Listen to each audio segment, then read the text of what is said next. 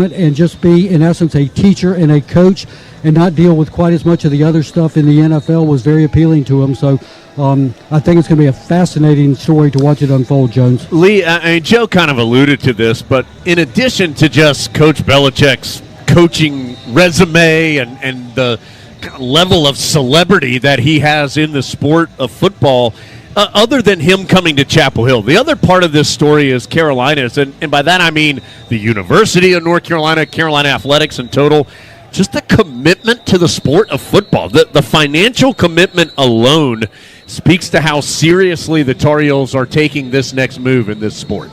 And look at what that financial commitment is getting the university already. I mean, the Wall Street Journal says this is the most fascinating laboratory in sports right now. The New Yorker, of all magazines, published a piece on the resurrection of Bill Belichick.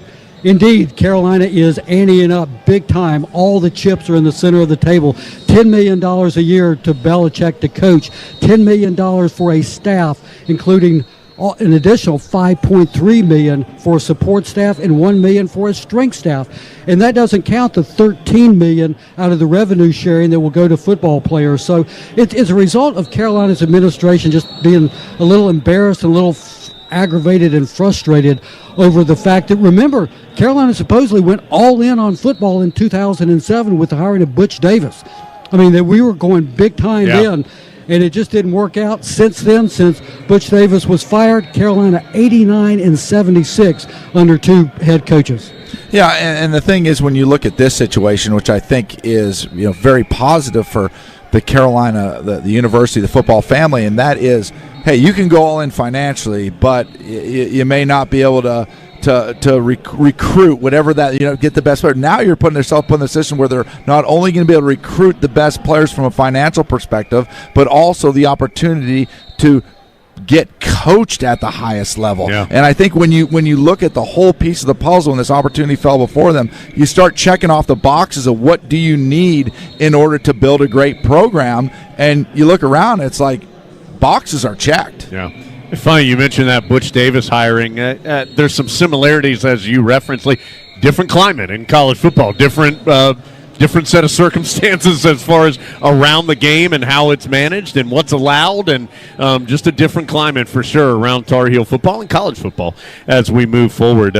Joe, I'd be interested, obviously, Joe, former great wide receiver for Carolina. You're in contact with former players all the time. What's the reaction been amongst former players? I would like to say the word excitement. That word wouldn't do it justice. I mean, you look at the history of Carolina football from a fan and from a Letterman's perspective, there are some great victories and some agonizing defeats. I think I speak for a lot of Letterman when I say the desire to win at a national level is what we've all strived for. So many coaches and players have given all they have to win the game. Preparation, dedication, execution. We could go on and on about what it takes.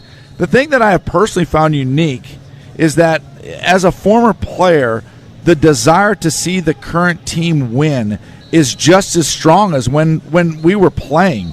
Greatness is staring Carolina football dead in the face. Now let's see if we can make it happen. And I'll tell you this much, you got that stuff you spray when you go in the woods, the off, that's what it's called, right, Lee? The off stuff. They better spray Coach Belichick down with a bunch of that stuff and keep him out of the woods this summer, because we don't want the curse of the tick back again. Lee, I think it's fair to say that the transition for Carolina football really has just begun. We know that Bill Belichick's going to be the head coach.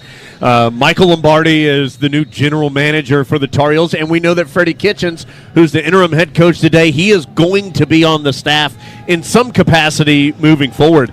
But other than that, there's still numerous coaching and staff decisions that have not officially been made for the Tar Heels. Well, the Belichick and Lombardi focus the first 2 weeks, Jones, has been managing the portal, recruiting high school players, re-recruiting players that are going into the portal, bringing players in, that sort of thing. And Coach Belichick said, we'll wait until after the first of the year till we really start putting the pieces of the coaching staff together. It has not been announced by either institution, but it is widely assumed that Stephen Belichick, the 37-year-old son of the head coach who is now coaching in the Tony the Tiger Sun Bowl with the University of Washington, will be the new defensive coordinator. Beyond that, though, we don't know, and we'll have to see how that pans out after the first of the year.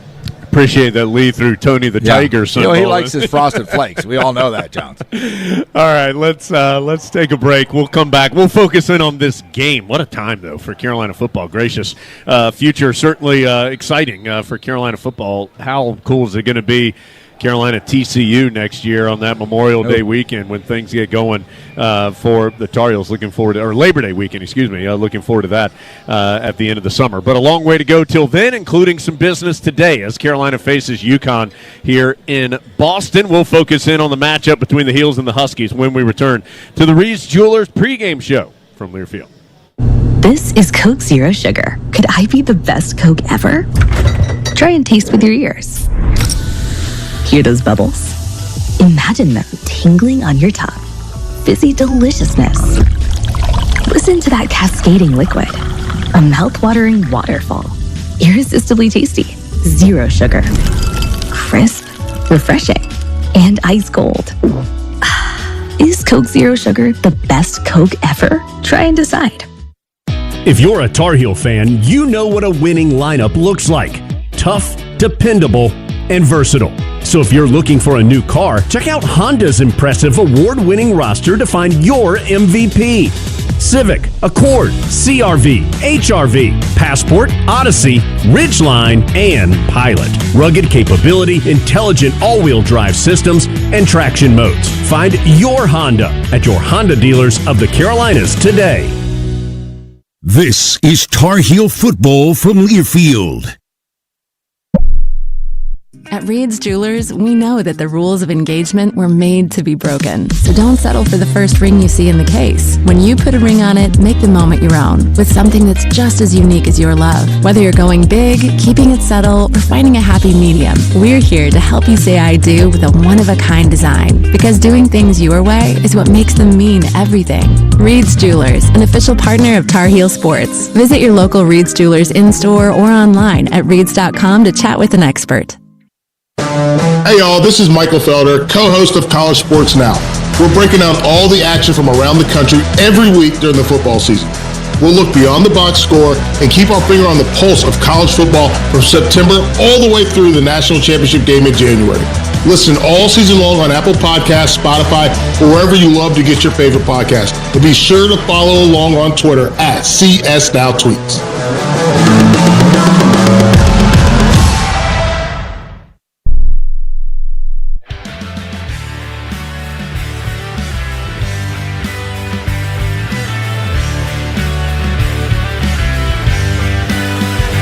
Cold and rainy this morning here in Boston. The rain is supposed to move out by maybe the end of the first quarter, kind of that time period once this game gets going. But it's been pretty nasty here this morning. But looking forward to a good game here between Carolina and UConn in the 2024 Wasabi Fenway Bowl. And in Fenway Park, what a great setting, just a really unique and cool setting. Both teams are going to be on the same sideline because of the way things are configured. We are coming to you from right behind the home plate area, which is going to be in the northeastern corner of the stadium.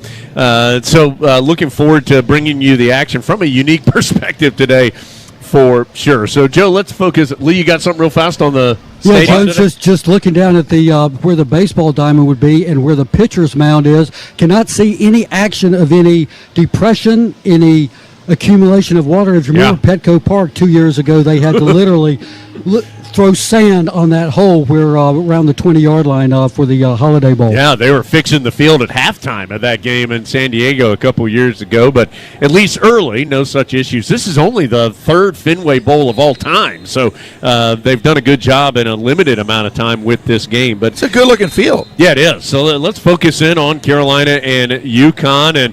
And, Joe, I think it's fair to say the Tar Heels, as we discussed, in transition for this game. I mean, it is a difficult situation. The coaches know that most of them will not be returning to Chapel Hill That includes offensive coordinator Chip Lindsey, who has already moved on to his next job, which is going to be with Michigan. It just creates a challenging coaching dynamic this afternoon for the Heels. Yeah, I mean, a coaching dynamic they've seen before. I mean, 2 years ago versus Oregon, Lonnie Galloway called a brilliant game versus the Ducks as the interim offensive coordinator.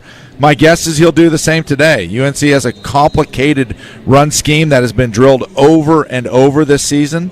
There will be some new faces on the O-line, and the torch has been passed from Omarion Hampton to Davion Goss to carry the rock to pay dirt. By the numbers, one thing I'm looking for in this offense is cold weather execution. The lessons learned at Boston College better be that. Lessons learned. This is an offense that if the Tar Heels have any chance they have to successfully run the football. Surprisingly, the Heels were a 4-point underdog to start the matchup, but now have moved to a 2-point favorite. Very surprised at that with the Tar Heels' unproven ability to play in cold weather. And we saw that in the first round of the playoff games. The factor cold weather played. Guess we're about ready to find out. Lee, it's become the norm in college football. Carolina got hit in the face with it a couple years ago in the Orange Bowl when so many of Carolina's key players opted out and did not play in that particular game. Of course, the transfer portal is now in play as well, and Tar Heels are going to be without some key guys today. Omarion Hampton has moved on. He's ready to prepare for the NFL draft. Left tackle Howard Sampson is now going to be with Texas Tech next year. He's already entered the portal defensively. Power Eccles, Stick Lane, Javari Ritzy, Kamen Rucker, not available today. And we learned here just recently that Willie Lampkin is not going to play today, the All-America offensive lineman for the Heels. That's a lot of good players that Carolina is not going to have at its disposal this afternoon. What a fluid situation the depth chart has been over the last month, Jones. One significant story was Amari Campbell did declare for the transfer portal and then pulled his name out, and he was one of the 4 players that Carolina brought to a pre-bowl press conference yesterday. Actually, 5 players went into the portal and then have come out, and not only Campbell, but Aiden Banfield, Austin Blasky, Kobe Paysour, and Caleb Hood. So all 5 of those guys will be playing. And another interesting angle to this, Jones, is there are some players who have declared for the portal but have made the decision to participate in the bowl game today. Travis Shaw, the big defensive tackle, being one of them. And I'm sure some kids that have opted into the portal still may be recruited back out of it and may change their mind. They do have time to do that. So we'll have to keep an eye on that. And that offensive line is just going to be a patchwork today, and really just devastating to hear that Willie Lampkin will not be playing. He was by far the best offensive lineman, as good an offensive lineman as we've had in quite a while. Just a heart of a lion, and just somebody who fought you tooth and nail, and a smart kid. And all he lacked was just a couple inches of size. And who knows? He has had some injury problems, and just maybe he wanted to be conservative, not press it, because he certainly wants an opportunity to play at the next level.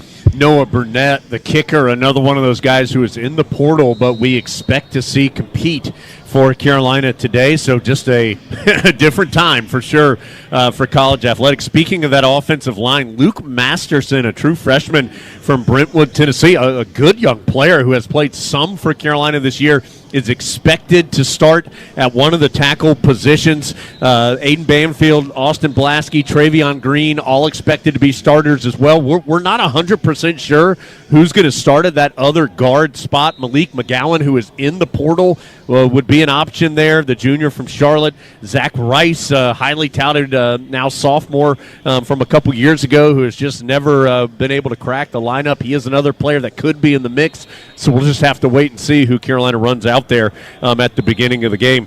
Joe, finishing things up here, there's, of course, another team playing. That's Connecticut. It's an FBS independent. The Huskies have had their strong year, 8-4, but they have not defeated a Power 4 team. They lost to Duke. They lost to Wake. They lost to Syracuse. They lost to Maryland by 43 at the beginning of the year. But this is a good team that has had a couple of opt-outs, but not many. They didn't go to a bowl last year, so have to figure that they're hungry and excited to be here. Yeah, and what a rebuild UConn has done. Going 8-4 season under Jim Mora. You see what implementing an NFL brand has done for UConn, Jim Mora being a former NFL coach. This is going to be a physical, well-coached, fundamental football team. You said it at the beginning of the year. The team we see on film now in late December is a completely different team than what Coach Morris saw in the fall. A three-headed monster is now becoming a two-headed monster at running back, with sophomore running back Cam Edwards, junior Mel Brown playing, with freshman Darrell Robinson not playing today.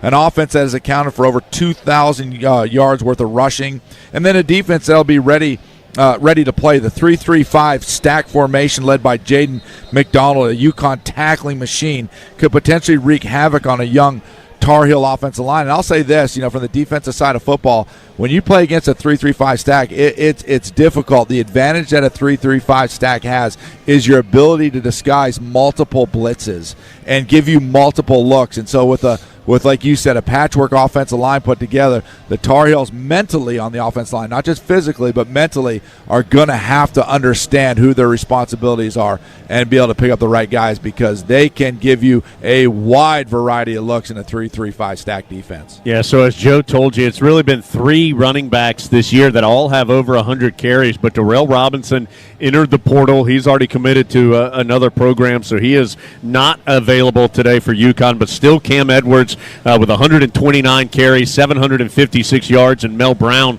with 107 carries and 577 yards. So those two guys combining for about 1,300 yards on the season are available. Quarterback has been a moving target for UConn as well. They've played both Joe Fignano and Nick Evers. Fignano has started 4 games. Evers has started 8. Fignano has started the last 2 games and has gone 5 touchdowns, 1 interception, so we expect him to be the starter today. UConn does not put out a traditional depth chart, which makes things even more challenging this time of year, but we do anticipate it is going to be Fignano who gets the start today at QB, but we'll likely see both of those players against the Heels today. All right, we're going to take a break, come back, a lot more to do. You'll hear from Jeff Saturday. Great conversation with Jeff. That is when things continue. Dave's going to grab control from back in the studio, and he'll take you through till kickoff. Carolina, UConn coming soon. You'll hear that conversation with Jeff Saturday after this from Learfield. Did you know that your unused medications could end up in the wrong hands? It's important to keep your medications secure in a locked location, such as a locking box or locking cabinet. When it's time to dispose of them, safely and properly dispose of old, expired, or unused meds by using an at-home disposal product or a medication disposal box in your community. Don't miss out on medication take-back events happening near you. Don't let anyone take what's yours. Lock your meds. Be aware. Don't share. Learn more at lockyourmeds.org/NC. This great call on Tar Heel history is presented by T-Mobile. October 27, 2012. Giovanni Bernard stuns NC State with a thrilling punt return to seal a Carolina victory. Bernard fields it at the 26. Heading to the far side. Gio at the 35. Gio, he's at the 50. No, he's not. Yes, he is. Gio is going to take it for a touchdown. Are you kidding me? Head to T-Mobile.com and get a great deal on iPhone 16 Pro. This is Tar Heel football from Learfield. A smooth, close Barbasol shave in the morning lifts your confidence. That rich, creamy lather will catapult you to greatness. Nothing can stop you today. Well, except that traffic jam. Barbasol, it's a can of can-do. Snakes, zombies, public speaking, the list of fears is endless. But the real danger is in your hand when you're behind the wheel. Distracted driving is what's really scary, and even deadly. Eyes forward, don't drive distracted. Brought to you by NHTSA and the Ad Council. They're not just the Tar Heels, they're your Tar Heels. Customize your Wells Fargo debit card or open an account today and show your Tar Heel pride with every purchase. Get started at wellsfargo.com/Tar Heels. Wells Fargo is proud to be the official sponsor of Carolina Athletics. Copyright 2024, Wells Fargo Bank, N.A., member FDIC.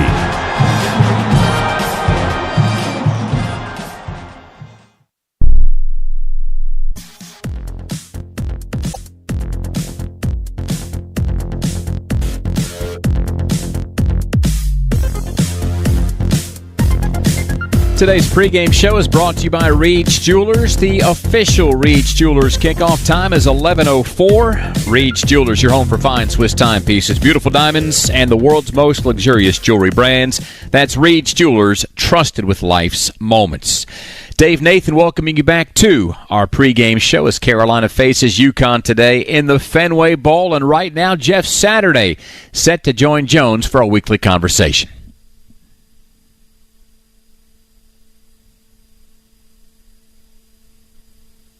One more time for the 2024 season. We're getting you ready for Carolina football, this time in the Fenway Bowl against Connecticut. And excited, as always, to have Jeff Saturday joining us via the telephone to help you get ready for this one and get ready in general for what's coming for Carolina football. Because, Jeff, there's the game today, and we'll get to that. But obviously the big story for the Tar Heels is the coaching change. And 8-time Super Bowl champion Bill Belichick coming to college and taking over the Tar Heel football program. Jeff, you know football at the college level. You know it at the pro level. I know you know Coach Belichick as well. Just your thoughts on his move to Chapel Hill and what the future may be like for Tar Heel football. Yeah, I'd be shocked. I'd be lying if I didn't say I was shocked by it. And I told him that. I mean, you know what? When I first heard it, I was like, I just don't. You know, I guess I just always assumed, somebody in the NFL is going to bring him back. And like you said, 8-time Super Bowl champion. And, honestly, what everybody that we've ever talked to, the best coach definitely of my lifetime, but probably in the NFL. And so for him to take a chance and get down to the college level, when I texted he and Lombardi, you can just tell they're excited about the opportunity of getting kids on the field. And he loves to teach. He loves technique and fundamentals. And it's funny, he's been my coach a few times at the Pro Bowl. And I've told people just in my experience, I don't know that I've ever met or been around a coach who I felt like could honestly coach every position to a level of excellence. And he can do it. Like if he coached O-line, he would be a great O-line coach, and you name it, you're all the way around from quarterback to DB to linebackers. He just understands the game and understands techniques and fundamentals from every position, and that's just rare in any field, but definitely in football. And so the kids will be getting, or the players will be getting, top-notch coaching that coached hard, and that's the part that I'm kind of excited to see. You know, we talk about NIL and how it's changed the game and changed players. Well, I tell you what, he ain't going to change. So if you don't want to be coached hard, you're not going to be a Tar Heel. And so I know that part's going to be interesting to watch. But those kids will come out being as prepared as a football player as you can be. Jeff, I think some of the thinking behind this move, other than the fact that obviously if you have the opportunity to hire Bill Belichick and as your head coach, be silly not to at least think about it. But it seems like some of the background of this is that the college game is becoming more like a professional league in the way that your team is built, in the way that you manage your roster, if you will. Do you see maybe more pro coaches having a higher chance to be successful at the college level because of that? Because it is, they are starting to get a little closer together, at least in the way that you build your team.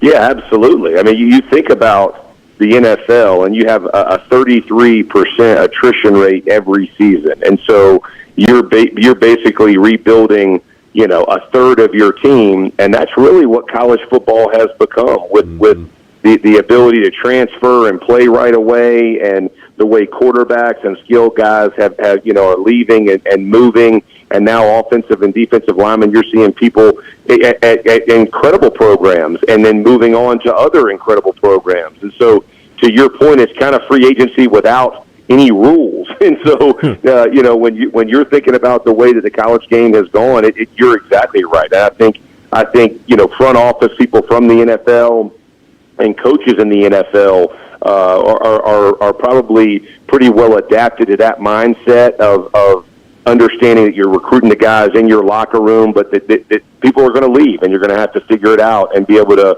put a team together in a short time, and that's what every NFL coach does each year. So There's a lot of moving pieces and parts in college football and the NFL, and so to get the best to ever do it in the NFL to go down to college and be at our university is definitely special.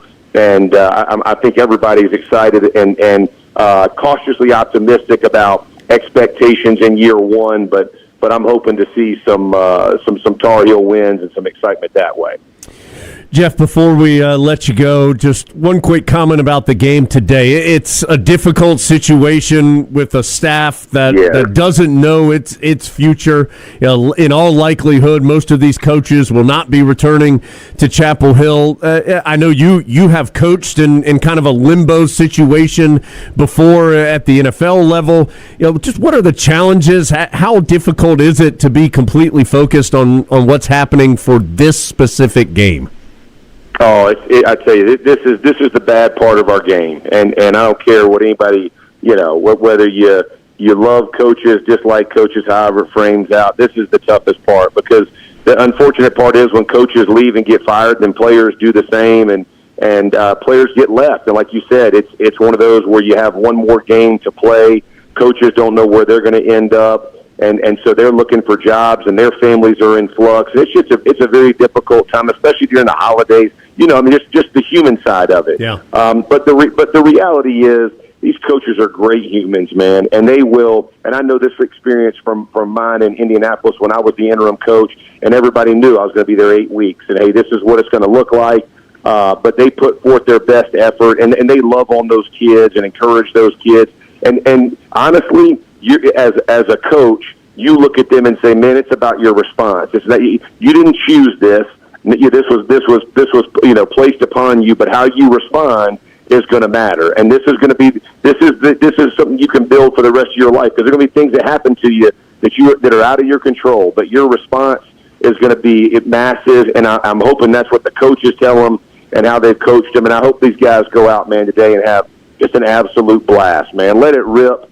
Have some fun. Golly, man, we all grew up hoping to play at this level, and hopefully they send this thing out the right way for these players, because they've gone through it, and they'll be fine, but it ain't easy. And so I'm wishing them the absolute best today.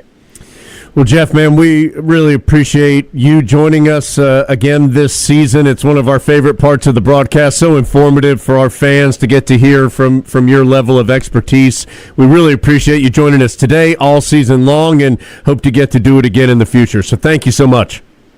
Absolutely, bro. I love it, Jones. Appreciate you, man, and happy holidays, Merry Christmas belated, and happy holidays and New Year to everybody, and go Heels.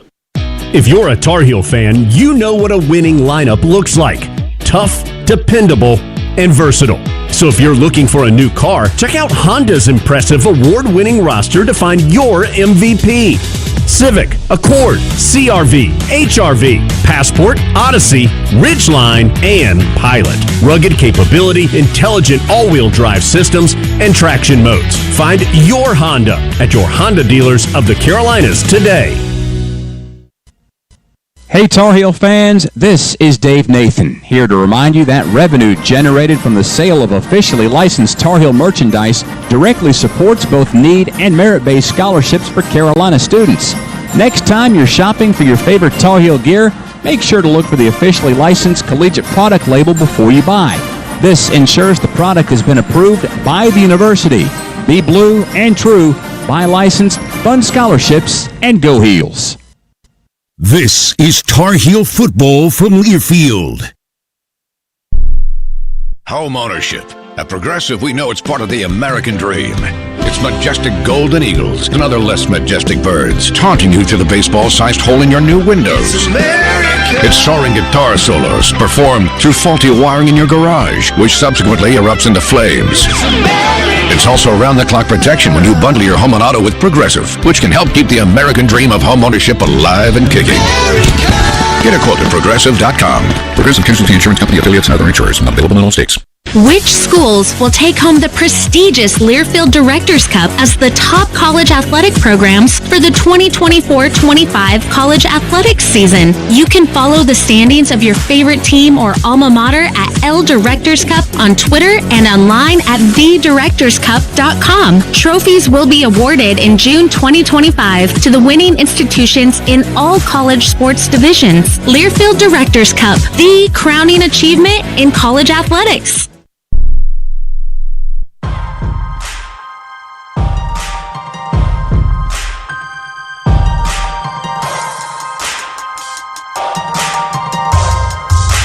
Carolina football is brought to you by Wells Fargo, official retail bank sponsor of Carolina Athletics. And by Barbasol, America's #1 shaving cream. Close Shave America. Close Shave Barbasol. This is the Reed's Jewelers pregame show. Hey, Tar Heel fans, plan the beach vacation of a lifetime on North Carolina's stunning Crystal Coast, where you'll enjoy picture-perfect beaches, welcoming waterfront communities, and first-class dining. To plan your Crystal Coast vacation, visit crystalcoastnc.org. Greg Ellis left Carolina almost 30 years ago. Today, he's still the all-time leading sack artist in Tar Heel history. Ellis went on to a prolific career in the NFL with the Dallas Cowboys, and earlier this month, he told me how he got the good news he'll be a member of the North Carolina Sports Hall of Fame in 2025. I was at the office with the Cowboys, actually, and I get the message, and I listen to the message, and it says, from the North Carolina Hall of Fame, and I'm like, oh, wow, okay. And you're scared to assume that you're going to be inducted because he don't tell you over the message. And I'm like, okay, well, let me call back, because he didn't say I'm going to be inducted. He just said I'm with the Hall of Fame. So what do they want? And so when I did call him back, he said, Greg, I'm with the Hall of Fame, and hey, we just want to let you know that you have been inducted into the North Carolina Hall of Fame. And I was like, okay, wow, that is cool. I mean, to get into any Hall of Fame is amazing. It's a huge blessing, and it's something that's put in place to last forever. And so your descendants, your kids, grandkids, and so on and so on, that's something that they can go and look at and say, hey, that's my great granddaddy. And so that's a major accomplishment. But I tell you what, though, you cannot forget the people that helped you get there. Your family people, and obviously those coaches, man. The coaches that I was blessed to have for over the years since I started playing organized sports for schools and stuff has meant so much to me and helping me and develop into a good athlete, good football and basketball player. And so, Johnny Sasser, I don't know if you remember him. He was my high school football coach. Great guy. Phil Spence, high school basketball coach. Anthony Pope was my middle school football coach.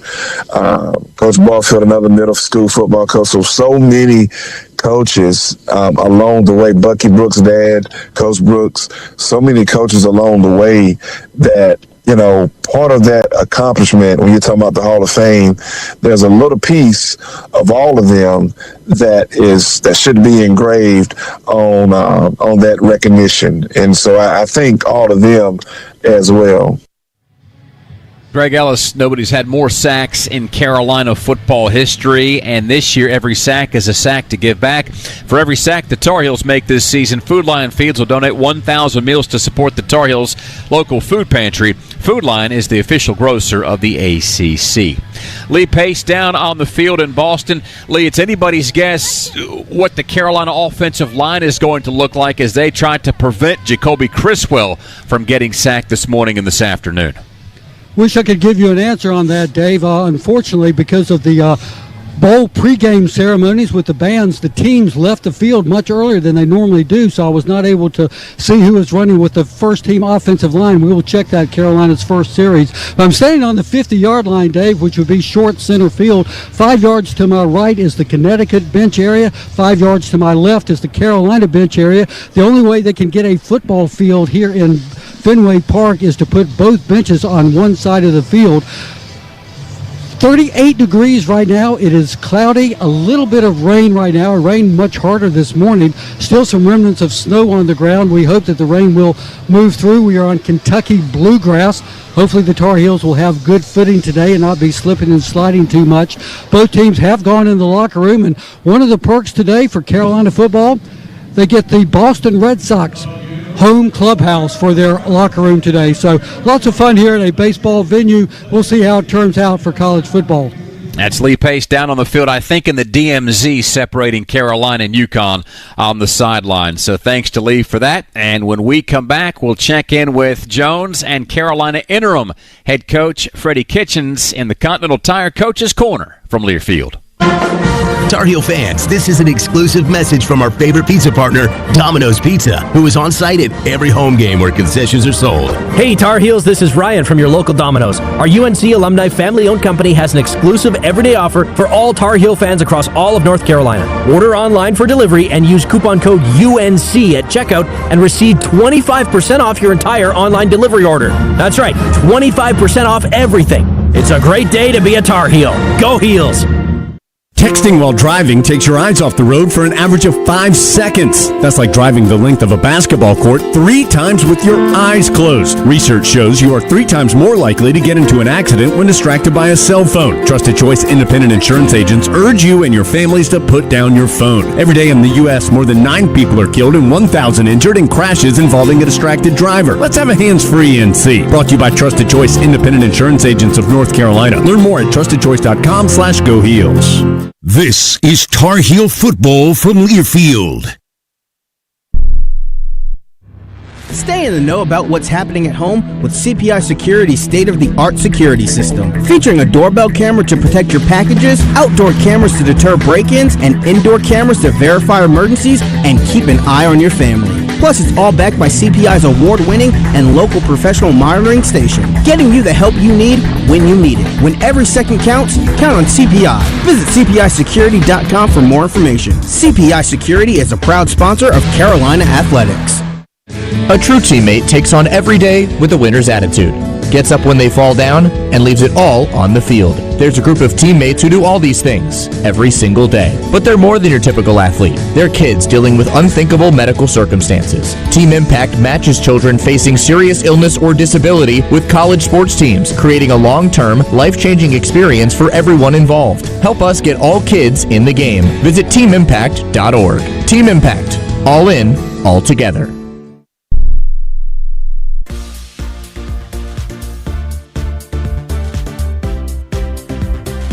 Dave Nathan welcoming you back to the Reach Jewelers pregame show, where it's time to send things over to Jones and Coach Kitchens for our first installment of the Continental Tire Coach's Corner. Proud supporter of Carolina football, Continental Tire, the exclusive tire of the Tar Heels. Find the right tire for your vehicle at ContinentalTire.com. Continental Tire, the smart choice in tires. Carolina ready for the Fenway Bowl against UConn, and I'm inside the Continental Tire Coach's Corner alongside the interim head coach of Carolina football. That, of course, is Freddie Kitchens. Coach, there has been a lot going on around Tar Heel football here over the last couple of weeks. What has your job been? How have you tried to kind of manage all the different things that are happening around the program? Well, I think first and foremost, my job is, like it always is to do what's best for the kids and to kind of stabilize things and get them headed in the right direction from the standpoint of what we're doing on that day and get them ready to play a football game this Saturday. How big of a challenge has that been? There's just been so many outside influences and distractions occurring. Well, it's a microcosm of what we deal with society now. Anytime we've got a job, you have outside influences, outside voices, outside things that you really can't control. And really the only thing we can control is what we're doing right now. And that's what we've been trying to stress. And I think these guys have done a tremendous job of doing that. How much has Coach Belichick been involved, if at all, with what is happening for this particular game, or has he been totally hands-off and focused towards the future? Well, Coach Belichick's been working his tail off, trying to build a team moving forward, and we've kind of got two different entities going on right now, but he's really been working for Carolina endlessly right now. Chip Lindsey on his way to Michigan. How have you guys managed the offensive game planning approach to this game, and how will it be handled during the game today? Well, we, as an offensive staff, we've had a lot of continuity in the last 2 years, and, Chip led the way with that. Very happy for Chip that he got an opportunity to continue that at Michigan. But again, we've got other guys here that have been here for 2 years, understand how each other works and things like that. And, I think it's kind of been seamless. Carolina will face UConn this morning, early kick here in the Boston area. We'll talk a little bit about the game today, a little later in our pregame show. This is Coke Zero Sugar. Could I be the best Coke ever?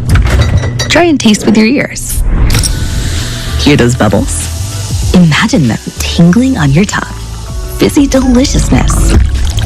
Listen to that cascading liquid. A mouth-watering waterfall. Irresistibly tasty. Zero sugar. Crisp, refreshing, and ice cold. Is Coke Zero Sugar the best Coke ever? Try and decide. Living in North Carolina, we can't always avoid becoming a target for hurricanes, but we can protect ourselves from becoming a target for insurance fraud. After a big storm, the North Carolina Department of Insurance wants you to watch out for scammers in your neighborhood offering cleanup or repair services. The DOI Criminal Investigations Division has special agents all over the state to investigate cases of insurance fraud. If something seems suspicious, call 919-807-6840 or visit ncdoi.gov/healthfraud. ncdoi.gov/healthfraud. Today's game is brought to you by Progressive Insurance. Get renter's insurance to protect the things that make your place a home, including coverage for theft or damage. Visit Progressive.com. This is the Tar Heel Sports Network from Learfield. If you're worried about your rights after suffering an injury, getting peace of mind is as easy as 123. Pick up your phone and dial 919 all fours, or go to lawyernc.com. We'll listen to your story and answer all of your questions during a stress-free discussion of your rights. Finally, if we feel like we can help, we'll offer you representation, and the best thing, it costs you absolutely nothing to learn more. We're ready for your call. Hardison and Cochran, North Carolina Personal Injury Attorneys, 919 all fours. College sports fans now have access to hundreds of weekly podcasts that zero in on the college sports world. Now available in the Varsity Podcast Network and part of the new Varsity app. The app is free and available from wherever you get your favorite apps. Download the Varsity app today to have access to hundreds of national podcasts as well as your favorite team-focused podcasts. The Varsity Podcast Network now available for free on the Varsity app. Download from the App Store and listen today.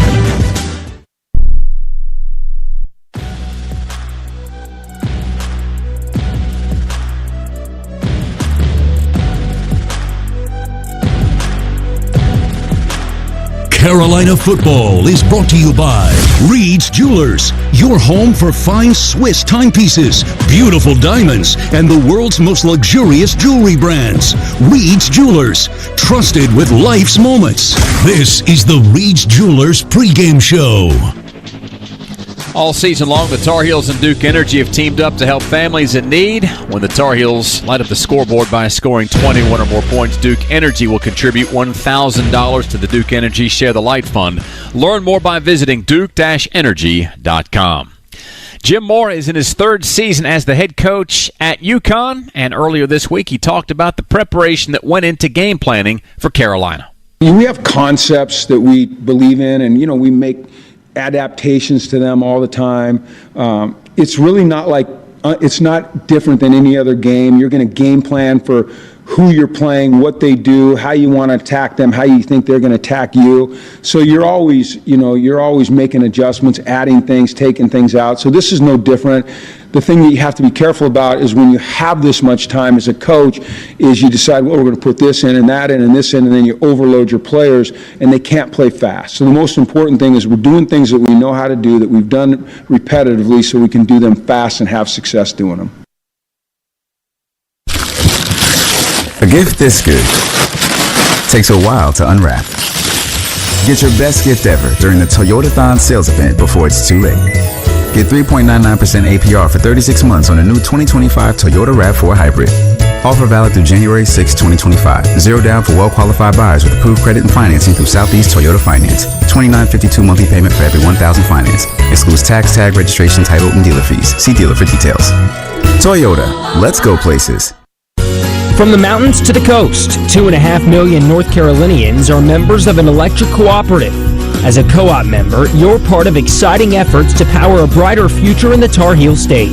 Beyond providing electricity that powers our lives, electric co-ops are strengthening local communities with education grants, economic development, innovative energy projects, and tools to help you better manage your home energy use. Learn more at ncelectriccooperatives.com. This is Tar Heel football from Learfield.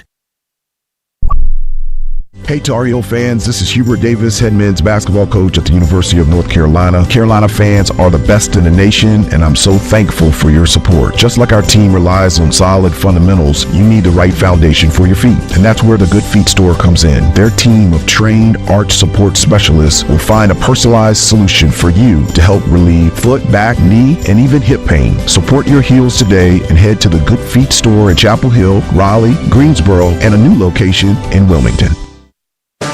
Hey y'all, this is Michael Felder, co-host of College Sports Now. We're breaking down all the action from around the country every week during the football season.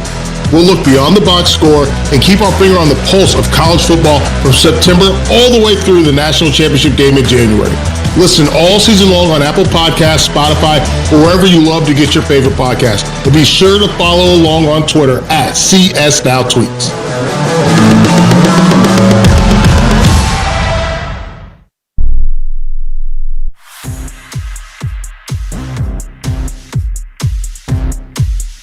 Lee's 24-hour towing, preferred hauler of Carolina football equipment, presents the North Carolina Farm Bureau's scoreboard, where the Tar Heels and UConn Huskies kick off at the top of the hour. Boston College and Nebraska play in the Pinstripe Bowl at noon. Miami's in the Pop-Tarts Bowl against Iowa State at 3:30. East Carolina, NC State kick off in the Military Bowl at 5:45. That's it for the North Carolina Farm Bureau's scoreboard. We'll check back in with Jones and Coach Kitchens when we come back after this from Learfield. This is Coke Zero Sugar. Could I be the best Coke ever? Try and taste with your ears. Hear those bubbles? Imagine them tingling on your tongue. Fizzy deliciousness. Listen to that cascading liquid. A mouth-watering waterfall. Irresistibly tasty. Zero sugar. Crisp, refreshing, and ice cold. Is Coke Zero Sugar the best Coke ever? Try and decide.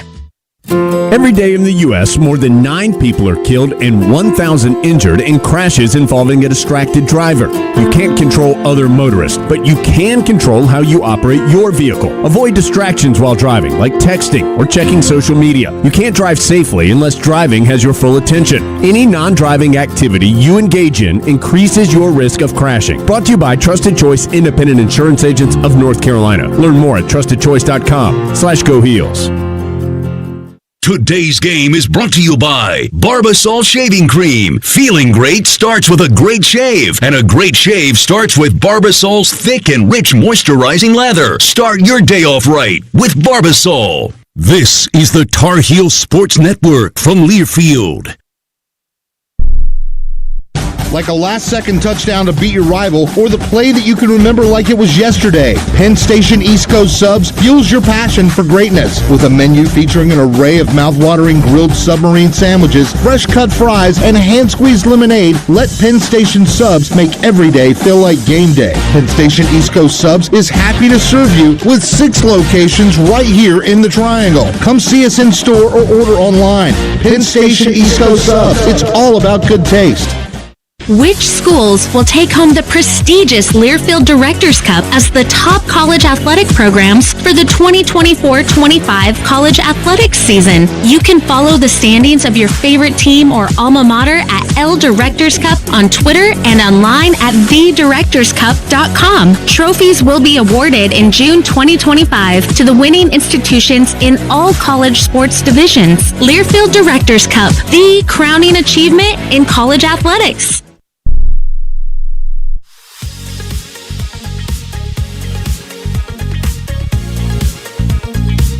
Carolina and UConn meeting for the first time since the regular season back in 2009. It comes in the Fenway Bowl, and I'm inside the Continental Tire Coach's Corner alongside the interim head coach of Carolina football, Freddie Kitchens. Coach, so often these bowl games comes down to kind of who wants to be there and their motivation for playing in the game. How have you tried to keep the guys in the moment, focused on this particular game, and make sure that there is some motivation to play today? Well, up to this point, that's kind of the key is we're not focused on the game right now. We're focused on just getting better with ourselves and things like that. I think the guys have done a great job of doing that, just staying in the moment, being there, being present at the practice, at the rep, during that period and all that, just getting better.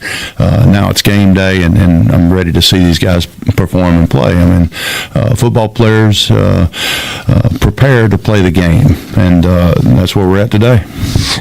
Carolina, the bowl game last year in Charlotte, there were so many guys who ended up not playing in the game. There have been a handful of guys this year, but for the most part, the roster is intact. Why do you think you're able to keep everybody together this year? Well, I think, from year to year, teams are different, and these guys enjoy playing the game. These guys enjoy practicing. These guys have done a good job of preparing themselves for today, and I'm really, really excited. It's a big misnomer that guys don't want to be at a bowl game or whatever. I mean, I think that's kind of a built-in excuse. These guys they love being here. They love practicing. They love playing, and really excited about them putting their best foot forward today. One more chance for Carolina here in the 2024 season. It comes this morning, kickoff against Connecticut. Coach, thanks for your time and best of luck today. Yeah, thank you, Jones. If you're a Tar Heel fan, you know what a winning lineup looks like. Tough, dependable, and versatile. So if you're looking for a new car, check out Honda's impressive award-winning roster to find your MVP. Civic, Accord, CRV, HRV, Passport, Odyssey, Ridgeline, and Pilot. Rugged capability, intelligent all-wheel drive systems, and traction modes. Find your Honda at your Honda dealers of the Carolinas today.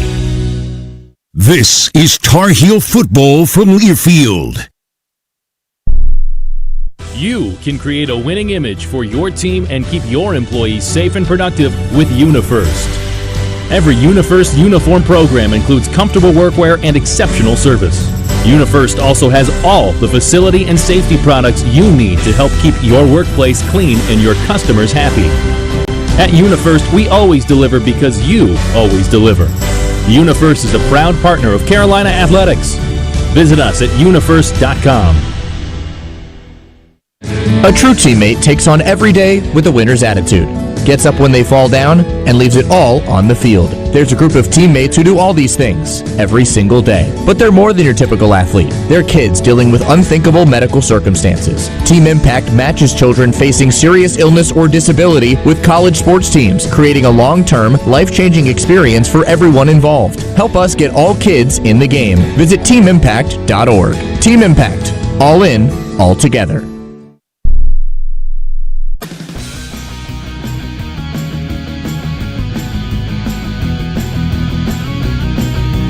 Take your Tar Heels tailgate to the next level with a new Honda. See your Honda dealer of the Carolinas today.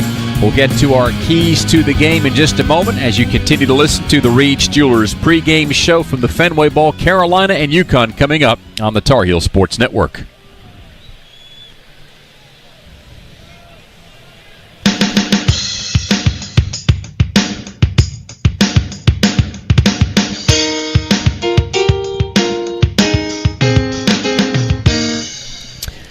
Jones, my key for this one just comes down to Carolina trying to find a way to run the football without its normal offensive line and certainly without its top tailback in Omarion Hampton. I'm just going with Carolina's focus. I mean, Joe, I think the narrative for Carolina is what's going to happen after the game.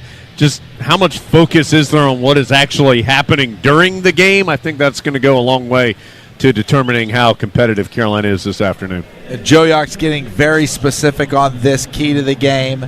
John Copenhaver, 2 touchdowns, over 100 yards receiving, and the Wasabi Fenway Bowl MVP. Well, that would certainly help Carolina's cause here today in the 4th all-time meeting between Carolina and Connecticut. Now, look, this is essentially a road game for Carolina. That's only 85 miles to Storrs, where the campus of UConn is located. So there are a ton of Connecticut fans here. Just a handful of Tar Heel fans made the trip up here to Fenway Park. So a unique atmosphere for Carolina in the bowl game, to be sure. Time for the coin flip. It is Patrick Foy, the referee today. He is leading the Mountain West officiating crew that is controlling the action today.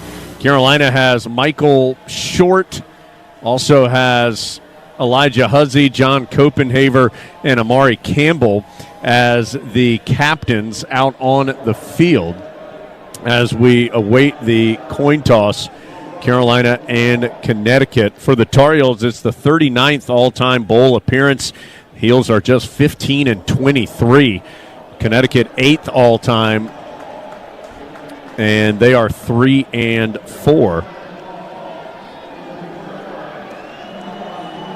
Having a hard time here, Mr. Foy. I believe that UConn won the toss and elected to defer, I believe, is what was announced. So should be Carolina receiving the football first as we get going. So let's go to the starting lineups presented by Coors Light. Choose chill, an official beer of the Tar Heels. We'll start with that Carolina offense. Jacoby Criswell is the quarterback, the graduate student from Morrilton, Arkansas.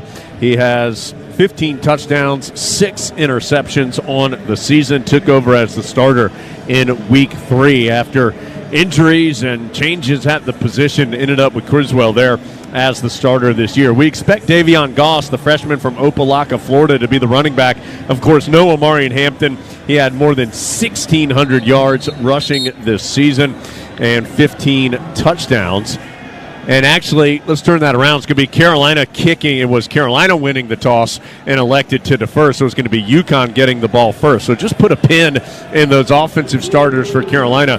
We'll give you the offensive starters quickly for UConn. Joe Fignano, the quarterback. Cam Edwards at running back. Lewis Hanson, the tight end. We expect Skylar Bell, TJ Sheffield, Josiah Gothings to be the 3 receivers.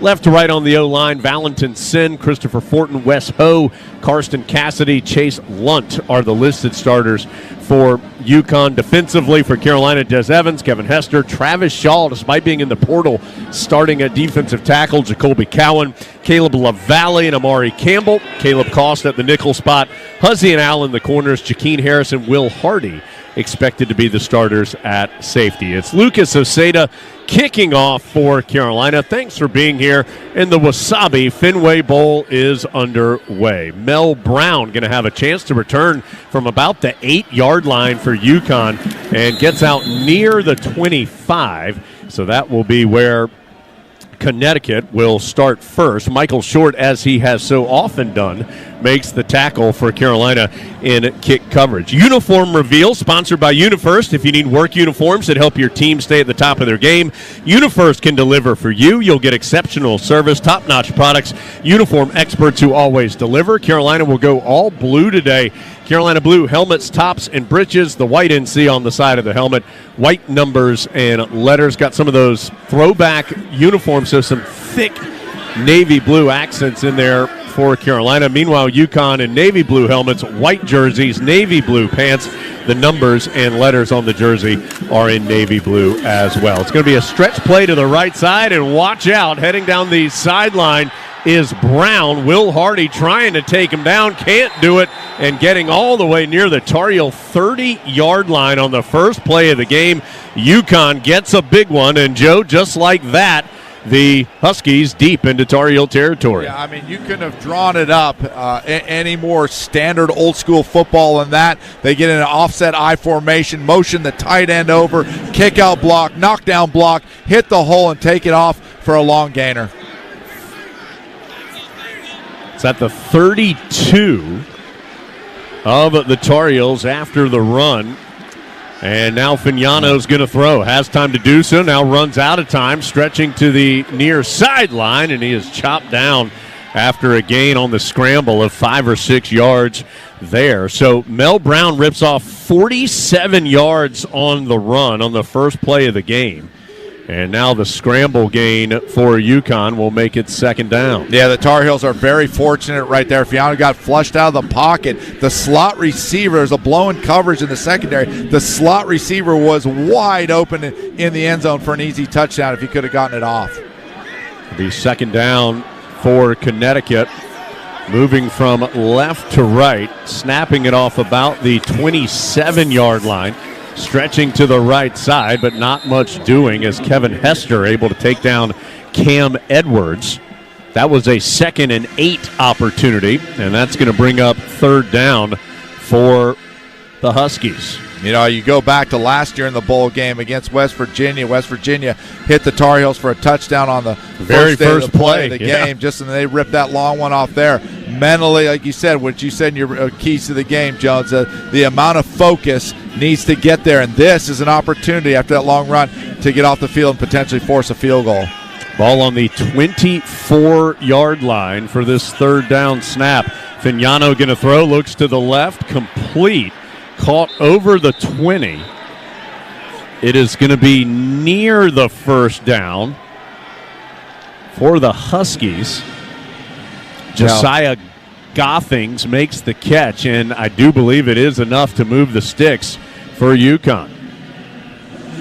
Ball to the 18-yard line. UConn moving fast, throws it out on the right side, and Gothings makes the catch again inside the 15-yard line.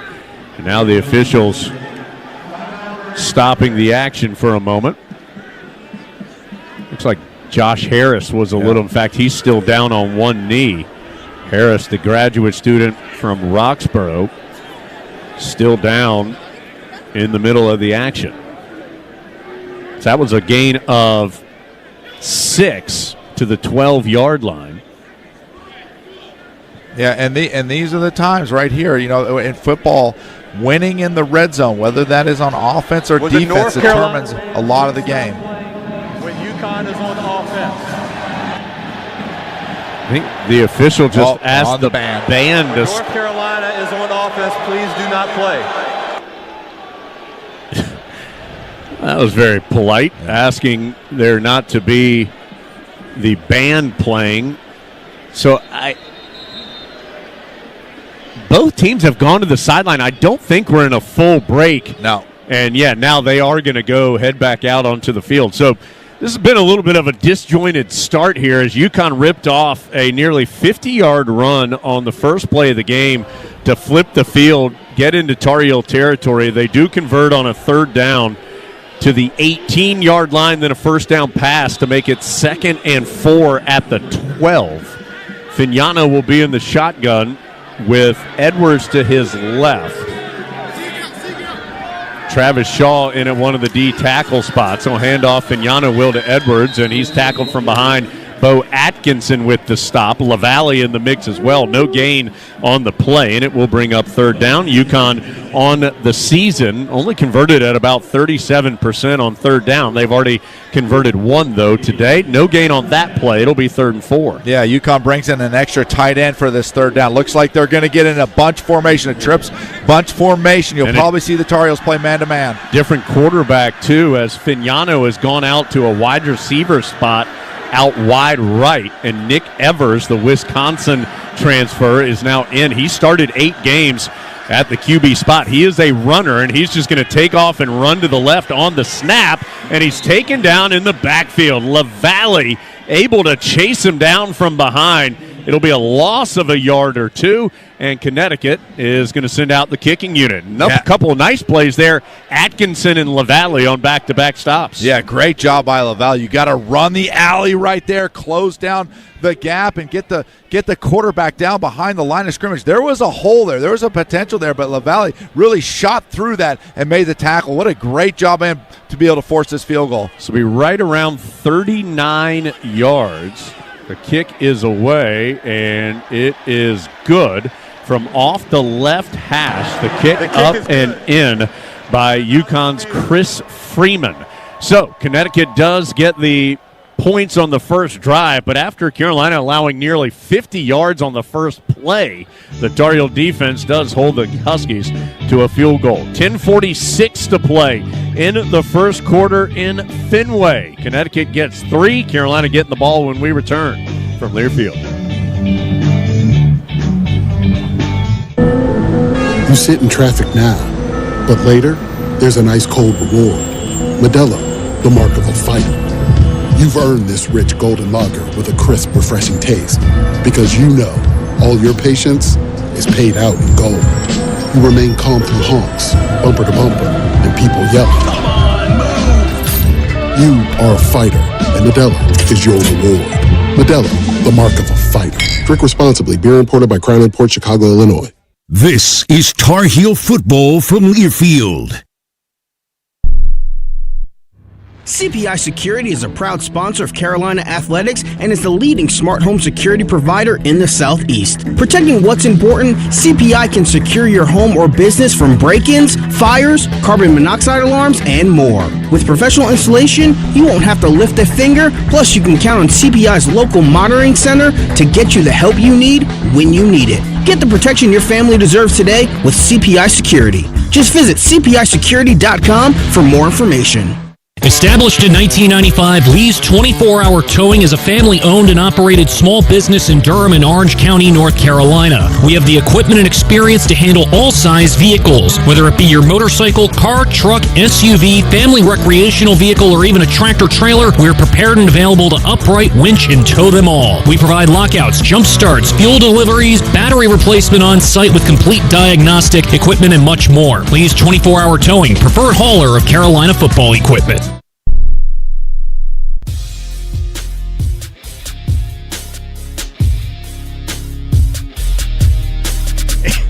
8 plays, 61 yards, 47 of them coming on one play for UConn. 4:14 off the clock. I said it was a 37-yard field goal. It was a 32-yard field goal, by Freeman to give Connecticut the 3-0 lead. We're in the Lenovo broadcast booth, and Lenovo, global technology leader that has called North Carolina home since 2005. Visit Lenovo.com, smarter technology for all. Lee Pace is our Pinehurst Resort sideline reporter. Lee, a unique setup, both teams on the same sideline. There just isn't enough room on both sides. What's it like down there? Essentially, the benches are on the left field to center field area of the baseball field, Jones, and it's going to be interesting when, for example, Connecticut is on the west side, Carolina is on the east side. The action was to the east side. There, the Connecticut coaches were a good 60 to 70 yards away from the action. It's going to be interesting to see when Carolina has to play defense on the west side, how they'll be able to corral Jeff Collins, who is so hyperactive on the sideline, because he's going to be a long, long way away from these guys. They're going to give the teams extra time to make substitutions because they can't see across the field as they normally can to see who is coming in and out, so they need a little bit more time to react. I'll tell you what, Lee, you watch the fray down there. If there's any flag planting incidents during this game, there's not a lot of room to maneuver, so watch yourself down there. And we got some muscle down there with Lee, so that's good to see. Chris Culliver back to return the kick for Carolina, and he's going to have a chance to do so as he fields it at about the 3-yard line. Culliver coming to the near side, has an alley, and that alley is shut down as he crosses the 25-yard line. Tar Heels will be taking over right around 26 or 27-yard line for their first possession of the game. Told you, Criswell, the quarterback. We expect Goss to be out there at the running back position. J.J. Jones, Jordan Shipp are two of the wide receivers for Carolina. And, in fact, the Heels are going to have just – oh, nope, there's the other one. It's Kobe Paysour wearing 13 will be the other wide receiver for Carolina. We'll set the offensive line for you in just a second as Carolina's going to run it on first down, and Goss is hit in the backfield by Jelani Stafford and doesn't have much room to go. So Luke Masterson is getting the start at left tackle, Banfield left guard, Blasky at center. Travion Green, who's been the right tackle this year, is going to be at right guard. And it is Janai Norwood, a freshman from Ramseur, North Carolina, who is getting the start at the tackle spot for Carolina. So Tar Heels, second down and 10 after no gain on the first down snap, coming off the 27. Pass complete to J.J. Jones, and he spins forward to the 35-yard line. So it is a gain of 8, and that will bring up 3rd and 2. Cam Chadwick with the stop for UConn. And I think we're going to see a lot of that. What you're seeing UConn do right now is they're running a lot of stunts and a lot of twists on the inside out of that 3-3 stack defense in order to try to confuse the offensive line. So Jacoby, Galloway's got a great game plan to be able to set up to try to get the ball over the middle of the field in some of that short passing game. So 3rd and 2 for Carolina off the 35-yard line. 9:20 to go first quarter. UConn kicked a field goal on its opening drive to lead 3-0. Criswell going to keep it on the ground with Goss, and he has absolutely nowhere to go. Jelani Stafford, again, the senior transfer from Youngstown State, hits Goss in the backfield, and Carolina is going to go 3 and out on its opening possession. Yeah, I thought there could have potentially been a face mask play on that. The first man to come through seemed to get Goss around the head, but no call by the referee. So a loss of 1 on the run, and Carolina is going to have to punt it away. Back to receive the kick is TJ Sheffield at 33 punt returns this season. Just to put that in perspective, Huzzy had the most for Carolina. He had 11. McGinnis boots it away, angling towards the sideline, and goes into that UConn sideline area. And the Huskies fired up over there, as not the best kick by McGinnis is going to give Connecticut good starting field position. Still trying to see where the officials deem that angled out of bounds. Looks like it's going to be at the 31 of the Huskies. So just a 35-yard kick by McGinnis. Yeah, I think the Tar Heels offensively, it's going to be tough sledding with those inside runs with, like you said, a sort of a makeshift offensive line together. They're going to have to do a better job of using their boot game and attacking the edges to keep the Connecticut defense at bay. Fignano again at the quarterback spot, snapping it off the 31. He's going to throw, looks to his left, now takes off, and it's hit hard as he crosses the 35-yard line. Caleb Cost with the stop for the Tar Heels, but a gain of about 5, maybe 6 on the scramble. Let's give Fignano 6. It'll be 2nd and 4. 3-0 Connecticut. UConn kicked a field goal on its initial drive. Tar Heels go 3 and out. So that means Carolina will not have scored points on its first drive in any game this season. It's pretty remarkable. 13 games, never scored on the opening drive.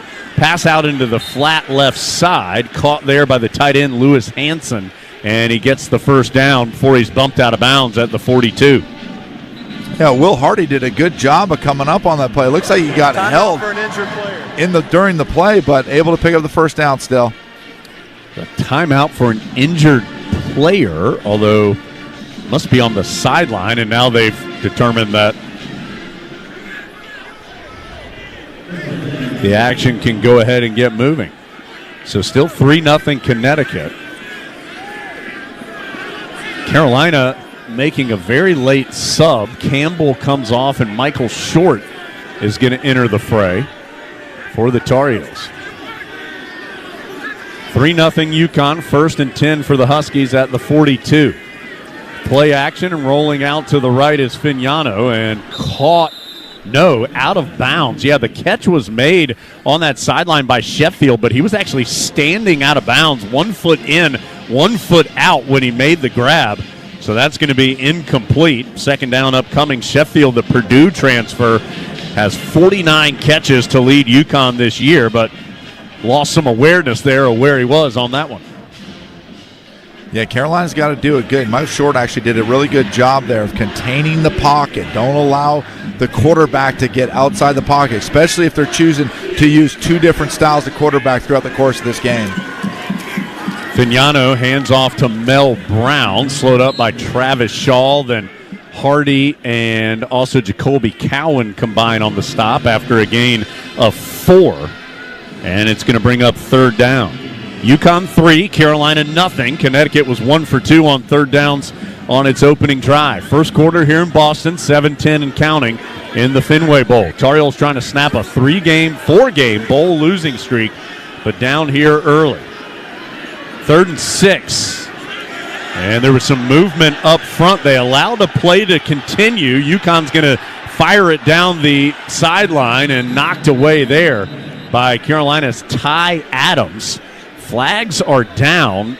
Allowing the play to continue would suggest it's an offside on Carolina, but the Tar Heels were adamant that someone moved for UConn.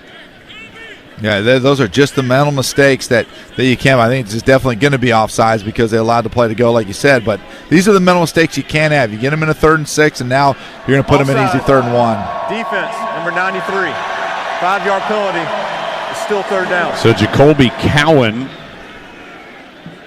called for the offside flag. Game clock operator. Carolina was 112th in the country through the regular season, averaging 7.5 penalties for 65 yards per game. And you got to give credit, Jones, to Ty Adams. That was a free play for UConn, so they just threw the long ball down the sidelines, and he was beat. He did a great job of not panicking. He recovered and broke it up. That could end up being a lot worse. It's going to bring up 3rd and 1 after the flag. UConn snapping off the Tar Heel 49-yard line. So 3rd and 1 after the 5-yard infraction. UConn going to keep it on the ground, and Carolina does a good job. Will Hardy knifing in from the edge. This is going to be really close. I don't think the Huskies got it with Hardy coming in. And, yeah, here comes Connecticut to punt it away. Really nice job by Hardy crashing in off the right side of that Tar Heel defensive front to make the stop on 3rd and short. Yeah, you get the impression they talk about auditions for Coach Belichick. Will Hardy's the kind of guy that looks forward to that audition for Coach Belichick and his motivation for this game. Connor Stutz, the punter. Got to watch out for a fake in this area of the field, but it is just a normal punt coming up to make the fair catch near the 20. That was not a great kick as Huzzy able to squeeze it on the fair catch. That's going to only be about a 29, maybe 30-yard punt for the Huskies. So Carolina's going to take over right around the 19 or 20-yard line after this break. 6:08 to go in the first quarter. Still 3-0 Connecticut in the 2024 Fenway Bowl from Learfield. This is Coke Zero Sugar. Could I be the best Coke ever? Try and taste with your ears. Hear those bubbles? Imagine them tingling on your tongue. Fizzy deliciousness. Listen to that cascading liquid. A mouth-watering waterfall. Irresistibly tasty. Zero sugar. Crisp. Refreshing. And ice cold. Is Coke Zero Sugar the best Coke ever? Try and decide.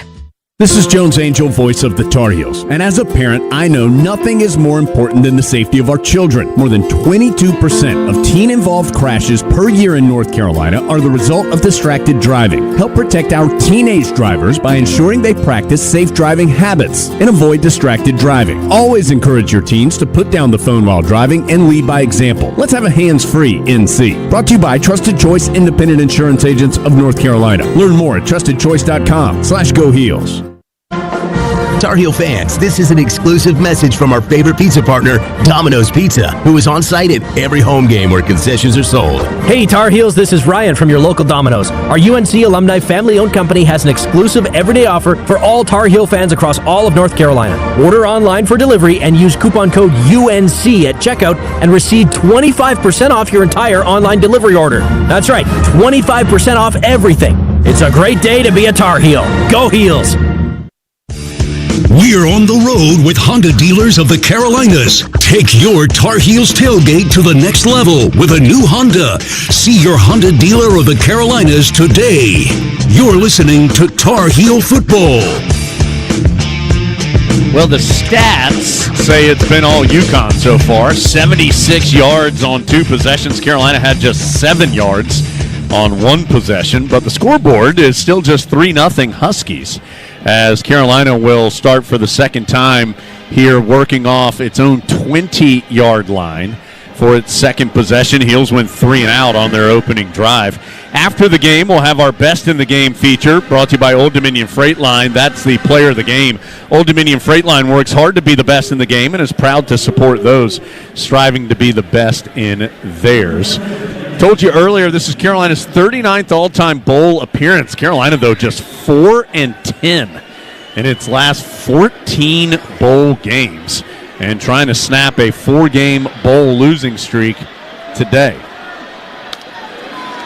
Criswell handing off on first down, and nowhere to go for Goss. He was ripped down violently by Jack Barton, a transfer from Furman, in the backfield, and another negative yardage play on the ground. It's going to be second and let's call it 11. I think the scoreboard is wrong. I think Carolina's starting this drive on its 19, not the 20, and it just lost a yard there. So it's going to be second and 11. And right now, Joe, there have been Huskies in the backfield every time the Heels have snapped it. Yeah, they're going to have to just stick. They're going to send now another penalty, procedure penalty. I think Travion Green. False start. Offense, number 4. Oh, it was penalty. The running back, Caleb Hood, who moved in the backfield. So Hood, who actually entered the portal and then came out of it, is in the backfield but makes a mistake on his first snap. And so that will put Carolina even farther behind the chains. And it will be second and 16 now for the Tar Heels. Yeah, and I think if Carolina's going to try to run the ball inside, this is going to be some downs where you're just going to have to stick your nose up in there and grind out 3 or 4 yards. There's not a lot of room for cutbacks. Carolina with 3 true freshmen on the offensive line today. Criswell, a ton of time to throw. Now he's going to tuck it and get the best that he can on the play, and he's slung down at the 20 by Jelani Stafford, a name we've said a lot here early, but that's a good 7-yard gain on the scramble. But now there is a Tar Heel that is down. It's Criswell. Oh, boy, it's Criswell. The backup today is Michael Merdinger, a true freshman from Fort Lauderdale who has not taken a snap all year. Timeout on and the is field. in the transfer portal. All right, we're going to take a break. As gracious, they are surrounding Criswell, who is holding his shoulder. Ooh. 4:57 to go, first quarter. UConn 3, Carolina nothing. And the Tar Heel quarterback is down here in Fenway. Back with more after this from Learfield.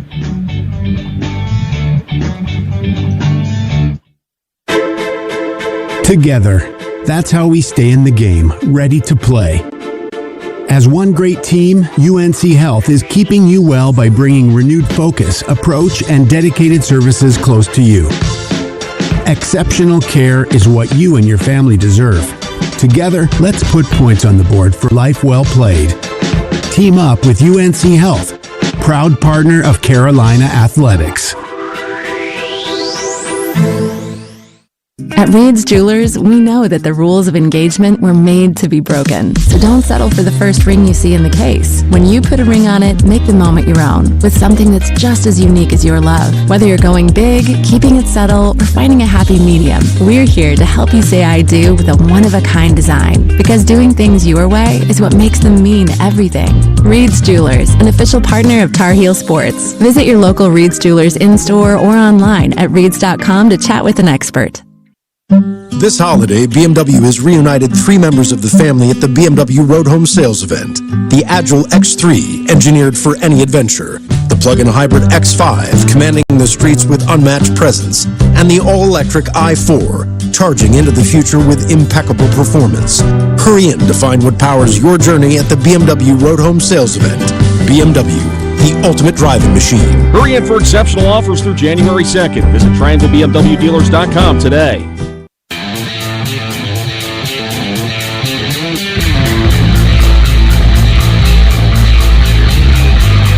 Well, Jacoby Criswell is walking under his own power to the Tar Heel locker room, but he is dangling that left shoulder to his side in an awkward fashion. And, Joe, the personnel situation just went from not good to worse, and that is in no way trying to say something negative about Michael Merdinger, but what a difficult spot this true freshman has been put into. Hadn't taken a snap all year, 3 true freshmen on the offensive line, and now all of a sudden Carolina is working with about its scout team on offense. Yeah, it's going to be tough, and you get in these situations. Because, and by the way, Connor Harrell has entered the portal, not available. I mean, he has not been practicing. That's why he is not the next man up for Carolina. Yeah, it's going to be tough, but you try to run the ball inside, you're going to have a really, really difficult time. These are like you get in a 3rd and 10 right now. This is where you bring a guy in. Hey, take a shot downfield, give a receiver a 50-50 ball. If you don't get it, maybe get a pass interference call, try to move the chains. Yeah, it is 3rd and long. Let's call it 3rd and 9. Merdinger in the shotgun. This will be his first snap as a player for Carolina. Yeah, they're bringing a full blitz, too. Claps his hands, and here we go. Merdinger, pressure coming, rolling out to the right, and throws, and oh my gosh, off the fingertips of Kobe Paysour on the far sideline. Had Paysour, although a flag is down in the backfield, had Paysour held on to that, he's got a big play coming his way. He may have scored. Merdinger, late flag came in. And that was one man downfield. Offense, number 68. That penalty is declined. It's 4th down. Pretty good job there by Merdinger. Correction, number 78. Okay, so it's Travion Green who was down the field, not Aiden Banfield, but pretty good job there by Merdinger to get out of trouble, keep the play alive, and put a ball that could have been caught to Kobe Paysour down the sideline. Instead, the Tar Heels will go 3 and out again. Yeah, I mean, that was a really good play. You talking about a freshman kid come in, he has to scramble. Most kids in that age are going to scramble, put their eyes down. He keeps his eyes downfield, made a good throw. Punt is away, fair catch called for as the ball hits at the 50 and then dies at the 49 of the Huskies. So that is a 31-yard punt. So that means McGinnis has kicked it twice, 35 and 31 yards. Lee Pace, please give us some good news from the sideline. What you got? Well, I wish I did, Jones. I was just reflecting on the fact that Max Johnson, number 14, was among the offensive players just muddling around watching Jacoby Criswell being carried in the locker room. He's in sweatpants, walking very gingerly, still a little bit of a limp on that right leg that he injured way back at the Minnesota game. It began quite the story of Carolina quarterbacks this year. Yeah, Merdinger, the 4th different quarterback to take a snap this year for Carolina. Nick Evers is in the game now, the sophomore quarterback. He's more of a runner, and he's going to take off around the left side and gets down the sideline before Tyron Stewart, reserve DB, comes and takes him down, but not until Evers scrambles over the 40 of the Heels for a first down to the 38-yard line. A gain of 13 on the play. So 3-0 UConn. 4 minutes to go first quarter, but Jacoby Criswell has headed to the Tar Heel locker room with an apparent left shoulder issue. And the Heels have only run 6 total plays. Fignano down the far sideline. Touchdown. Easy pitch and catch to Skylar Bell for the score. Bell had badly beaten Ty Adams, the redshirt freshman, for the touchdown. Yeah, real tough on Ty Adams, but he's got to do a better job. Ty Adams actually had good coverage, but the ball was thrown away to the outside shoulder. And when he turned and looked back for the football, he didn't track with the receiver. As a corner, you have to understand that ball is going to be thrown to his outside shoulder. So when you look back, you have to track back towards the hip so you can go up there and make a football play. Just wasn't able to do that, and the separation was created for the touchdown. Fignano, his 19th touchdown of the season for Bell. It is his 5th, the transfer from Wisconsin.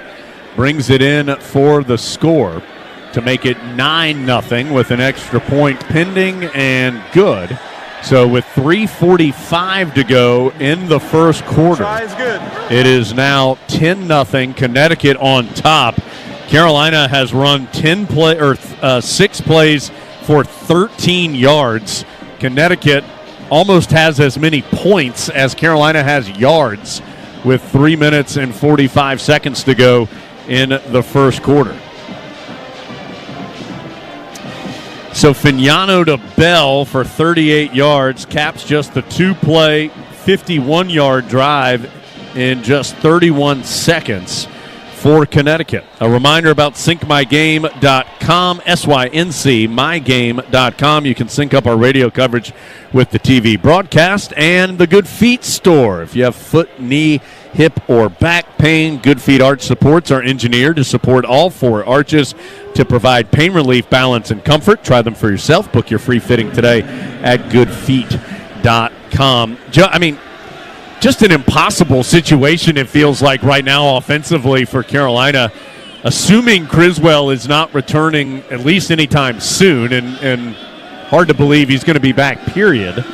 You have no Hampton. You have 3 true freshmen on the offensive line. Culliver is going to have a chance to return this kick off the 5-yard line, coming to the near side. Culliver has a lane. He's already taken one back for a score this year. As a flag comes in, Culliver down the near sideline is going to take it all the way for a touchdown. But flag down back around the 35-yard line. Jeez. That's what you have to do. Great plays on special teams. Most times in this situation, it is some kind of illegal block. Let's see. There is no foul in the play. Oh! The result of the play is a touchdown. Well, there you go. Chris Culliver, very similar to what he did against Boston College, gave Carolina a shot of energy when it was needed. Culliver took one to the house against BC from 95 yards. That will also be a 95-yard score. UConn allowed a kickoff return touchdown against Rice earlier this season, and they give one up here. So Carolina has now run back. Ruling on the field of a touchdown. Well, Patrick Foy was about to tell us something. The ruling on the field of a touchdown is under further review. Culliver was close to whether or not he stepped out of bounds around the 25 or 30-yard line of the Huskies as he came down that near sideline. So it is going to be close as to whether or not Culliver stepped out. If it stands, it will be the 3rd special teams touchdown as far as a return this year. Actually, 4th total. Carolina had a block punt that a return for a score against James Madison, had a punt return score by Huzzy, and then 2 kickoff returns, both by Culliver, if this one stands. For Culliver, who, of course, also had a big game against NC State as far as his receptions, had 2 catches, 96 yards, and a touchdown against the Wolfpack. The sophomore from Maiden, North Carolina, may have just scored for Carolina. We're taking a look at the replay, which is brought to you by the Carolina Honda dealers of the Honda dealer of the Carolinas there. We'll take your Tar Heel tailgate to the next level. After review, with a new Honda. The ruling on the field stands. Touchdown. Well, the partisan UConn crowd does not like it, but it is going to stand as Culliver just able to hover that foot over the sideline marker on the near side for the kickoff return score. Culliver almost out, right around the 30, but it's going to count. Carolina's on the board at 10-6 with an extra point on the way. Yeah, you could see that foot, like you said, just hovering. We're going to try to get Joe Yock's microphone back up and working here in a second, as the extra point is up, and it is good, as it is Noah Burnett, who, even though he's in the portal, adds the extra point. So it's now 10-7 with 3:24 to go. And let's check in on that sideline with Lee Pace. Lee.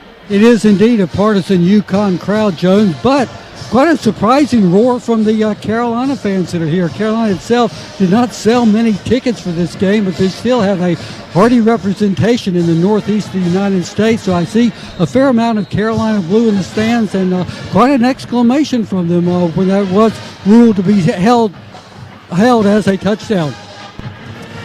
So Culliver, the 95-yard kickoff return score, his second of the year. What a find Carolina's had there. Nate McCollum has been the primary kickoff return man for Carolina, but Culliver done a nice job in his limited opportunity. That's the first kick return score in the long history of the Fenway Bowl, its third year. The other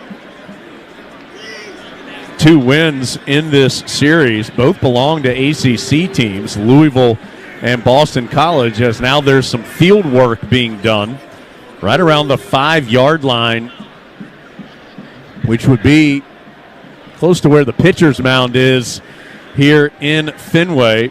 They're doing some sand work there.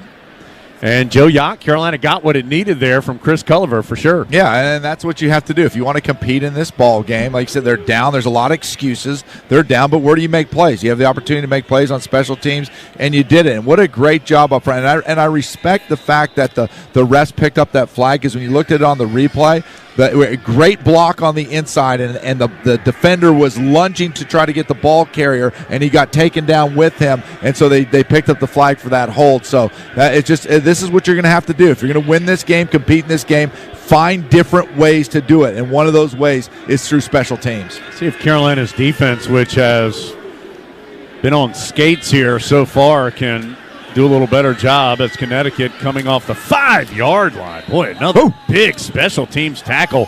Tyler Thompson and Michael Short both in the area. I believe it was Thompson, the redshirt freshman from Cary, who popped Mel Brown right around the 20-yard line. UConn's going to start this drive on its own 21. I told you that was the fourth special team score this year.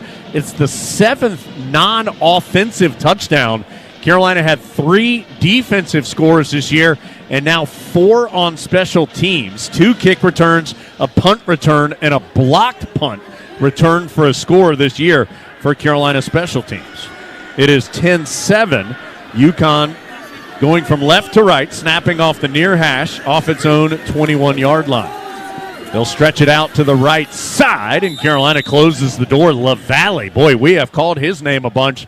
The redshirt freshman from Smyrna, Georgia, the linebacker filling in for Power Eccles, not playing today, makes the stop for no gain. Travis Shaw slowed the play down, and then LaValle finished it up. Yeah, Carolina's doing a good job. They're slanting their front to the strong side. That's a predetermination. They get a strong left call right there. You slant your front to the strong way, and Travis Shaw did a great job of knifing through and disrupting that play, and LaValle cleaning it up.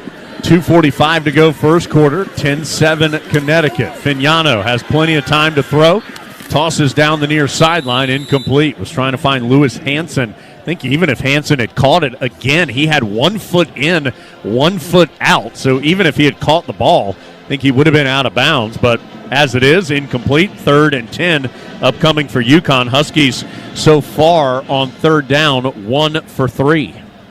Yeah, and this is a huge 3rd down for Carolina. You don't feel you lose all the momentum down 10-0. You gain it back with a special teams play. You put them in a 3rd and long situation right now. You make a stop right here. Give yourself some hope. Potentially create a turnover. Fignano to throw. Carolina rushes 4. Fignano hit as he throws and caught. A competitive grab made at the 40-yard line for a 1st down. Over the middle, making the catch, TJ Sheffield.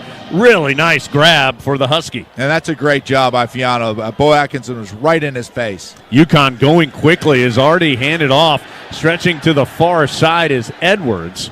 Carolina wanted a flag for a hold on the edge. It did not come. Will Hardy makes the hit to end the play, but it is enough for the 1st down, a gain of 10 to midfield. Yeah, you're looking at it right from behind here. You can see it, the ref staring right at it. It was not just a hold. It was a hold at the point of attack where he clearly grabbed the top of his jersey and pulled it back, keeping him to get from the ball carrier. Not sure why the clock has stopped, but it has at 2 minutes. Now it is rolling again.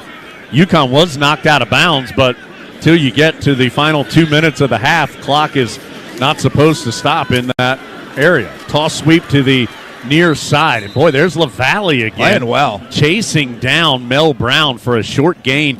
And Joe, Carolina's been excited all year about LaValle and Michael Short. They feel like those are two young linebackers that can really help them in the future. And LaValle has made his impact known here, frequently involved here in the first quarter. Yeah, I had a really good conversation with Tommy Thigpen, the linebacker coach for the Heels, and he spoke so highly of both Short and LaValle and their future as Tar Heels. Yeah, these guys are good, old-fashioned football players. Gain of 3 on the play. Ball's at the Carolina 47-yard line, and it is second down. Handoff and slipping through a couple tackles, crossing the 40 is Mel Brown. That will be a first down for the Huskies as we're under a minute to go in the first quarter. Jakeem Harris with the stop. We'll check in with Lee in a second, but UConn's already up to the line of scrimmage, snapping off the Tar Heel 39.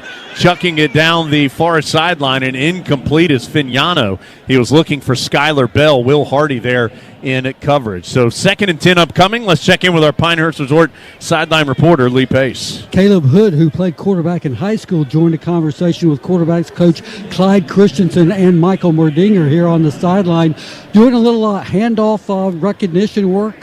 Could be that if we need to, we could see Caleb Hood at quarterback, as we were just speculating a few minutes ago. Where do the Tar Heels go beyond Merdinger?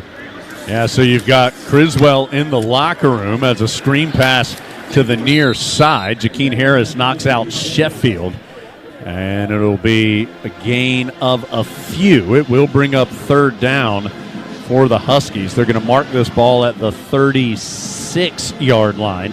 So a gain of 3 on that one will bring up 3rd and 7. UConn, with 25 seconds left in the quarter, will have to snap it one more time. There's about a 4-second difference between the play clock and the game clock. And this is 2-down territory for UConn. So for the Heels defense, if you can get a stop here on 3rd, they'll most likely go for it on 4th. 10-7 the score. Rolling out to the far side and making the easy completion. Fignano gets it to Josiah Gothings, and he is knocked out at the 26. It is enough for the first down. Caleb Cost makes the tackle, but the gain of 10 will be the final play of the first quarter. So Carolina is outgained in the quarter 180 to 13. And yet they are down just 3 on the scoreboard because of Chris Culliver's 95-yard kickoff return score. But Huskies marching down the field again. That means UConn is on pace for nearly, not quite, but nearly 800 yards of offense in the game. It's 10-7 Huskies through one quarter from Learfield.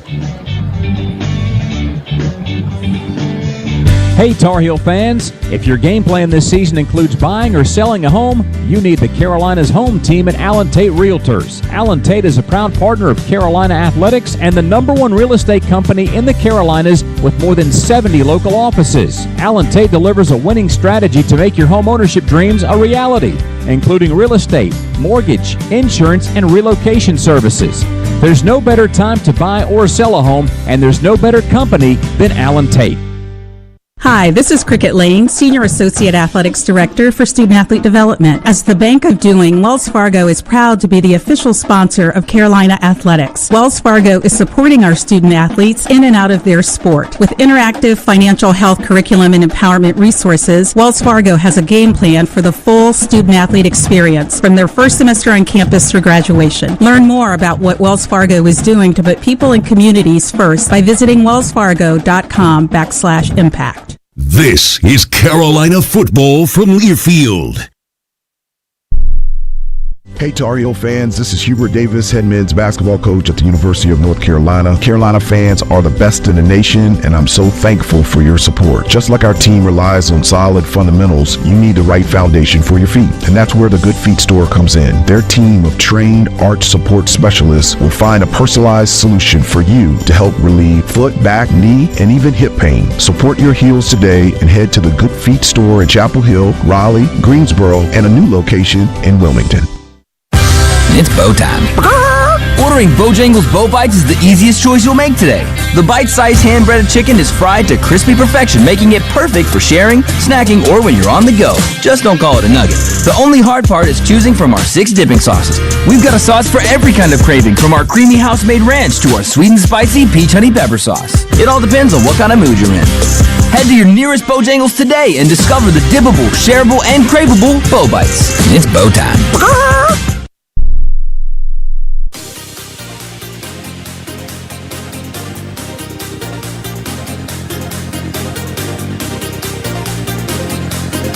15 minutes gone in Boston. UConn 10, Carolina 7.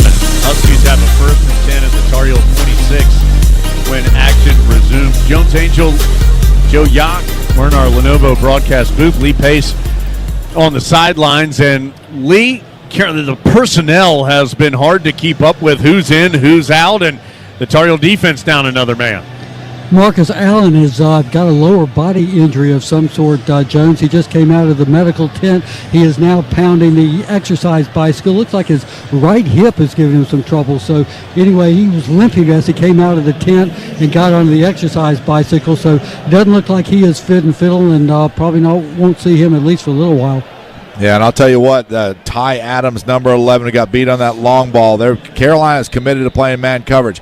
He's going to see a lot of balls head in his direction here. He's guarding Skylar Bell right now, but it's going to be a run as somehow Fignano gets out of trouble in the backfield, coming to the left side. Makes something out of nothing there as he crosses the 20 to the 19. That's a gain of 7. Nice job by the main transfer. Fignano able to work through a couple different Tar Heels. Will Hardy eventually able to knock him out of bounds. Yeah, once again, you get inside the red zone now. Just make teams kick field goals. Make teams kick field goals. You're always going to have a chance. Fignano, in his second year at Connecticut, he was the starter last year. Started the first 2 games, but then had a season-ending injury. And he's been sharing time with Nick Evers this season. Evers has been the starter for 8 games. As Fignano's going to play action and roll to the right. Campbell blows it up and hits Fignano, drives him to the ground. Fignano threw the ball away while Campbell was sacking him, and they've thrown a flag. Like, Campbell was already tackling Fignano, as now we've got pushing and shoving from both teams. More flags come in.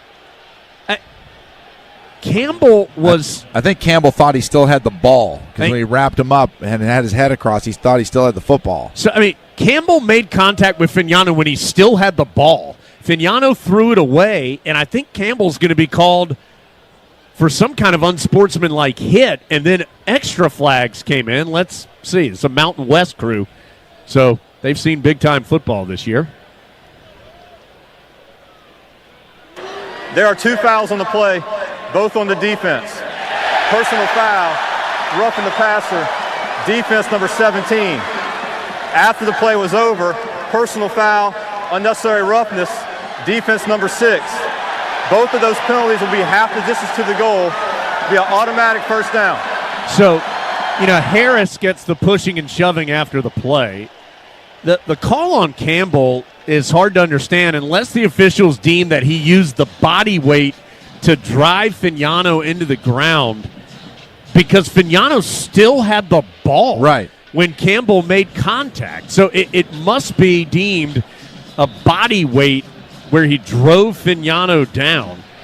But tough calls there on Carolina as the ball's going to move all the way down to the 4-yard line. Fignano hit again by Campbell as he throws and completes it into the end zone for the touchdown. Gets it to Alex Honig, TCU transfer. The tight end gets his 5th catch and 3rd score of the year. Yeah, it's just a tough matchup for Carolina. Caleb Koss was playing a man-to-man coverage, and he's just got too much size and too much leverage on him. Put his big body in position to be able to shield him out, and just like a basketball rebound right there, just throw it up there and let him go get it. So the touchdown to Honig comes at the 14-10 mark of the second quarter, and Carolina is both getting beat on the field and making mistakes with penalties as try is good. The extra point is up and in. Tar Heels have been flagged 4 times for 23 yards. It would be more if UConn had more yardage to go in that sequence. And then the Huskies haven't been flagged yet through a quarter plus here in Boston. Well, Heels back down 10 at 17-7, and we're back with more after this from Learfield.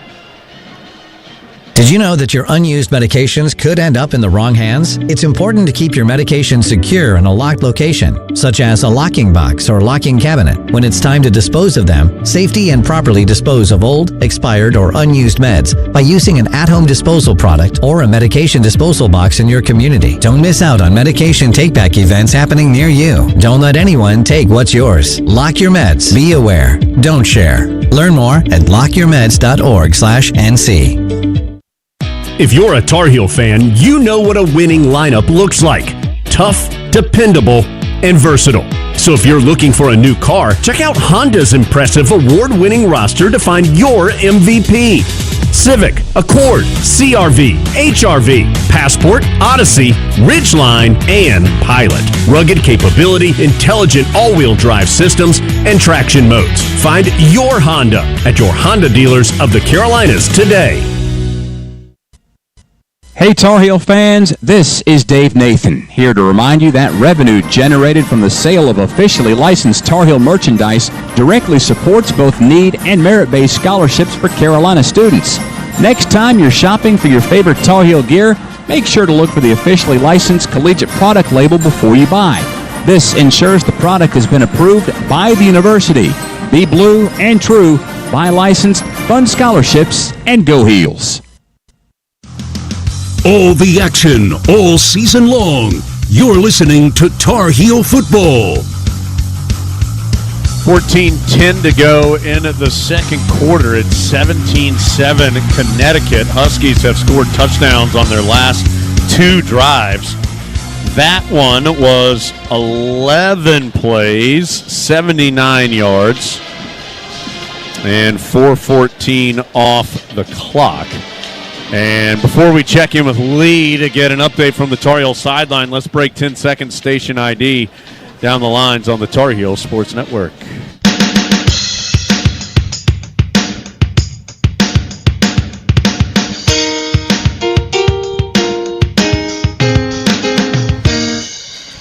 Lee Pace, our Pinehurst Resort sideline reporter. Lee, a curious call there against Amari Campbell. Not the only reason UConn scored, but certainly hurt Carolina's chances. What's going on that Carolina sideline?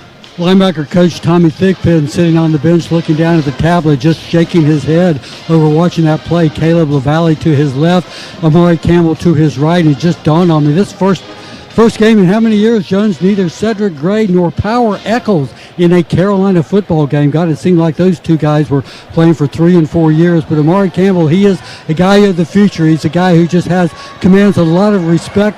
Good news that he came back from the transfer portal. Jeff Collins once just said about the Virginia game that he watched Campbell just take control of the defense on the sideline. Really commands a lot of respect among his fellow players. All those reports brought to you by the Pinehurst Resort, home to the famed Pinehurst #2 in the U.S. Open's first anchor site. Make your history in Pinehurst one moment at a time. Carolina, another opportunity to return the kick. And Carolina or UConn kicks it away from Culliver. Instead, it was DeAndre Boykins who fields the kick, comes up the far sideline, able to advance it past the 30-yard line. And Carolina's going to get decent starting field position here, as it will be marked at the 34. So that's where Carolina will take over on its third full offensive drive. Caleb Hood is going to be the quarterback for Carolina. with Darwin Barlow to his right. Hood was a high school quarterback. He's thrown 3 passes in his Carolina career on trick play opportunities. What is even in the playbook? Well, we know it's a jet sweep, but UConn closes the door on it. Carolina tried to hand off to Vari Green on the jet sweep, but Price Yates, a redshirt junior from San Antonio, is there. And now Michael Merdinger is going to come back in, jogging off the sideline. That play ends up losing 7 yards back to the 27-yard line. So less than ideal that Merdinger, for his second snap, comes in on 2nd and 17. Yeah, tough spot to be in. But, once again, if it looks like Carolina's going to go to an empty set, so either get a quarterback draw or potentially, like I said, try to take some shots down the sidelines. Let your playmakers go make some plays. And flags come in. The play clock expired.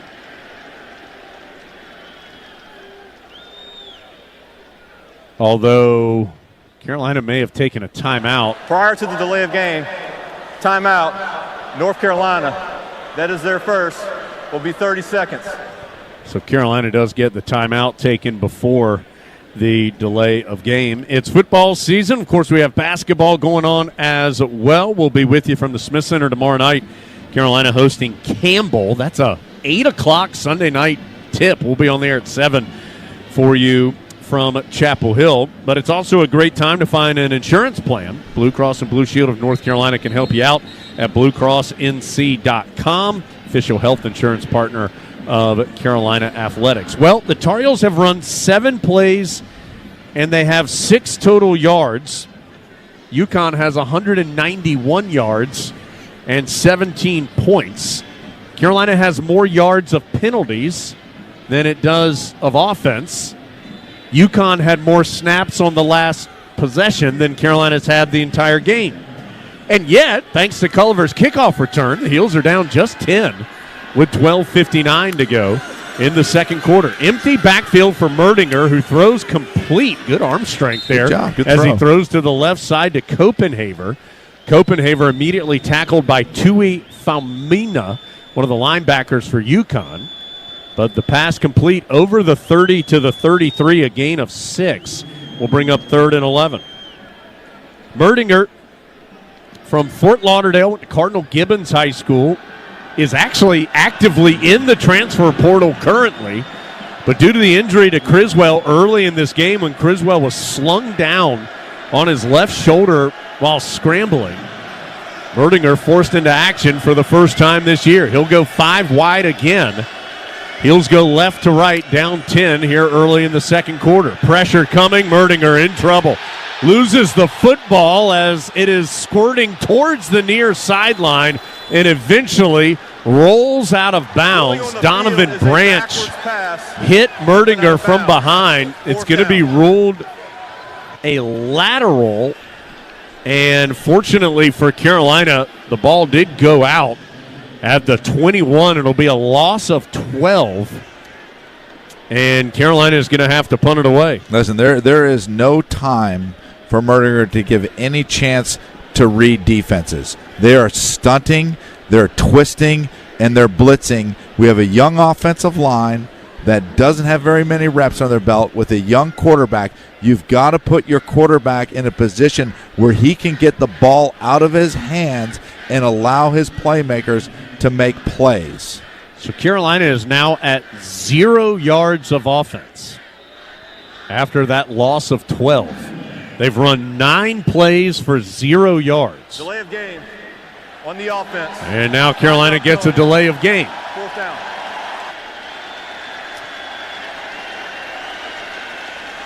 Yeah, it's just you can watch. You're sort of watching this momentum of bad things happen right now. You've got to figure out a way to make once again, special teams, figure out a way to make a play, make a hit, cause a fumble, do something to help change the momentum of this football game.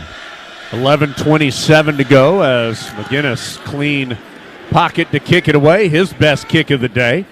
Hits at the 40 of the Huskies, and it's going to take a terrific Tar Heel roll down to the 31-yard line. of UConn. A 53-yard kick by McGinnis, by far his best of the day. But Tar Heels they've adjusted the flags again. Now they have Carolina with 4 total penalties for 30 yards, and that is 30 more yards than Carolina has of offense. Heels have 0 yards. 11:16 to go, second quarter.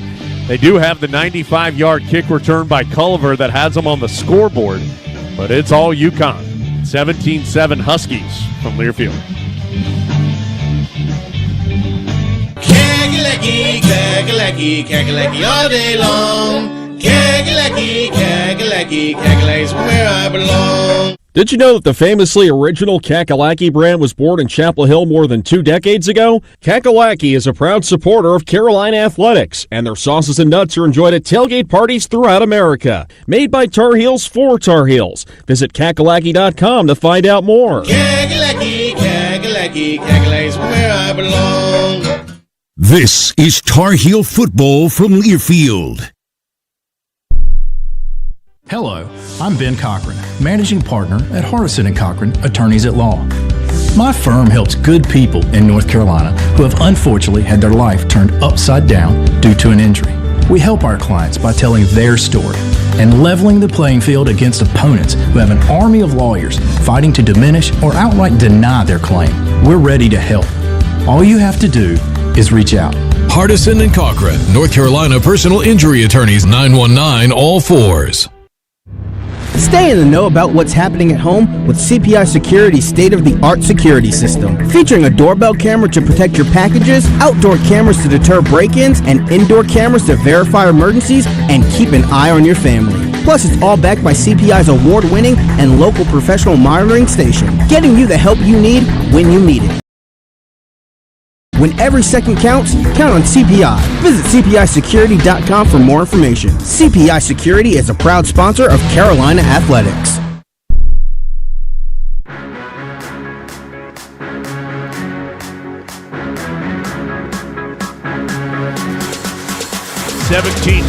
UConn, but that does not tell the story. I mean, the Huskies have 191 yards of offense. Carolina has 0. With 11:16 to play in the second quarter, and Connecticut's getting the ball back again. When the holidays get real, start at Kohl's and Kohls.com. You'll find amazing deals on everything you need all in one place so you can focus on the moments that matter. Kohl's, where families come first.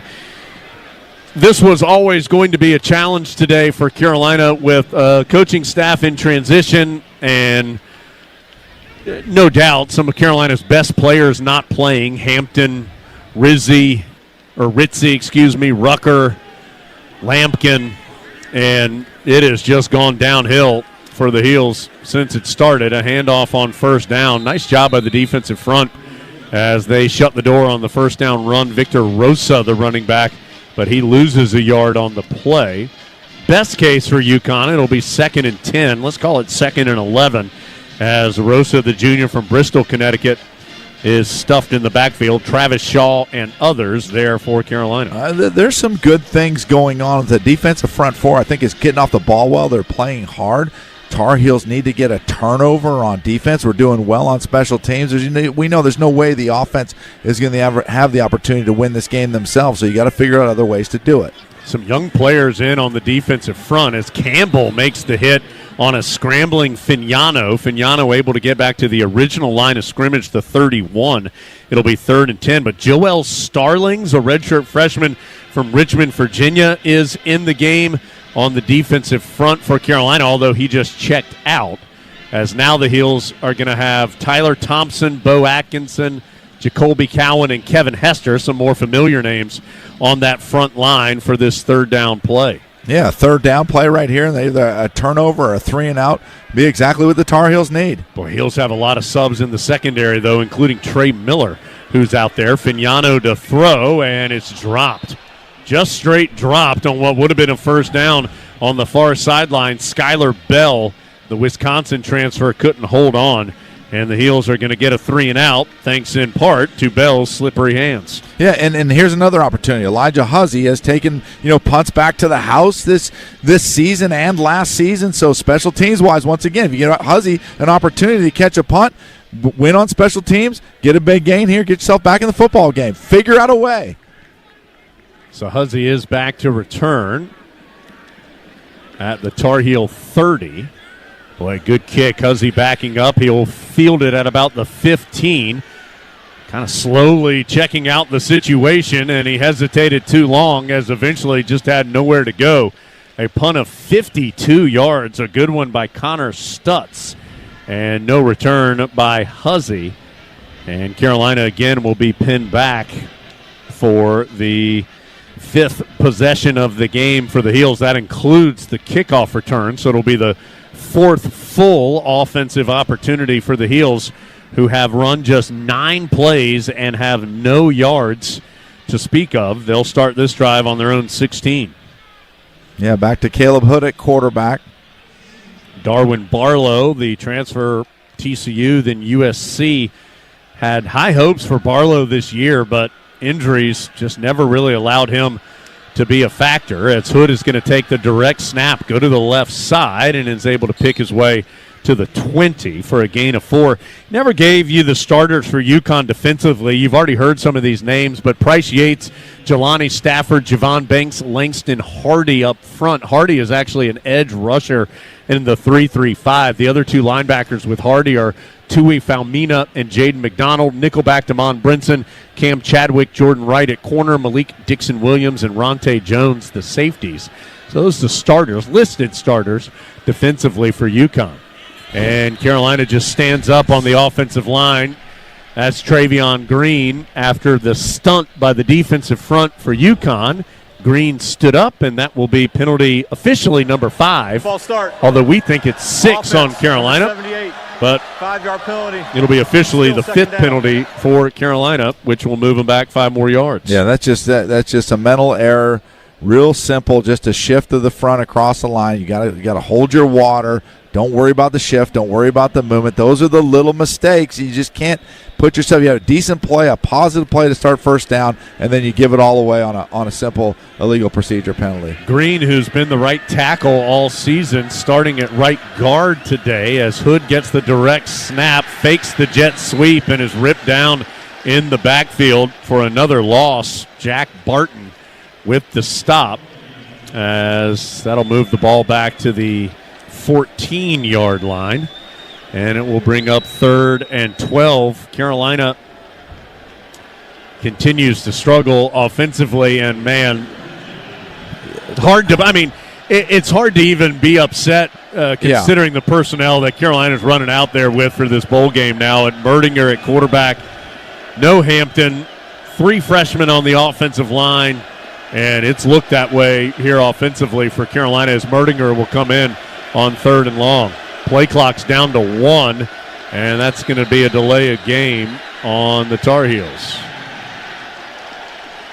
The UConn crowd is real proud of itself for forcing these delay of games. Guys, it's not you.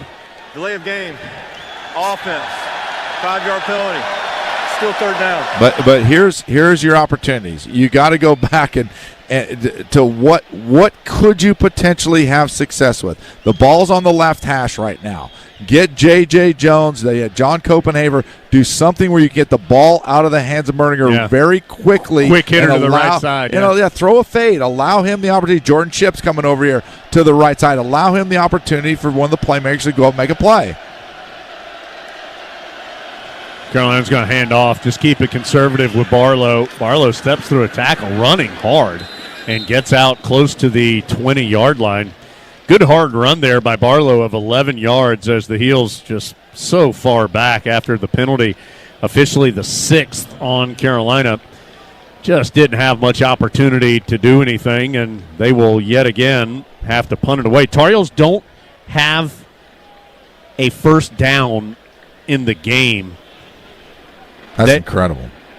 That run by Barlow gives them 14 total yards and no first downs. Again, the 95-yard kickoff return by Culver has it at 17-7, but that has been the only positive offensive move by Carolina, as McGinnis will punt it away and field it on a fair catch near the 45-yard line by the Huskies. So UConn will take over again with 6:48 to go in the second quarter, 17-7 after the 37-yard punt. 10-point UConn lead, second quarter in Boston from Learfield. Wherever you go, whatever you do, score the confidence you need to start your journey with the power and exceptional capability of a new Ford F-150. With available smart tech like Pro Power on board, it's game on when F-150 is part of your team. For great offers and to learn more about a new Ford F-150, go to buyfordnow.com or see your Carolina Ford dealer today. Always consult the owner's manual for important operating instructions. This is Carolina football from Learfield. You can create a winning image for your team and keep your employees safe and productive with UniFirst. Every UniFirst uniform program includes comfortable workwear and exceptional service. UniFirst also has all the facility and safety products you need to help keep your workplace clean and your customers happy. At UniFirst, we always deliver because you always deliver. UniFirst is a proud partner of Carolina Athletics. Visit us at unifirst.com. Like a last-second touchdown to beat your rival, or the play that you can remember like it was yesterday. Penn Station East Coast Subs fuels your passion for greatness. With a menu featuring an array of mouth-watering grilled submarine sandwiches, fresh-cut fries, and hand-squeezed lemonade, let Penn Station Subs make every day feel like game day. Penn Station East Coast Subs is happy to serve you with 6 locations right here in the Triangle. Come see us in store or order online. Penn Station East Coast Subs. It's all about good taste.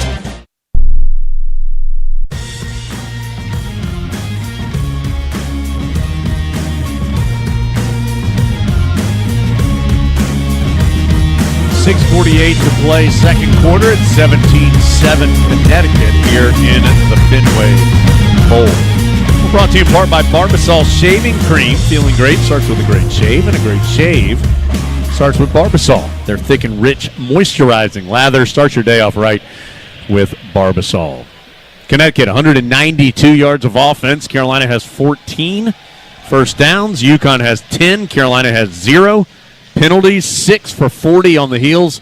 No penalties at all for Connecticut. Tar Heels do have the 95-yard kickoff return score by Chris Culliver, the only mark for the Heels on the North Carolina Farm Bureau scoreboard. Brought to you by Farm Bureau Insurance. Helping you is what they do best. Again, 17-7. UConn on top in good field position for the Huskies. Their second best starting field position of the day will be their own 44-yard line, working right to left here in Fenway Park. Opened in 1912. They have had football here at various levels through the years, really, ever since the park opened. This is the third Fenway Bowl. Louisville and Boston College winners in previous Fenway Bowls, as a quick screen on the first play is incomplete. UConn trying to hit the bubble screen to the left side, and the ball falls to the turf, so it will be 2nd and 10. There was a lot of traffic over there to try to get that pass complete to Skylar Bell. Yeah, there was a good job on the outside. I think that was the core Tyrone Stewart that really made a play, saw it quickly, jumped on top of it. I think one of the advantage the Tar Heels have, our defensive front is better than their offensive line. So I think we have an opportunity to do some things good on the defensive front. Tar Heels just going to have to find a way on the stretch play, and cutting back is Mel Brown. He's chopped down at the 50, but is able to leap forward to the Tar Heel 47, a gain of 9 on the play. Will bring up 3rd and short for UConn. They are 3 of 6 on 3rd down thus far. This is a UConn team that's playing mostly with its full complement of players. Darrell Robinson, one of their running backs, one of 3 guys who got a majority of the carries this year, is not here. But other than that, they are down a couple corners from the transfer portal, but for the most part, UConn playing with its full complement, and it has played out that way today as the Huskies just try a dive up the middle. They do move the chains after the gain of 2 So now they're 4 of 7 on third down. And, Joe, I don't say this in any kind of complaining way, but there's just no doubt that the Tar Heels, as Carolina had too many guys on the field trying to substitute, I don't see there's the flag. Atkinson was trying to rush off the field and couldn't get off in time as UConn went fast. They ran the ball for a gain of about 1, but that should be another penalty, the 7th officially of the day on Carolina, even though we think it's actually 8. I mean, these are just mental errors. If a team is not going to substitute, it's especially with where you're out on the field, how long a run of it is to make a substitute. They're going to see that, and they try to run Bo Atkinson off, and they just have time to get off. They go fast, and it's just an easy penalty for UConn to take against the Tar Heels. It's just smart play and really, really a mental mistake by us. So it's going to be 1st and 5 after the penalty, snapping off the 40-yard line. Fignano pump fake to the left, now looks to the right and just has to throw it away with pressure coming from Cowan and Joshua Harris. I'll bring up 2nd and 5 on the incompletion. To finish that thought, I don't say this in any kind of way other than it's a fact. The Tar Heels, who were 6 and 6 at full strength this year, just down so many players, not necessarily in numbers, but just the quality of the guys who aren't playing today. And then you add in the injury to Criswell at the very beginning of the game, and it's just a tough spot for the Tar Heels to be in as Connecticut going to run it. Mel Brown again stretching to the left, puts his foot in the ground, cuts up to the 30. Caleb Cost with the hit will take him down, but it's a gain of 10 and a first down. And, Joe, this is just the reality of bowl season now, is that a lot of times you're dealing with teams that are not at full strength, and something's got to change. I don't know if it's the way that NIL deals are structured moving forward, or if it is eventually if somehow it gets to a collective bargaining with players. But these games are becoming a mess as Carolina makes a nice tackle. LaValle on a tunnel screen to the tight end. He quickly makes the stop for a loss on the play. But it's just not real representative of the Tar Heels this afternoon. Yeah, and it's everybody's in a tough spot, especially when you have a coaching change come. You're going to have guys in the portal. You're going to have guys out of the portal, and then you've got coaches who obviously are concerned about their livelihood and their families. Like I said, it's not excuses. It's just a very difficult situation to put it in. And I'll say this: the Tar Heel defense right now, they're competing, especially their front four. They're doing their best to keep fighting. 2nd and 11, but on this play, a big hole for Mel Brown around the right side. Eventually, Jakeem Harris from his safety spot makes the stop, but it is a gain of 9 on the play. So it'll be 3rd and 2 for the Huskies off the 22-yard line. Actually make it 3rd and 1 from the 21 as they need the 20 for the first down. They'll hand off to Mel Brown. Brown going to the right side, lost the football. I think UConn jumped back on it, though. Atkinson had a chance momentarily, but the center, Wes Ho, is able to get out there on the edge and dive on the loose ball. Jacoby Cowan, the man who ripped it free, but it's going to be a 3rd down conversion for the Huskies, and they'll get a fresh set of downs at the Tar Heels 17-yard line as UConn continuing to march down the field here. In the second quarter, clock is melting away. 3:07 with the score at 17-7. Connecticut on top. And those are the plays right there. Great job punching that football out. Have the opportunity to create a turnover. The ball just doesn't bounce your way. 226 yards of offense for Connecticut. Fignano rolling out to the right side, and Carolina ushers him out of bounds. Short, Cowan, LaValle all in the area as Fignano able to get a couple on the scramble. See where they mark it. It's going to be right around the 12-yard line. So a scramble gain of 5 on the play. Or excuse me. Yeah, it looks like they really actually they gave him just a yard on the play. Excuse me. They're going to move it to the 16-yard line. That's where he'll snap it from. You get a counter play right here. There it is. Yep, handoff to Edwards, picking his way right side inside the 10, and down to the 5, maybe even the 4 before Huzzy with the stop. It'll be a gain of 13, and it'll be first and goal. And that's the play that's going to give Carolina really difficult. They go trips to the wide side of field to remove the extra player, and then they go back to the weak side. We're going to get to the 2-minute timeout after that run as the Huskies continue to dominate, and they are already celebrating, and why not? They have controlled this game from the start. Carolina is undermanned and been outclassed so far. 17-7, 2 minutes to go, first half from Learfield. Hey Tar Heel fans, if your game plan this season includes buying or selling a home, you need the Carolinas home team at Allen Tate Realtors. Allen Tate is a proud partner of Carolina Athletics and the #1 real estate company in the Carolinas with more than 70 local offices. Allen Tate delivers a winning strategy to make your home ownership dreams a reality, including real estate, mortgage, insurance, and relocation services. There's no better time to buy or sell a home, and there's no better company than Allen Tate. If you're a Tar Heel fan, you know what a winning lineup looks like. Tough, dependable, and versatile. So if you're looking for a new car, check out Honda's impressive award-winning roster to find your MVP.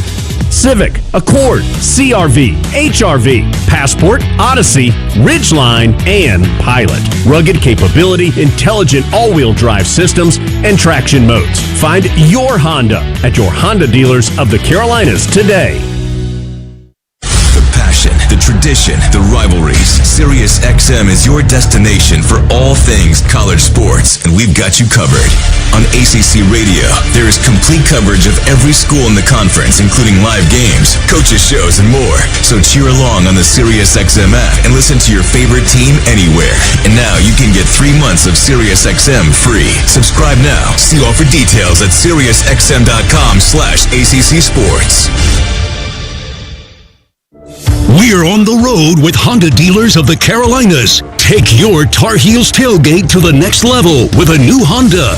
See your Honda dealer of the Carolinas today. You're listening to Tar Heel Football. It has been all UConn so far in this one as the Tar Heels trail 17-7, and that score on the North Carolina Farm Bureau scoreboard doesn't even really tell you the story. I mean, this has been a one-sided game. Carolina, Jacoby Criswell was knocked out in the second series of the game offensively.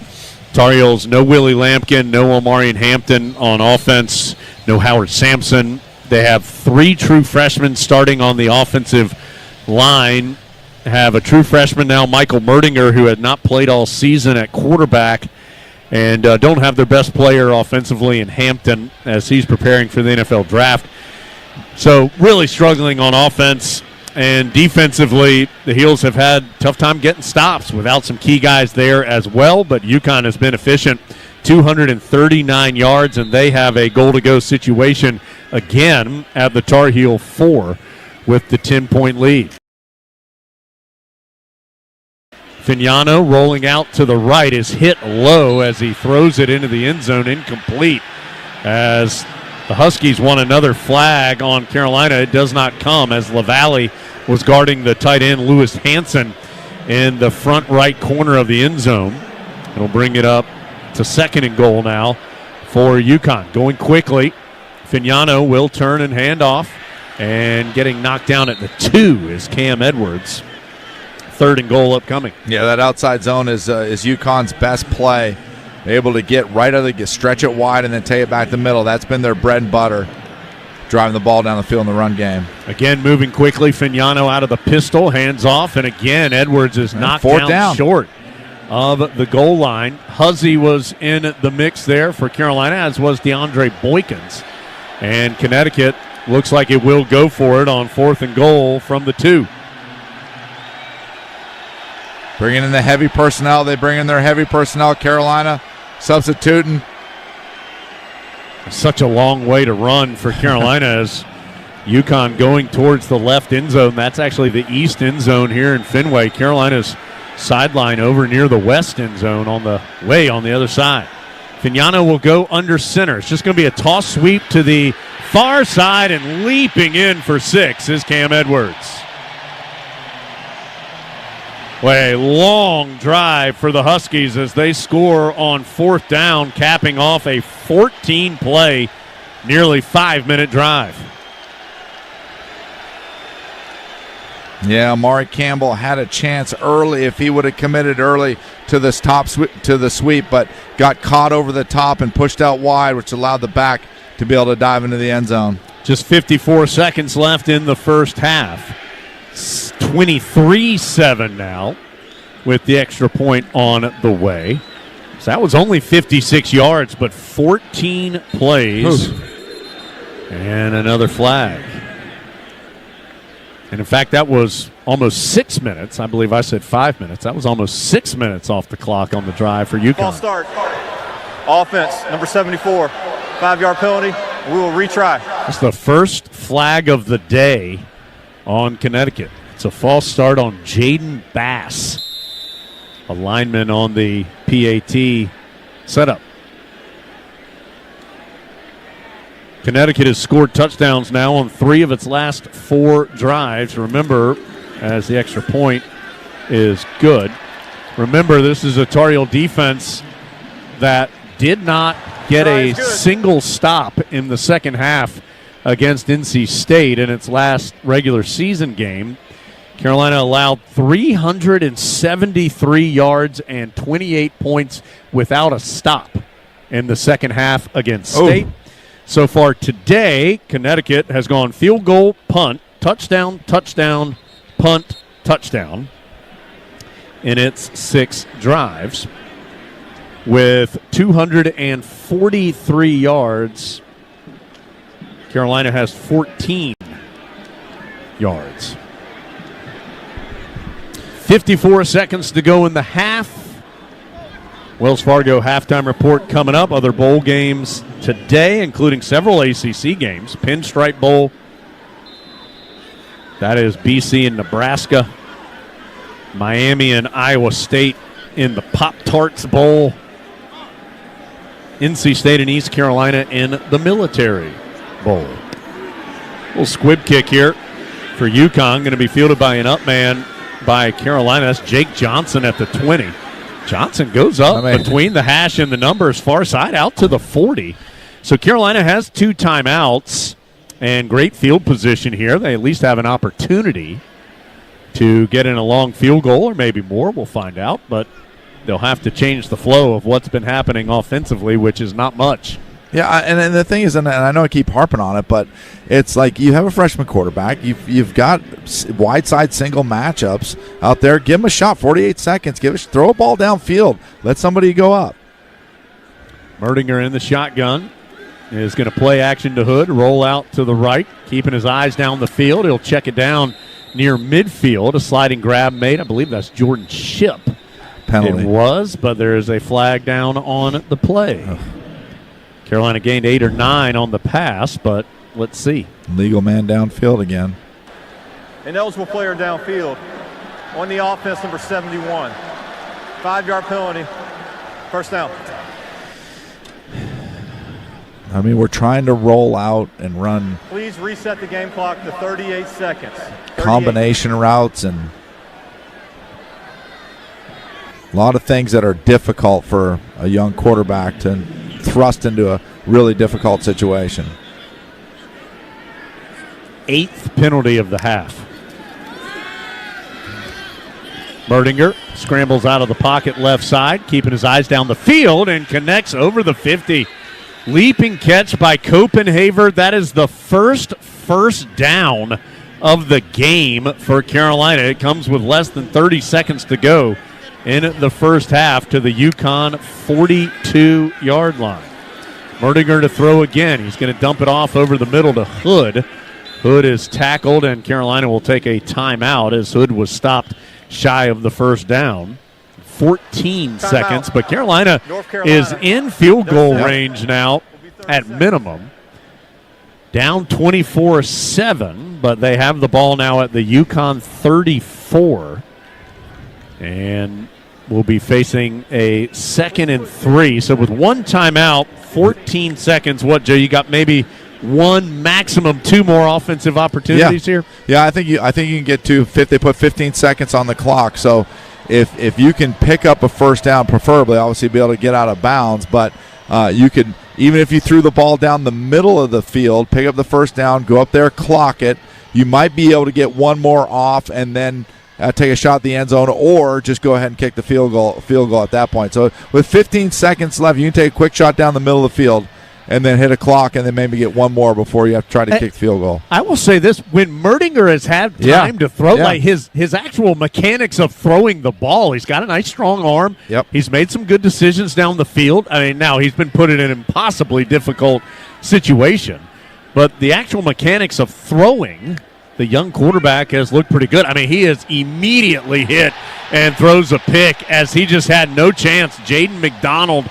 was on top of him before he even had an opportunity to push it down the field, and Tui Faumina makes the interception with 9 seconds left. So, again, that's going to, of course, go against Merdinger, but he had no chance to do anything on the play. Yeah, they run a blitz on the inside with the linebacker. It comes completely untouched, is right in his face as he receives the shotgun snap. You can't put that on Merdinger at all. He's just trying to get rid of the football, and the ball got popped up in the air for an easy interception. So Faumina gets the pick. It is his third of his career, first this season. And the first turnover of the game, my guess is UConn's just going to take a knee. It will. And that's going to end this first half completely controlled by UConn. The Tar Heels end up with 1 yard rushing, 45 total yards, and 1 first down in the first half. Meanwhile, Connecticut has 241 yards of offense and have scored on touchdowns on 3 of its last 4 possessions. So Carolina will get the ball to start the second half after an ugly first half here in Boston. 24-7 Huskies at the break from Learfield.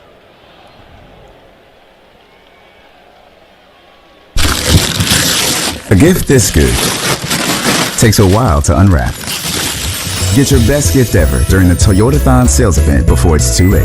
Lease a new 2025 Toyota RAV4 LE Hybrid for $369 a month for 36 months. Offer valid through January 6, 2025. Well-qualified lessees with approved credit through Southeast Toyota Finance. $36.68 due at signing. No security deposit with select equipment. $350 disposition fee. Excludes tax, tag, registration, title, and dealer fees. See dealer for details.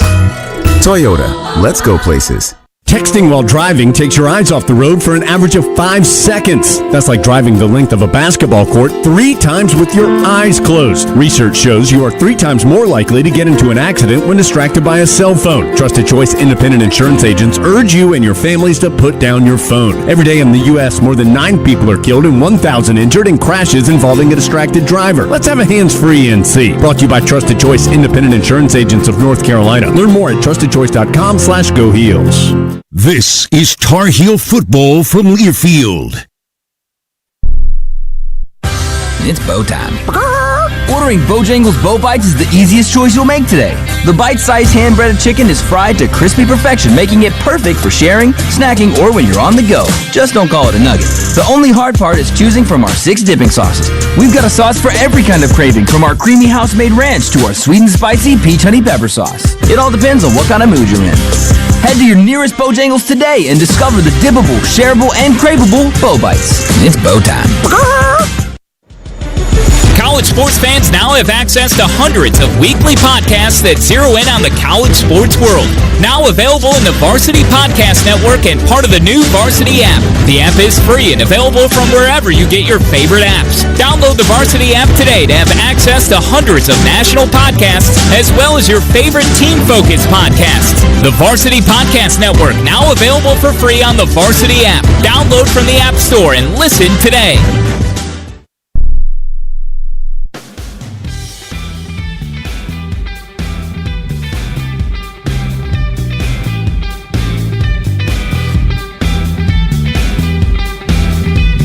Halftime in Boston at the Fenway Bowl. UConn has raced out to a 24-7 lead on Carolina. This is the Wells Fargo halftime show.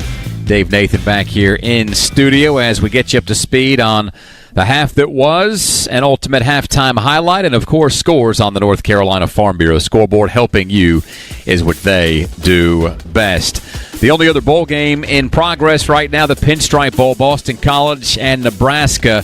No score at the end of the first quarter. Louisiana and TCU will kick off in about an hour and a half from the New Mexico Bowl. At 3:30, the Pop-Tarts Bowl features number 18 Iowa State versus number 13 Miami. In the Arizona Bowl at 4:30, it's Miami of Ohio versus Colorado State. The Military Bowl begins at 5:45 with a little local flavor, East Carolina and NC State matching up. Later at 7:30, it's number 17 BYU and number 23 Colorado in the Alamo Bowl. And the final bowl game of the day, the Independence Bowl. It's Louisiana Tech and number 22 Army. Those two teams kick off at 9:15.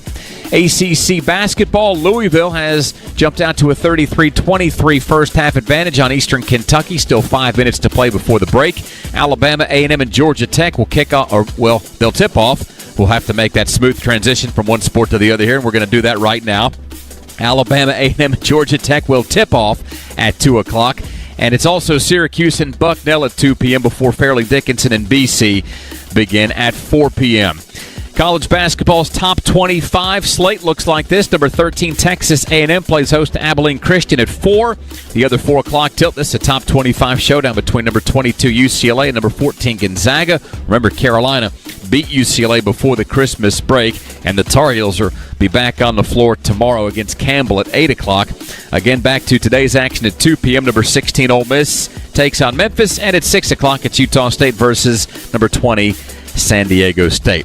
Pro football begins at 1 o'clock, and really not too far away from Fenway and Foxborough. It's the Patriots and Chargers at 1 o'clock. At 4:30, Cincinnati plays host to Denver, and at 8 o'clock, the Cardinals travel to take on the Rams. The Panthers play tomorrow at 1 o'clock in Tampa versus the Bucks. Chuba Hubbard, by the way, has been placed on IR. Some better news for a former Carolina Panther, Luke Kuechly.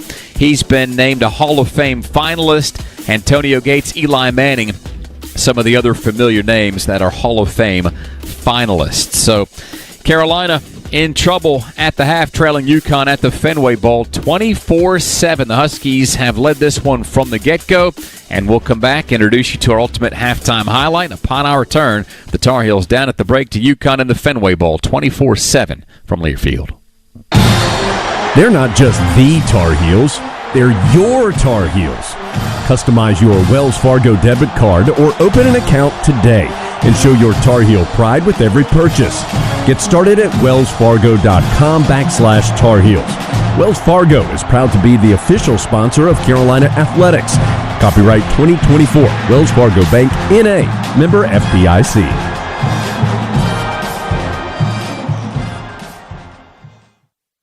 Coors Light presents To Chill or Not to Chill. When your friend skips your favorite song on the playlist. End the friendship. Or choose chill because that song lives rent-free in your head anyway. And you planned ahead by bringing Coors Light to the party. And the sound of that ice-cold can cracking open was music to your ears already. Coors Light. Choose chill. Celebrate responsibly. 2024 Coors Brewing Company, Golden, Colorado. This is Carolina football from Learfield. At Reed's Jewelers, we know that the rules of engagement were made to be broken. So don't settle for the first ring you see in the case. When you put a ring on it, make the moment your own with something that's just as unique as your love. Whether you're going big, keeping it subtle, or finding a happy medium, we're here to help you say I do with a one-of-a-kind design. Because doing things your way is what makes them mean everything. Reed's Jewelers, an official partner of Tar Heel Sports. Visit your local Reed's Jewelers in-store or online at reeds.com to chat with an expert. Hey y'all, this is Michael Felder, co-host of College Sports Now. We're breaking down all the action from around the country every week during the football season. We'll look beyond the box score and keep our finger on the pulse of college football from September all the way through the national championship game in January. Listen all season long on Apple Podcasts, Spotify, or wherever you love to get your favorite podcast. And be sure to follow along on Twitter at CSNowTweets.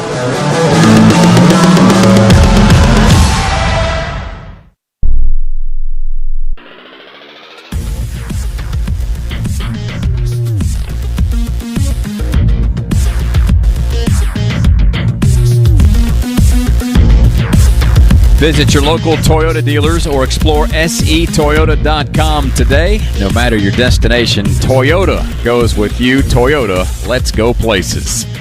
Carolina's in Boston at the Fenway Bowl and trailing UConn at the break 24-7. The Huskies got a 32-yard field goal to cap about a 4-minute drive to take a 3-0 lead with 10:46 to go in the first quarter. And then with 3:45 to play in the first, the Huskies jumped up 10-0 on a 38-yard touchdown catch. That capped just a 2-play, 51-yard drive. Took 31 seconds off the clock. And again, UConn late in the first quarter, leading Carolina 10-0. The Tar Heels, though, showed a little bit of a pulse on the ensuing kickoff. Here is our ultimate halftime highlight. Culliver's going to have a chance to return this kick off the 5-yard line, coming to the near side. Culliver has a lane. He's already taken one back for a score this year. As a flag comes in, Culliver down the near sideline is going to take it all the way for a touchdown. But flag down back around the 35-yard line. So that was indeed a kickoff return for score. Culliver, 95 yards, brings the Tar Heels to within 3 at 10-7. For Culliver, it's his second kick return on the season and the 7th non-offensive touchdown for Carolina this year. They've occurred in a multitude of ways with pick sixes, kickoff returns, punt returns, block punts. The Tar Heels, again, with their special teams today, hanging around in the first quarter, down 10-7. But the floodgates would open up in the second stanza. Just 50 seconds in, UConn gets a 4-yard touchdown catch to go up 17-7. And that was, shall we say, a methodical 11-play, 79-yard drive. And Carolina down again by double digits, 17-7. And with just under a minute to play in the first half, another big drive by UConn. This one, 14 plays, 57 yards. Took almost 6 minutes off the first half game clock. Results in Edwards' 2-yard touchdown rush. And at this break, it's UConn 24, Carolina 7. The Tar Heels, well, we'll run through the numbers and let you know exactly what they were able to do and what they weren't able to do when we come back after this. It is the Wells Fargo Halftime Show from Learfield. From the mountains to the coast, 2.5 million North Carolinians are members of an electric cooperative. As a co-op member, you're part of exciting efforts to power a brighter future in the Tar Heel State. Beyond providing electricity that powers our lives, electric co-ops are strengthening local communities with education grants, economic development, innovative energy projects, and tools to help you better manage your home energy use. Learn more at ncelectriccooperatives.com. The scary thing about health insurance fraud, you might be a victim without even knowing it. The North Carolina Department of Insurance is seeing an increase in fraud reports. The latest scam involves dishonest insurance agents signing their clients up for new policies without them even knowing about it. This type of activity makes you vulnerable to fraudulent attacks. If this sounds familiar, you might need to contact DOI for help. For more information on how to protect yourself and your loved ones, visit ncdoi.gov/healthfraud. ncdoi.gov/healthfraud. This is Tar Heel football from Learfield.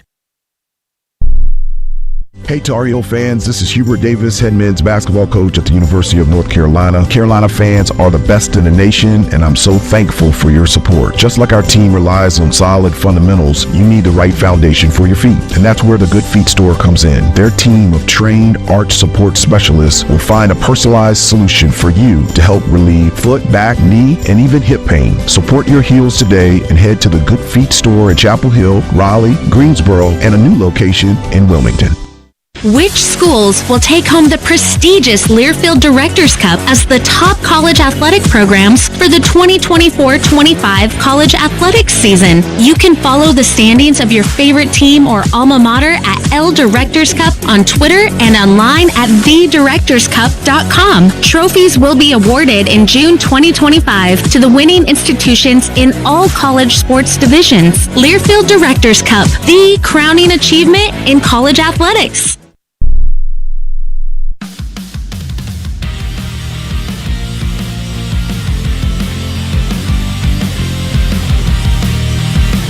It's the Wells Fargo Halftime Show, and it's UConn leading Carolina 24-7. Tar Heel fans plan the beach vacation of a lifetime on North Carolina's stunning Crystal Coast, where you'll enjoy picture-perfect beaches, welcoming waterfront communities, and first-class dining. To plan your Crystal Coast vacation, visit crystalcoastnc.org. Again, the Tar Heels down 17 at the half to UConn. Carolina didn't get a first down until their last drive, which resulted in an interception.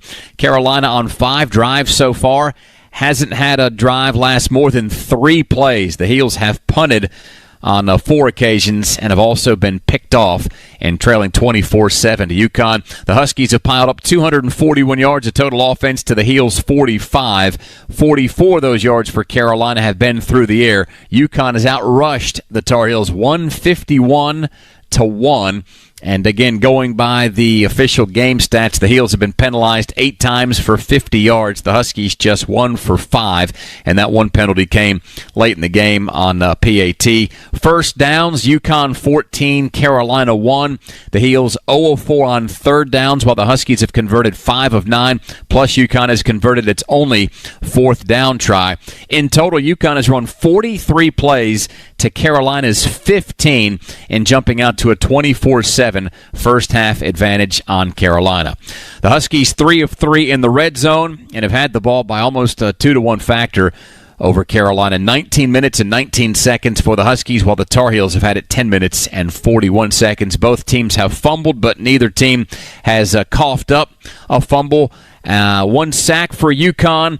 5 tackles for loss for the Huskies individually. Vignano, 9 of 16 passing for 90 yards and 2 touchdowns. Evers, of course, the other quarterback that's been in the game, has rushed twice for 11 yards. Brown, though, has led the way on the ground. 8 carries, 92 yards for UConn.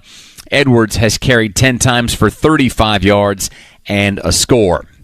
Jacoby Criswell for Carolina left the game early with what appeared to be a left shoulder injury. He was 1 of 1 in the game, passing for 7 yards. Criswell rushed 1 time for 7 yards. Michael Merdinger has come into the game as a quarterback. Caleb Hood has been in there as a Wildcat QB. Merdinger 3 of 5 passing for 37 yards. He tossed the late interception. Hood on the ground has carried twice for 3 yards. Barlow has 1 carry for 11 yards. Remember, no Omar and Hampton in today's game. And through the air, John Copenhaver, 2 catches for 29 yards. Hood has an 8-yard reception. Jones has a catch for 7 yards in total, though. This was total domination by UConn in the game's first 30 minutes as the Huskies lead Carolina by a score of 24-7. So we'll see what Carolina has to offer up in the second half. The Heels won the coin toss, elected to defer, so it's the Tar Heels who will get the ball first to begin the second half. This halftime deficit, by the way, the second biggest halftime deficit of the season for Carolina. The largest was in that James Madison game when the Heels trailed 53-21. It's the second time in 3 games Carolina's trailed 24-7. That was the deficit against Boston College in the penultimate game of the regular season. So the Tar Heels, for a 3rd straight game, trail at the half and certainly have their work cut out to try to come from behind and get their 7th win of the season, while UConn 30 minutes away from finishing this year up at 9-4 and getting Jim Mora his first bowl win as the head coach of the Huskies. The Tar Heels again trying to mount their first bowl victory since the 2019 Military Bowl and snap a 4-game losing streak.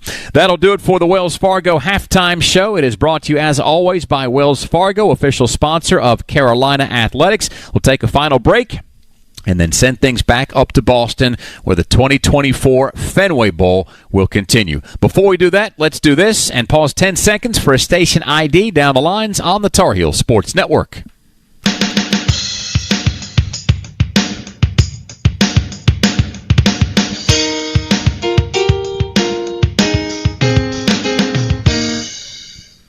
You've been listening to the Wells Fargo Halftime Show. UConn 24, Carolina 7. That's our score at the break. Back to Boston when we come back from Learfield.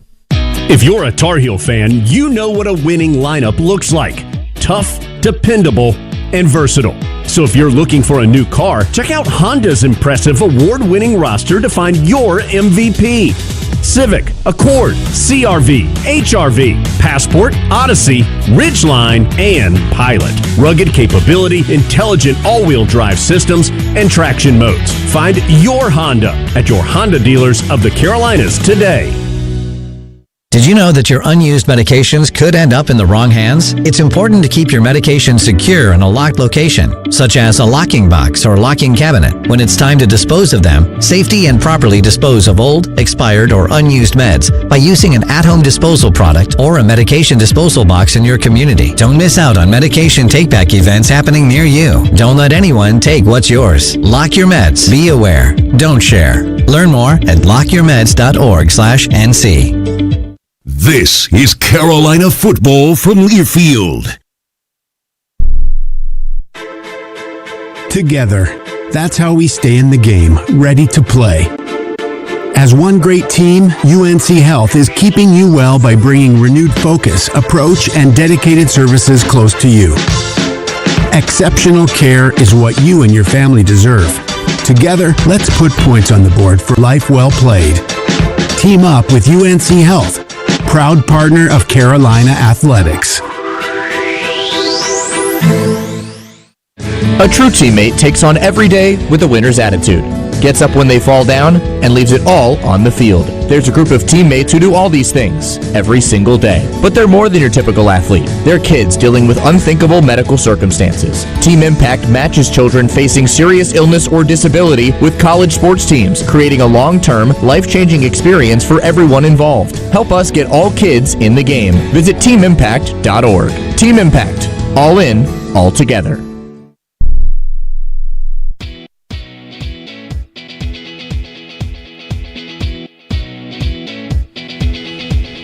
Carolina still filing out of the home dugout here, which leads to the locker room for the Tar Heels. That's down the what would normally be the first base side here in Fenway Park, as third annual Fenway Bowl has really been one-sided thus far. Carolina trails 24-7 as we're about to start the second half. Jones Angel, Joe Yock with you in our Lenovo broadcast booth. I want to talk about a couple things, Joe, but let's start with the Trusted Choice of the Game, brought to you by Trusted Choice Independent Insurance Agents of North Carolina. They want you to stay safe behind the wheel, so put down your phone while you're driving, have a hands-free NC. To learn more and find an agent near you, trustedchoice.com/GoHeels. Joe, obviously, Tar Heels in a difficult spot right now. What are you looking for in the second half, if nothing else, just to see a little higher level of play from Carolina? Yeah, I mean, it's such a difficult situation that you put the quarterback in. You know, I think that defensively, if you can get a few stops, win on special teams, do things. But this is to the point now where with so many young guys, you just have to find somebody who has the mindset of the opportunity to say, hey, I'm going to be a guy who makes plays. And then I think you'll start to see some of UConn's, backups as they come into the game, that they have the opportunity maybe to run the football a little bit more. But it's just the Heels are in a impossible situation, a mountain of things that could go wrong right now. A reminder to plan the beach vacation of a lifetime on North Carolina's stunning Crystal Coast. You can enjoy picture-perfect beaches, welcoming waterfront communities, first-class dining. Plan your Crystal Coast vacation, crystalcoastnc.org. And our Crystal Coast weather here in the second half, it does not feel much like the Crystal Coast. 42 degrees and rainy here in Boston as we get ready for the second half. Joe, I think there's two parts to this. One is clearly the roster, right? I mean, yeah. Carolina's in a tough spot. As we've said, it's not the number of guys who aren't playing, it's the caliber of the guys that are not playing in this game. And then the second part of this, I mean, just the discipline and execution. I mean, 8 penalties for 50 yards in the first half, 45 total yards of offense, just 1 yard rushing. You'd like to see a little higher level in that area from Carolina in the second half, for sure. And it once again though, but you have you don't ever want to make scope. These guys are on scholarship. I mean, they're good football. These guys are making NIL money. So I mean, these are a lot of good football players. So you don't want to see this lack of discipline from a high school football team.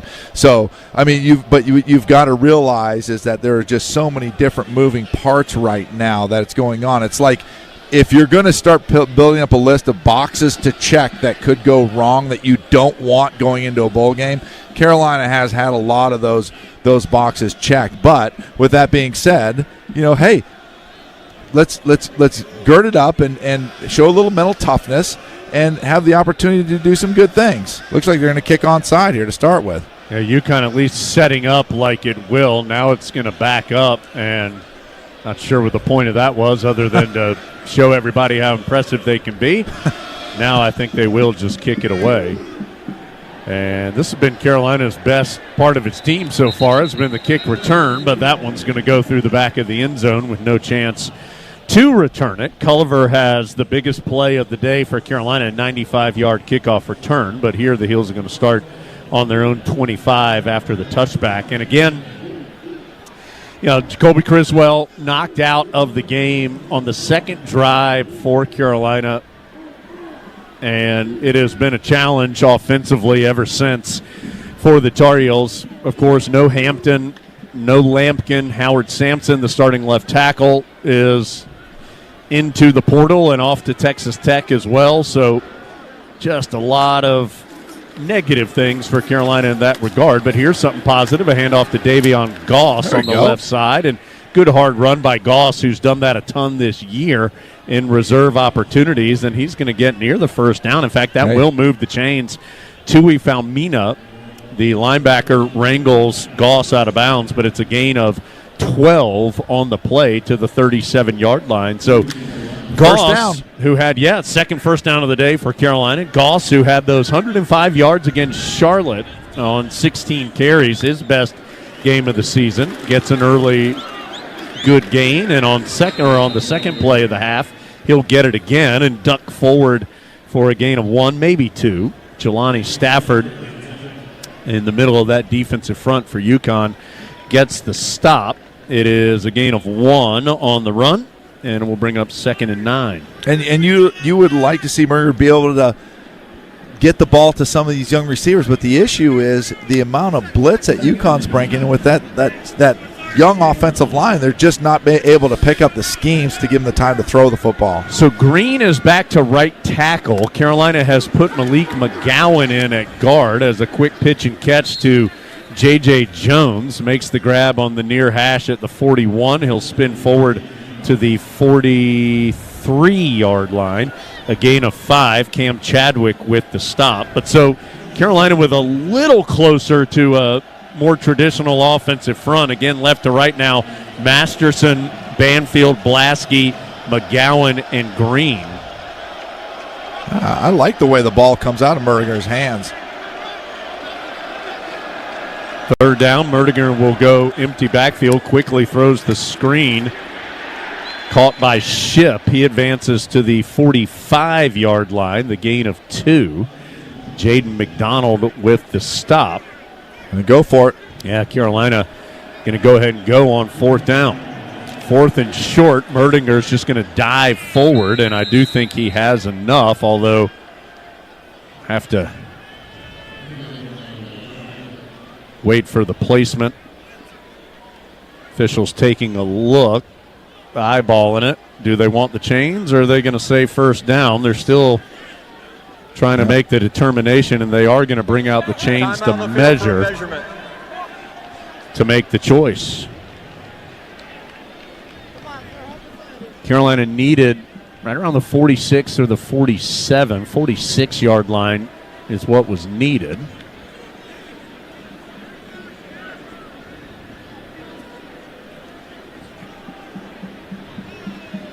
Tar Heels 0 for 5 on 3rd down after the failure on this drive.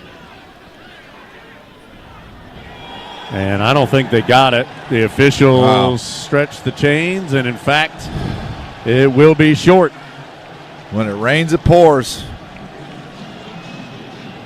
So Carolina tries to get aggressive and comes up about a football length shy, and will turn it over on downs. So UConn's going to take over on the Carolina side of the 50 at the 46-yard line. 24-7 Connecticut.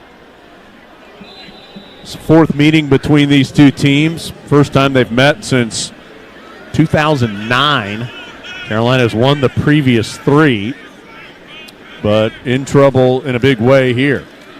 It'll be a run. Edwards pops to the outside, crosses the 40. Will Hardy chases him down, but it's a gain of 8. UConn has balanced its offensive attack in that first half. 151 on the ground, 90 through the air. Of course, they had the big run on the very first play of the game for 47 yards. Yeah, they do a really good job of running the outside zone. They work together as an offensive line. The back uses cutbacks. 2nd and 2. It's a screen to the far side. Good open field tackle by Ty Adams, but it is enough for the first down as catch was made by Sheffield, and he was able to advance it to move the sticks to the 35-yard line. And it'll be 1st and 10 for UConn there. Actually, let's call it the 34 of the Tar Heels. UConn moving left to right, ball on the far hash. Connecticut up big, 24-7 here early in the third quarter. They'll keep it on the ground with Edwards, stretching to the far side, and Tyron Stewart able to wrestle him down into the boundary, but crossing the 30 to the 28-yard line for a gain of 6. And Caleb Goss got rolled over on that, but grabbed and thrown down. He was sitting on his backside, looked up at the referee and gave him both hands like, how in the world you can't call that? Quick hitter. Nice job. Good job. That time, I think that may have been Cost, who fought off a blocker and made the tackle. Nice job by Caleb to make the hit against Josiah Gathings. A really good job. Shed the blocker and get the back to a short gainer. Opportunity to get a stop, 3rd down. There's going to be no gain on the play, and it'll bring up 3rd and 4 for Connecticut on the 28-yard line. Huskies up by 17 against an undermanned Tar Heel team today. Fignano's still in at quarterback. He'll flip Edwards to his left side. Connecticut 5 of 9 on 3rd down in the first half. Edwards able to slither his way through for the first down. Campbell had a chance. Got into the backfield but couldn't make the play. And that'll move the sticks for Connecticut as they advance it to the 23-yard line. The action moving far away from us here in Fenway Park at the moment, but a gain of 5 and fresh set of downs for UConn. Yeah, you really expect UConn to go heavy to the ground game right now. They've really, in the extra tackle in, should see a run back to the left side here. It'll be a play action that way and a quick hitter to the tight end. And shucking away Harris is the tight end Honig. And he's able to move down that sideline as now Harris is hurt. Timeout on the field for an injured player. Jakeen Harris, who couldn't make the initial stop, Timeout on the and field. is now injured on the field after UConn makes the gain of just a yard or so on the play. But they'll take a look at Harris, and we'll take a break. 9:36 to go. Third quarter, 24-7 the score from Learfield.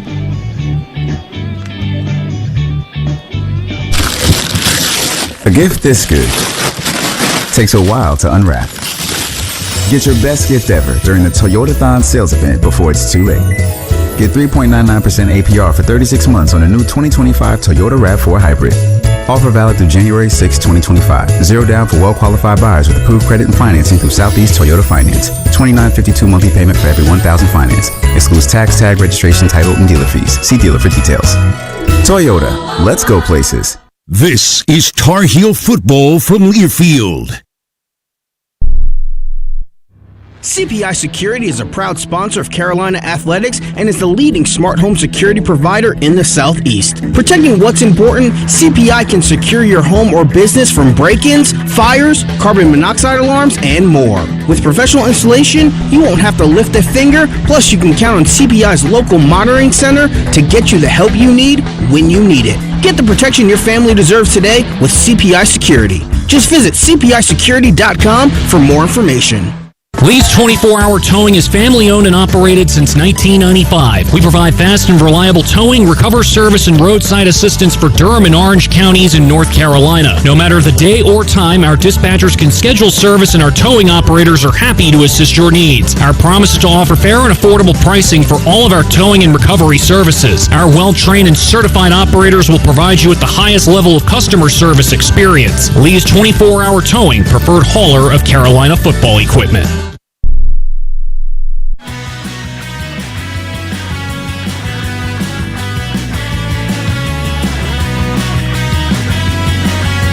Well, Carolina football is certainly excited about the future, but the present is painful. Heels down 24-7 in the third quarter and losing guys left and right. Jacoby Criswell knocked out in the second offensive possession of the day. Jakeem Harris just walked off the field after getting shaken up, and the Heels are down 17. Connecticut is looking at a 2nd and 4 again in the red zone when action resumes. We're brought to you in part by Modelo, an official beer of the Tar Heels. And a reminder that all season long, every sack was a sack to give back. Food Lion Feeds donated 1,000 meals to support the Tar Heels local food pantry for every sack this year. Thank you, Food Lion. And Carolina was pretty active in that category, had 39 of them through the regular season, does not have one today against Connecticut. So with Harris limping off, Tar Heels have DeAndre Boykins and Will Hardy in at the 2 safety spots. Tyron Stewart and Ty Adams, the 2 backups throughout the regular year, are the corners. Campbell and LaValle are the linebackers. Atkinson, Hester, Shaw, and Jacoby Cowan, the front 4 for Carolina right now. So it'll be 2nd down and 4 from the 17 for UConn. They're just going to run it up the middle with Victor Rosa. Breaks 1 tackle, and then Boykins able to wrestle him down before Rosa got into the end zone. It'll be at the 5-yard line. Make it the 6, a gain of 11 on the run. Yeah, just a good, hard, physical run right up the middle. UConn right back to Rosa, and this time the Heels chase him down on the stretch play. Shaw eventually makes the tackle after a gain of 1. You've said this a couple times, Joe, but UConn runs that stretch play well, and their running backs do a good job of making that inflection point of when to cut up the field or continuing to stretch it to the outside. Yeah, what you're doing as a running back is you're watching those linebackers. If they don't slow play it and they overcommit, then you always have that cutback because you have your entire offensive line working together in unison. And this is a good offensive line for UConn. Only allowed 12 sacks all season. Veteran players up front, and they have controlled the game today. But this time, Atkinson into the backfield, knocks down Rosa for a loss. Yeah. Trying to run that stretch play again, but Atkinson disrupted it early back at the 6. It'll bring up 3rd and goal from the 6 for UConn. Yeah, and that's the way you stop it. If you go to the backside and you crash your defensive end down, run them straight down the line, that helps against the cutback to stop it. But what that leaves you vulnerable for is the boot out of the stretch play. So you'll come back. What UConn you see do is come back, fake it, and then boot out when that defensive end crashes down. Well, to that point, Nick Evers has checked in, the running quarterback for Connecticut. He's in the shotgun for this 3rd and goal. He's just going to sprint out to the right side. Now throw, and incomplete, as the Tar Heels did a nice job defending that on both levels, both chopping down Evers at the legs on the run and multiple guys defending the pass in at the end zone. Connecticut's going to send on the field goal unit to try and add to this lead. And that's a real good job by the Tar Heel defense right there. You get their 2 best plays back-to-back. They've had the most success, which is the outside zone. They stop both of them, and then on 3rd down, they cover it very well, force them into a field goal attempt. So making that stop in the red zone something positive for the Tar Heels. This will be pretty short kick. It's just about 24, 25 yards, and it is easily through.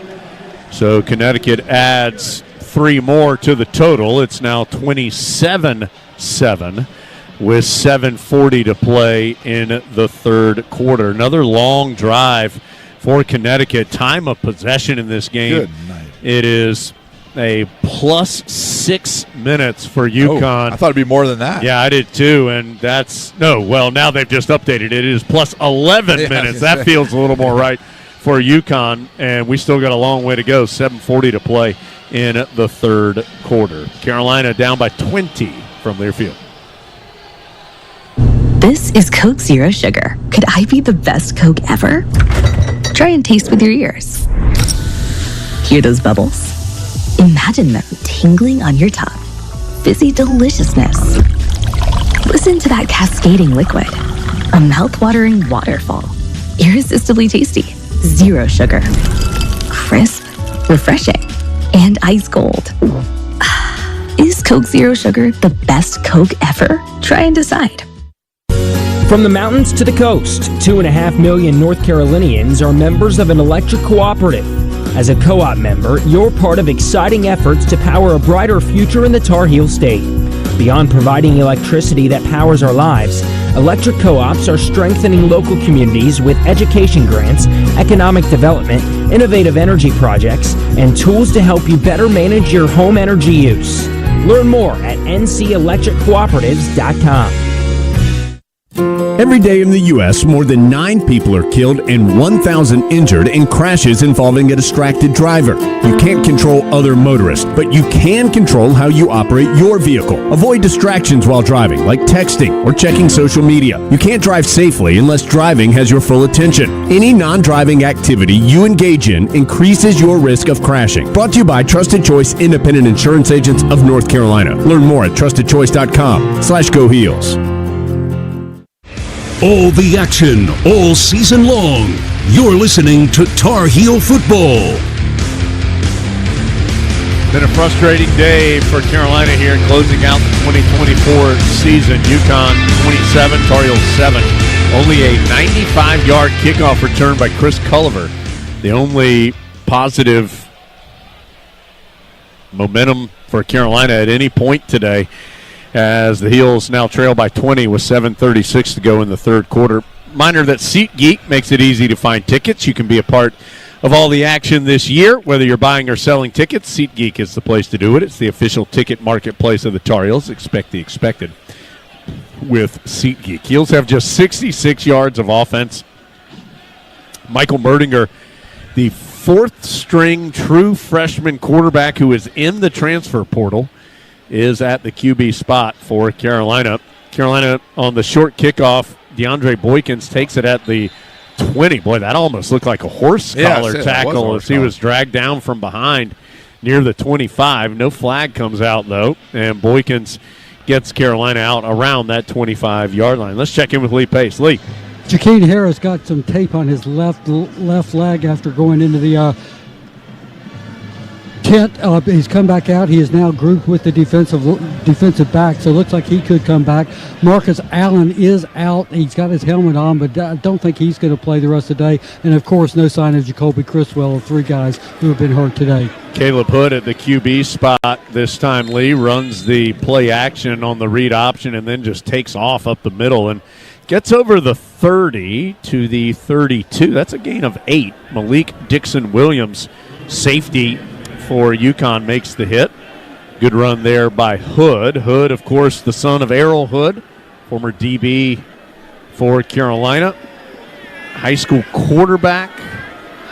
Hood has been a running back, although he has thrown 3 passes in trick play scenarios in his Carolina career. He's going to keep it again on the run, and UConn ready for it this time. Jaden McDonald, who had 20 tackles in UConn's final game of the regular season, makes the stop for a loss, and it will bring up third down. That's a loss of 2.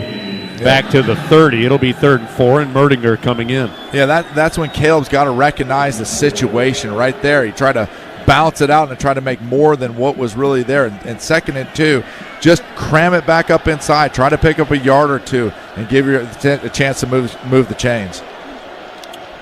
The true freshman Merdinger gets the snap, looking to his left. Better hurry. Here comes pressure from the backside, and he's taken down. Yeah, once again, this is why they're trying to run combination routes here and go through reads and the rotations of the secondary. He's just not going to be able to do that. Spread it out wide, and let's give J.J. Jones an opportunity to go up and catch a 50-50 ball. That sack back near the 22 or the 23 by Aaron Key. Western Kentucky transfer, and so Carolina got a couple of positive yards on the first down play and then proceeded to move backwards and will in total lose a yard on the drive. And we'll punt it away. McGinnis. Fair catch called for on the punt. Around the 35-yard line of the Huskies. It's going to be a 41-yard kick for McGinnis, and will send us to a break as Carolina down by 20. 5:21 to go, third quarter. Heels have 64 yards of offense. If you're wondering, the last time Carolina had less than 100 yards, fewer than 100 yards of offense, it was that Judgment Day game against Florida State in 1997. Carolina had 73 yards that day. Heels have 64 with 5:21 to go in the third quarter this afternoon. All UConn from Learfield. Together, that's how we stay in the game, ready to play. As one great team, UNC Health is keeping you well by bringing renewed focus, approach, and dedicated services close to you. Exceptional care is what you and your family deserve. Together, let's put points on the board for life well played. Team up with UNC Health, proud partner of Carolina Athletics. At Reed's Jewelers, we know that the rules of engagement were made to be broken. So don't settle for the first ring you see in the case. When you put a ring on it, make the moment your own with something that's just as unique as your love. Whether you're going big, keeping it subtle, or finding a happy medium, we're here to help you say I do with a one-of-a-kind design. Because doing things your way is what makes them mean everything. Reed's Jewelers, an official partner of Tar Heel Sports. Visit your local Reed's Jewelers in-store or online at reeds.com to chat with an expert. You are the co-pilot. You go by many names, and Marathon knows how important you are to your team. You are the carpool driver, the assistant coach, keeper of the shoulder pads, the knee pads, and the helmets. The back of your car looks like a sporting goods store. You are the top dog at the tailgate. The ride there, the ride home, and in between, you are the biggest fan. This season and every season, Marathon is proud to fuel you and your team because we're driven together.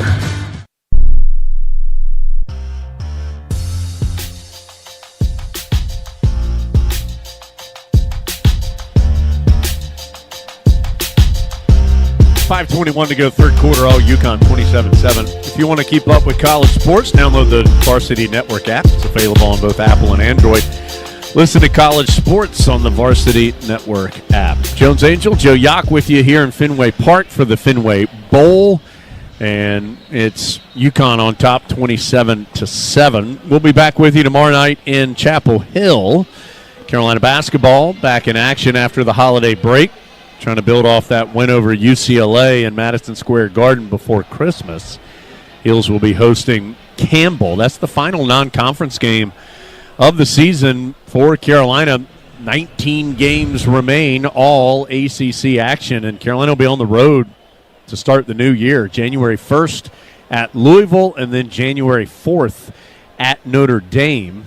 The next two matchups for the Heels after that battle with the Campbells tomorrow evening in the Smith Center. So looking forward to being with you for that one.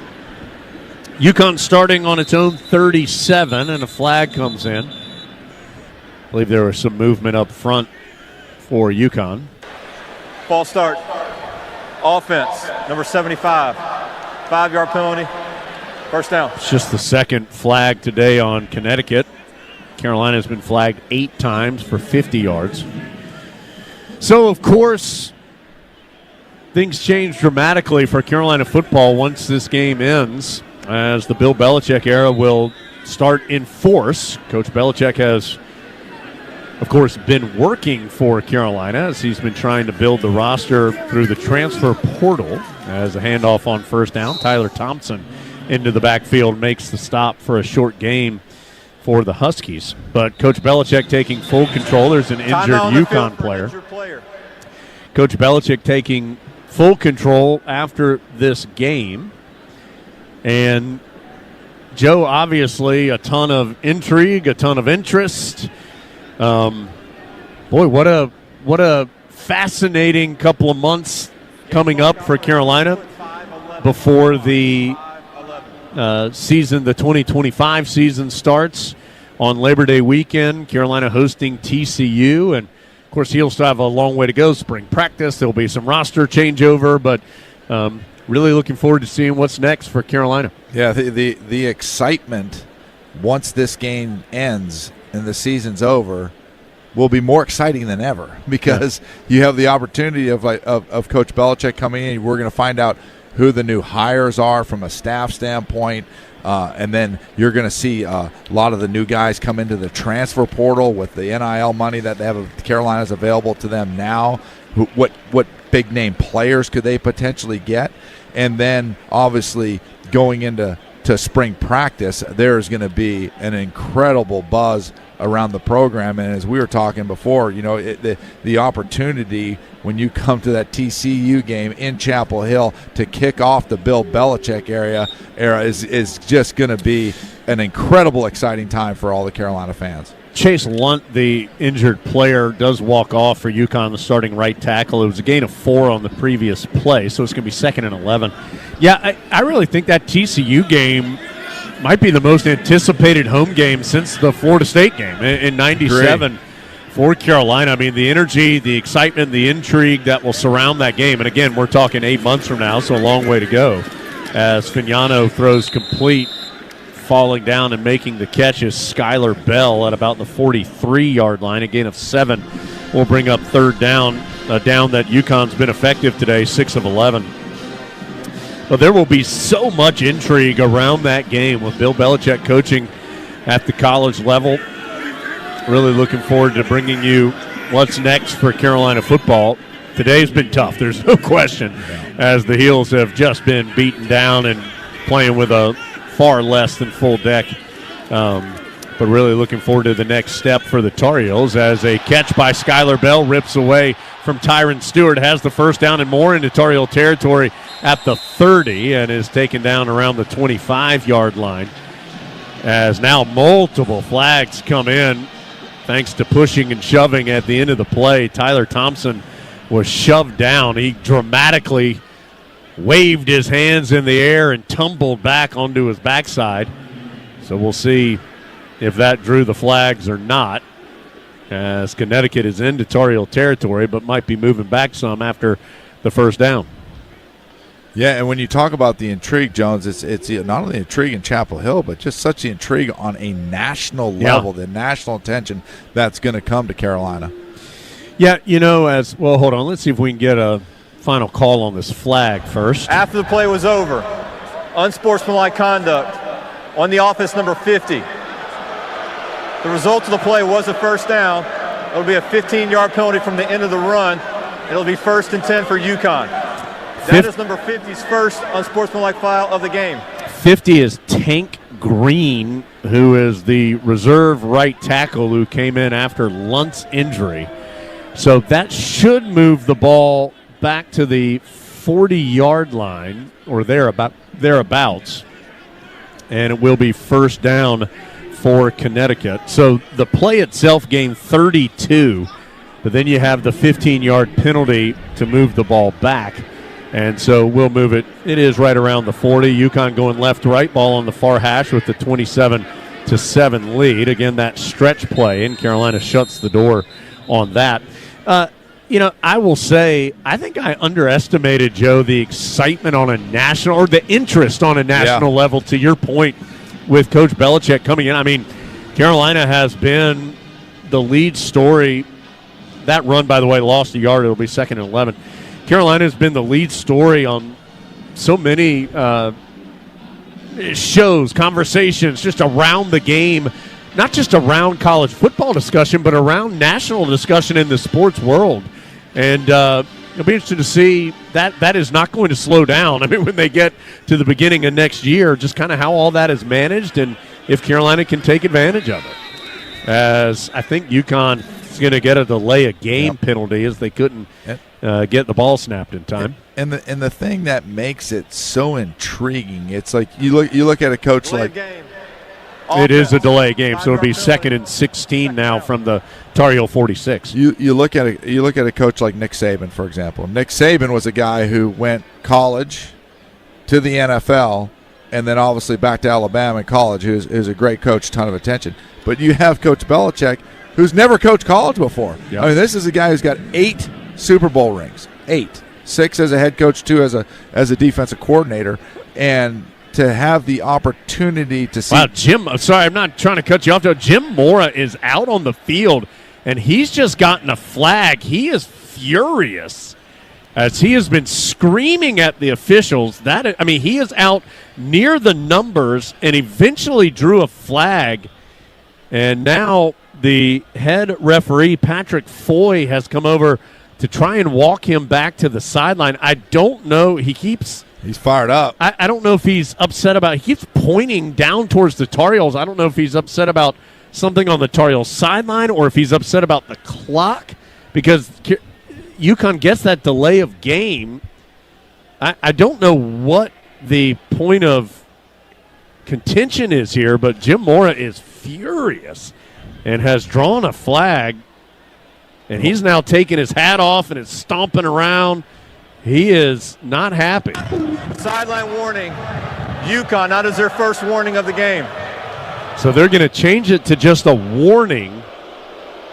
So that will not mean any penalty infraction, any yardage taken away.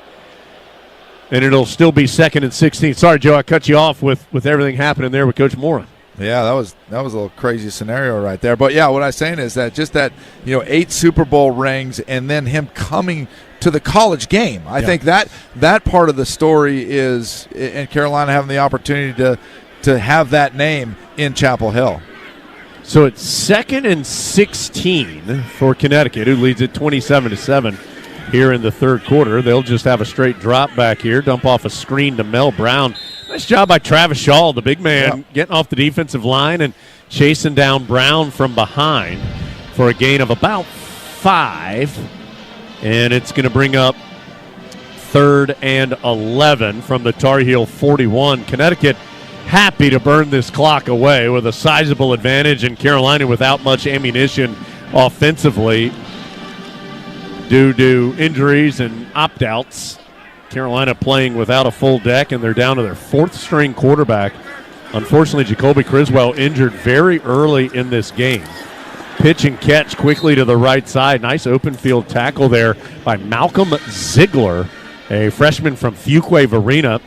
He takes down the Connecticut receiver at the 35-yard line. Trying field goal. It'll be a gain of 6, but not enough for the first down. 5 yards shy, in fact.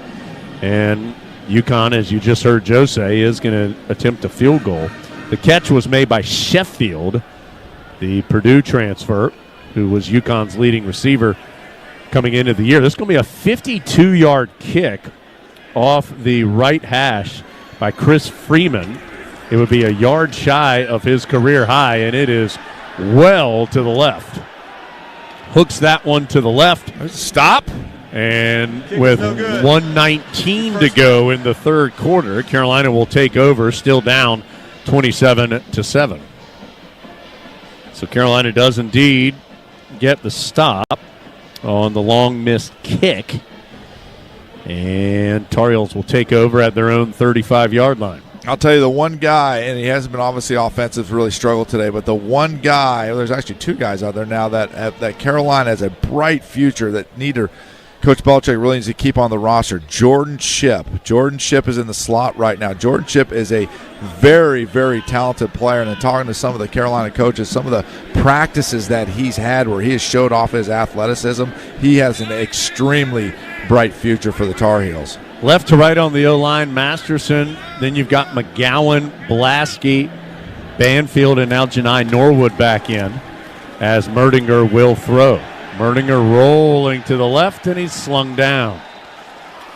Another sack, that one by Matt Hoffman, a redshirt sophomore. It's the first sack of his career, and that was Merdinger kind of slid into Hoffman. That was not something where Hoffman had beaten Masterson to get into the backfield. Merdinger just kind of shuffled his way towards him and almost walked himself into that 10-yard loss. Yeah, have to step up in the pocket instead of slide back as you feel that pressure coming from the side. Move forward into the pocket.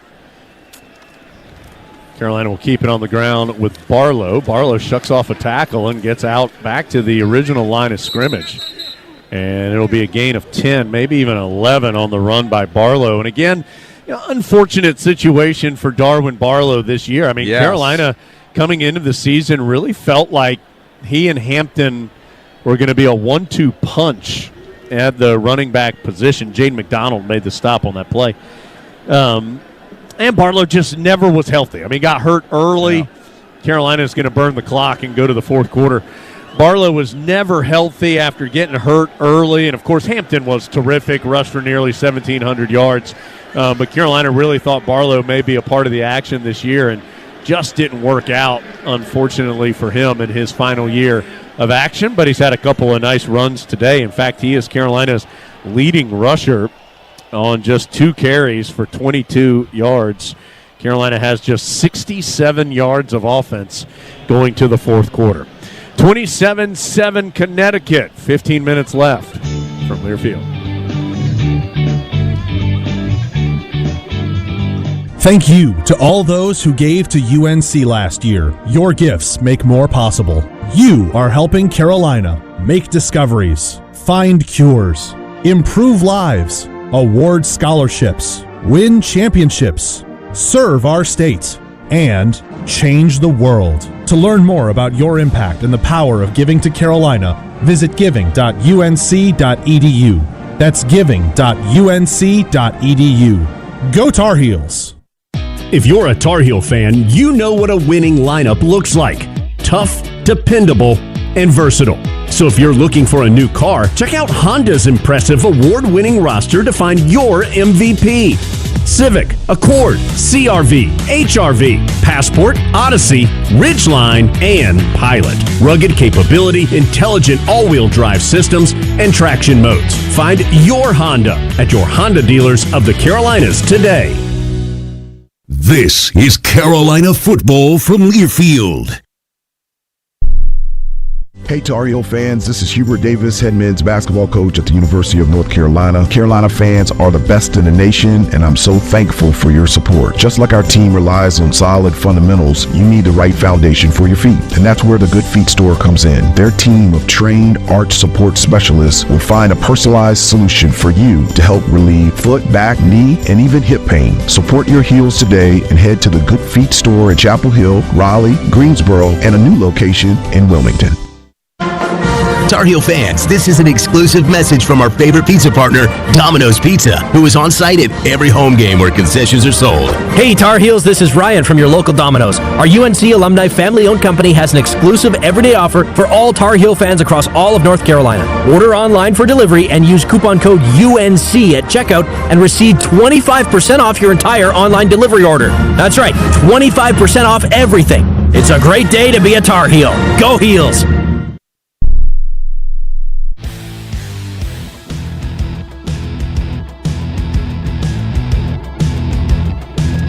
Both these teams trying to snap losing streaks in bowl games. Connecticut had lost 3 in a row. Carolina's lost 4 straight. And it looks like it's going to be the Huskies, although still a quarter to play. But 27-7 UConn with 15 minutes of action remaining, and Carolina down to its 4th-string quarterback.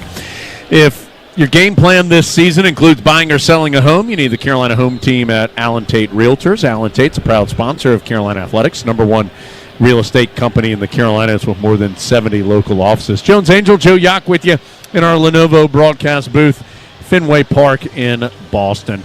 Joe, we were talking about, what's next for Carolina with Bill Belichick coming in, and I think one thing that needs to happen, and certainly you would think with Coach Belichick's resume and the way the cachet that he carries and just the way that he has coached through his career, you have to hope the Tar Heels are going to stop having some of the self-inflicted wounds that have hurt him through the years. The penalties, the mistakes with the clock, whatever it might be.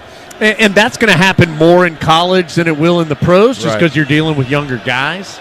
As Carolina facing a 3rd and 9 here, we'll continue the discussion. UConn showing pressure at the line of scrimmage. He'll set up the screen to Copenhaver, and UConn played it well. Copenhaver able to just get back to the line of scrimmage, if that, before Jordan Wright makes the stop. So the Heels going to have to punt it away. I do think that will be something that will be refreshing to see, is that you hope that Carolina is going to have an advantage as far as the fundamentals is concerned, or are concerned with Coach Belichick out there. Yeah, and I'll say this right now. Coach Belichick, Mike Lombardi will go out. They'll construct their team how they want to construct their team.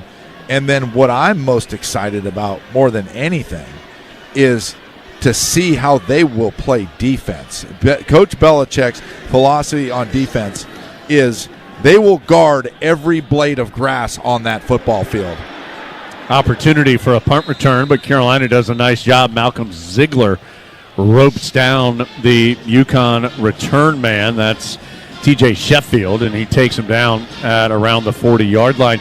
Lee Pace on that Pinehurst Resort sideline. What's going on? Well, to further the discussion on the Belichick era, you still got time by the end of this game to go to your tablet, your smartphone, or your computer and download The Education of a Coach, the wonderful book by David Halberstam on the life of Bill Belichick. I've been reading it myself, and talking about the future, you can get a really good idea of what makes a man tick, where he came from, what his values are, and to your point about just outstanding coaching from the very beginning. He started in 1975 as essentially a volunteer with the old Baltimore Colts, and it has gone from there, and it's a wonderful read. I encourage you to do it and get a heads up on the new era of Carolina football. UConn, Lee, starting at its own 41, and as you probably expect, going to keep it on the ground pretty heavily here in the fourth quarter with the sizable lead. Handing off to Victor Rosa. And this time, Fignano's going to keep it himself, and he's able to get to the Tar Heel 44-yard line. So back-to-back runs, first of 7 yards, and then of about 8 for the Huskies, and they have another first down. And the other thing too, John's, like, so much of the focus in college recruiting becomes around the recruiting services and how many stars a player has. What you are going to see Coach Belichick do and his staff is construct a team that puts together the pieces of the puzzle in the way that he wants that done, and that that goes in a player evaluation, not necessarily into star rankings. I still do think you'll have some good star players, but at the same time, you're going to have guys that you don't know about who end up becoming excellent football players. Tar Heels stuffed the run on first down. Joel Starlings was in the mix. Tyler Thompson was in there too for the Tar Heels on the play. I think even Bo Atkinson got his nose in there, as Bo normally does. Well, a lot of reserves out there for Carolina. Daniel Anderson, of course, right as I say that, Daniel's heading off the field, the true freshman from Memphis, Tennessee. Remember, these games do not count. The bowl game does not count in any way towards your eligibility for the season or for a red shirt. So if you've played in 4 games, for example, and play in the bowl game, it does not hurt you in any way. As that stretch run again, nice job by Carolina. It's done a decent job at times against that play. Atkinson again comes in and makes the hit from behind against Rosa, and it will be third down coming up. But we've seen Joel Starlings, we've seen Rodney Laura, we've seen Daniel Anderson out there for Carolina in this game. Right now, the front fours, Atkinson, Starlings, Harris, and Cowan. LaValle and Short, the linebackers. Give you the secondary in a moment, but it's third down upcoming for UConn. Fignano rolling out, and Atkinson meets him at midfield. Bo Atkinson, somebody that figures to play a big role in the future for Carolina, gets the sack and going to force the UConn punt. Great to see Bo pick up sack 7.5 now for him on the season. Let me tell you something about Bo Atkinson. It doesn't matter where you are at, what you are doing, what the situation is. Bo Atkinson's motor is always running, and that's exactly what the Tar Heels need.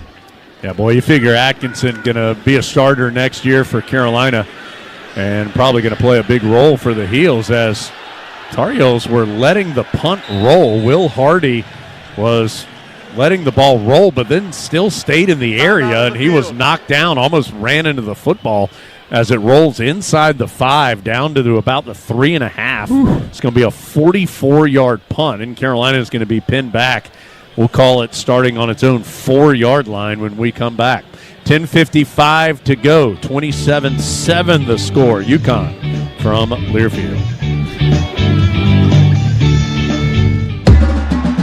Wherever you go, whatever you do, score the confidence you need to start your journey with the power and exceptional capability of a new Ford F-150. With available smart tech like Pro Power on board, it's game on when F-150 is part of your team. For great offers and to learn more about a new Ford F-150, go to buyfordnow.com or see your Carolina Ford dealer today. Always consult the owner's manual for important operating instructions.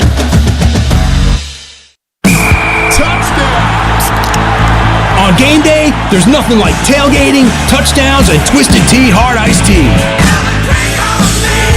Twisted Tea goes down smooth and tastes like real iced tea because it's made with real brewed tea. Cool, refreshing, and a 5% kick of alcohol. Twisted Tea Hard Iced Tea.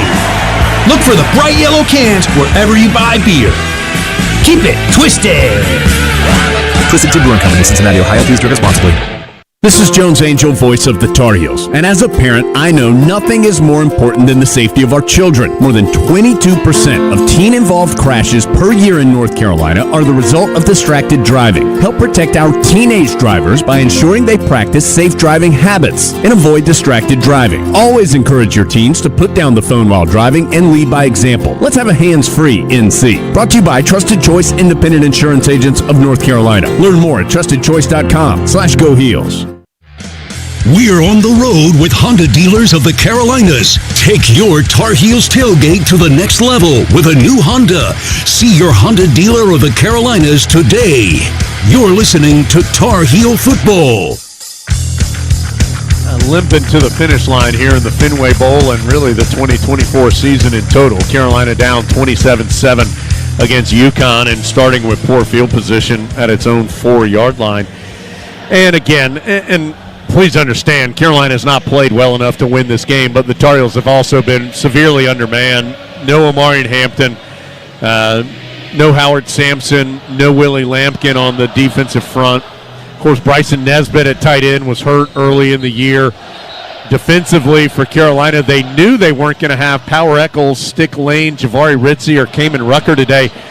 Des Evans has not played, and Lee Pace reporting kind of during that break we were talking about it. Des not even on the sidelines that we can see for Carolina. He was listed as the starter today, but to our knowledge is not even on the sideline and has not played this afternoon. So the Tar Heels have just been working with what's available, and that will include Michael Merdinger, who's going to flare out as a wide receiver on this play, with Caleb Hood setting up as the quarterback.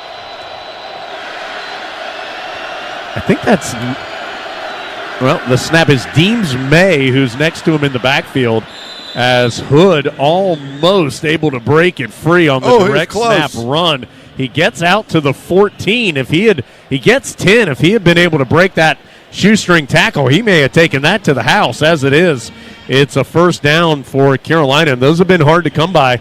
That is just the third first down of the day for Carolina. UConn has 20 of them. Tar Heels huddling up. Again, Merdinger's going to go out wide to the right.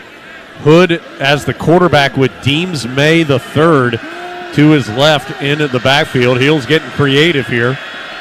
Jake Johnson sets up as a wing right side. Direct snap to Hood. Picks his way up the middle and gets good yardage again.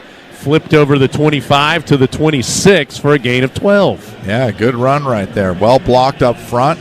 Got the polar coming through, able to get to the second level. Caleb Hood picks up 10, 12 yards. Tar Heels sniffing 100 yards of total offense here. They're up to 86. Down 27-7. Same formation. Hood, this time just going to run to the left. Gets the corner turned, and Hood, another first down. Gets over the 40 to the 41-yard line. And that should put Carolina over 100 yards of offense on the day.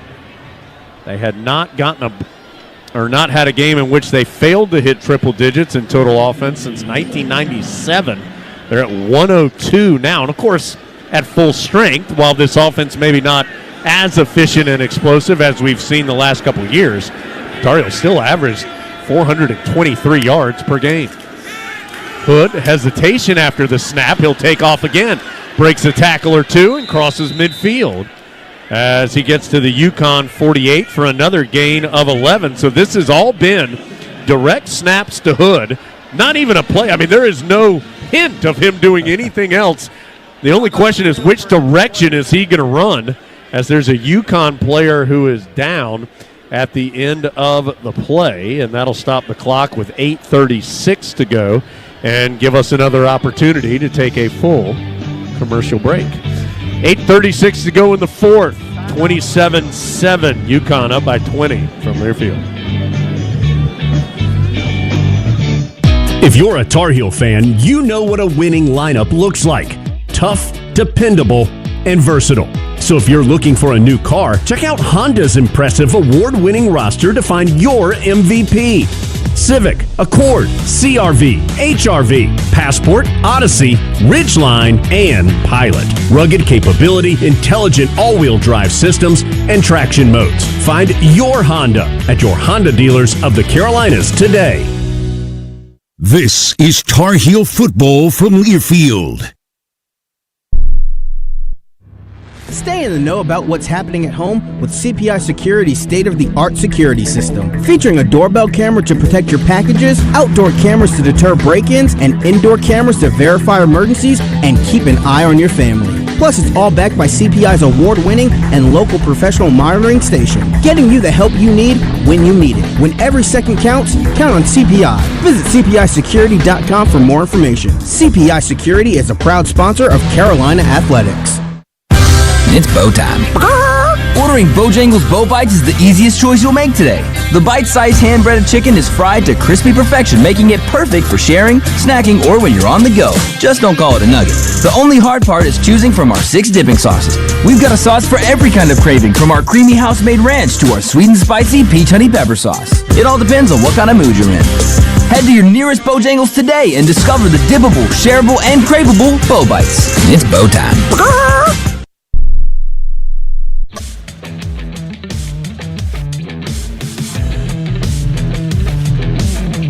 8:36 to play. By far, Carolina's best offensive possession of the game, as they've just snapped it to Caleb Hood and let him run. But it's been effective. They've moved off their own 4 to the UConn 48-yard line. And unfortunately, though, Heel's still down big, 27-7 with 8:36 to play. So they have eclipsed the 100-yard mark. The last time Carolina had fewer than 200 yards in a game was 2017. That was at Virginia Tech. Had 173 that day. And last time they had fewer than 10 first downs was also against Virginia Tech. Different year, though. That was 2016 in that Hurricane game in Kenan Stadium. And it has been unique circumstances again today for the Tar Heels, not necessarily with the weather, but with available personnel, including dropping all the way down to its 4th-string quarterback. Max Johnson started the year. Connor Harrell started the Charlotte game for Carolina. Jacoby Criswell took over after that in the middle of the North Carolina Central contest.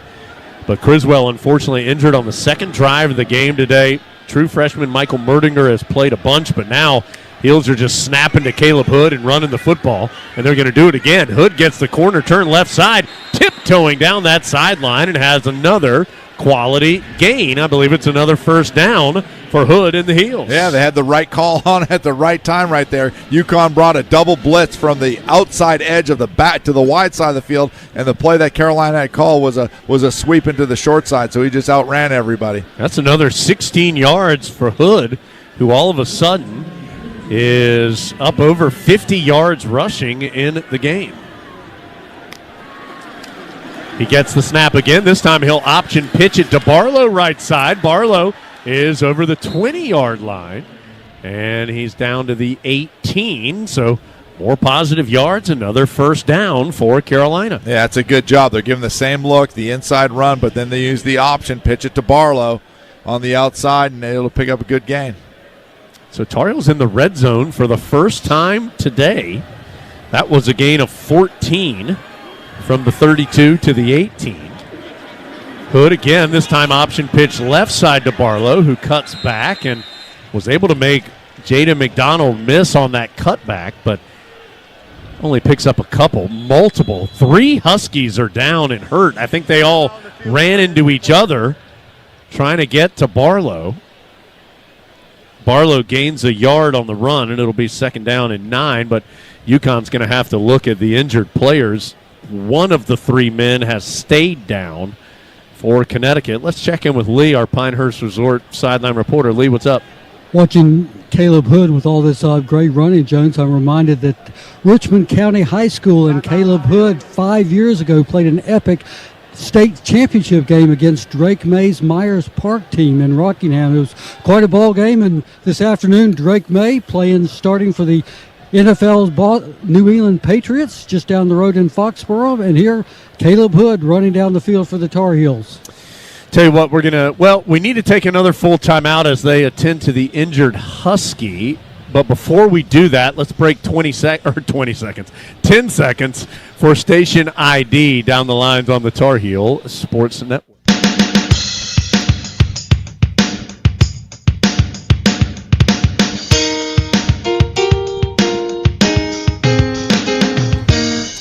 Javon Banks was the injured Husky. He is up and being helped to the sideline. Let's take that full commercial break. 7:05 to go. UConn up 20. But Carolina threatening in the red zone from Learfield. The passion, the tradition, the rivalries. Sirius XM is your destination for all things college sports, and we've got you covered. On ACC Radio, there is complete coverage of every school in the conference, including live games, coaches' shows, and more. So cheer along on the Sirius XM app and listen to your favorite team anywhere. And now you can get 3 months of Sirius XM free. Subscribe now. See offer details at SiriusXM.com/ACC Sports. This is the Tar Heel Sports Network from Learfield. Together, that's how we stay in the game, ready to play. As one great team, UNC Health is keeping you well by bringing renewed focus, approach, and dedicated services close to you.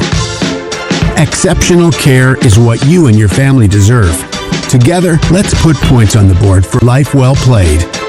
Team up with UNC Health, proud partner of Carolina Athletics. Like a last-second touchdown to beat your rival, or the play that you can remember like it was yesterday. Penn Station East Coast Subs fuels your passion for greatness. With a menu featuring an array of mouth-watering grilled submarine sandwiches, fresh-cut fries, and hand-squeezed lemonade, let Penn Station Subs make every day feel like game day. Penn Station East Coast Subs is happy to serve you with 6 locations right here in the Triangle. Come see us in store or order online. Penn Station East Coast Subs. It's all about good taste. Yard line or 17-yard line of UConn, 2nd and 9. One other bowl game going on right now. It's the Pinstripe Bowl, and Nebraska leads BC 13-2 in Yankee Stadium. And so a couple baseball parks hosting football games involving ACC teams. It's been a bad bowl season so far for the ACC. Only one ACC team, Syracuse, has won its bowl game thus far. They beat Washington State in the Holiday Bowl last night, 52-34. 35. Hood is going to throw down the right side, caught by Copenhaver at the 5, and he's in for the touchdown. What a throw by Hood. Caleb Hood completes it to Copenhaver, who gets in for the score. How about Caleb Hood, the Tar Heel running back? Oh, my gosh. There's a fan that just got on the field, and he just got slammed to the ground. That's the best tackle we've seen all day. Behind the end zone that Carolina just scored in. Holy smokes, was that a hard hit, as Noah Burnett's going to come on for the extra point. What a great job by Hood on that drive. As the Tar Heels have tried, as the extra point's good, the Tar Heels have tried to piece together the best offensive plan of attack today with the injury to Criswell, and they finally found it just snapping to Hood and running the ball. And then on the final play of the drive, which was the 8th of the drive, he throws a 17-yard touchdown to John Copenhaver with 6:46 to play in the fourth quarter. So Hood, obviously his first touchdown pass of his Carolina career, to Copenhaver, who brings in his 4th touchdown of the season and 9th of his career. Add in the extra point, and it's 27-14. The drive, 8 plays, 96 yards. That's the longest drive of the season for Carolina as far as yardage is concerned. The previous high was 94 against Charlotte. So they go 96 yards to make it 27-14. I would assume Carolina's going to try the onside with 6:46 to go and 3 timeouts. If you get the ball back, you have a chance. We'll see here as Osada lining up, although Carolina not really lining up here for an onside. They have 4 men to the left of Osada, 6 to the right. Let's see. Osada walking up to it. Looks like it will be just a normal kickoff. And I mean, he just drills it right into the Tar Heel bench area, out of bounds. I mean, that looked like, you know how when your arms get out ahead of your body when you're on the tee box and you just hit it dead left? That's what that one looked like there from Osada. I know that feeling. Oh, I do too. Trust me. And that one almost that one scared some helmets there on the Tar Heel sideline. That'll move the ball to 35 for UConn to start the drive. Yeah, a touchdown pass from Caleb Hood. He had a guy off the edge in his face. He dropped it over the shoulder of John. It wasn't wide open. It was right over the shoulder of John Copenhaver. It couldn't have been a better pass. Looked like that young high school quarterback that played against Myers Park in that state championship game. The starter, Fignano's still in at quarterback. Of course, this is now just a 13-point game. Carolina, as the handoff goes to Edwards. So a turnover or something here from UConn could give Carolina a legitimate chance in this game, a game in which the Tar Heels have just been taken down for a large majority of it. That run for UConn gained 3. They'll bring up second. We'll give them 4 and say it is 2nd and 6. So it's now 27-14. UConn content to take some time. Tar Heels do have 3 timeouts. Don't know if we're to the point yet where the Heels feel like they should use them. Fignano will be in the pistol with Mel Brown behind him. Edwards beside him. And nice job by Hester shucking a block and making the tackle on Brown after a gain of 1. So that'll bring up 3rd and 5. And all of a sudden, a stop here, and Carolina gets the ball down 2 scores. We're not saying the Heels are knocking on the doorstep just yet. But telling me there's a chance. There's at least a chance here as Carolina has put together a nice offensive drive and has forced UConn into 3rd down. Play clock's down to 15 as the Huskies make multiple subs.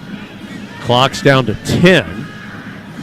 UConn 7 for 14 on 3rd down today. Play clock down to 3, 2, 1, and they just get the snap off. Fignano pressure coming, and he's going to get dropped. Cade Law, sophomore from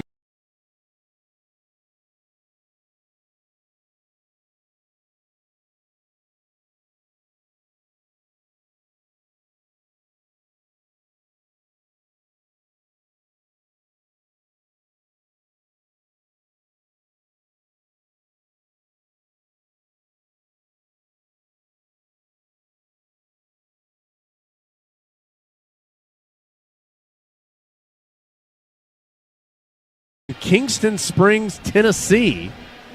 Came on the linebacker blitz and gets the sack. And UConn's going to send out the punt unit here as the clock's still rolling at under 5 minutes. Yeah, great job by the second. That was a covered sack, too. Great job by the secondary. They ran a little crosser route and were trying to hit a corner. Had a shallow cross with a corner deep, and they were trying to hit either one of those. And Tar Heel secondary did a really good job of keeping the cover, which allowed the quarterback to get sacked on that play. Carolina not using its timeouts as the clock's down to 4:33. Play clock down to 2. UConn does get the punt snap off. Carolina bothered the kick.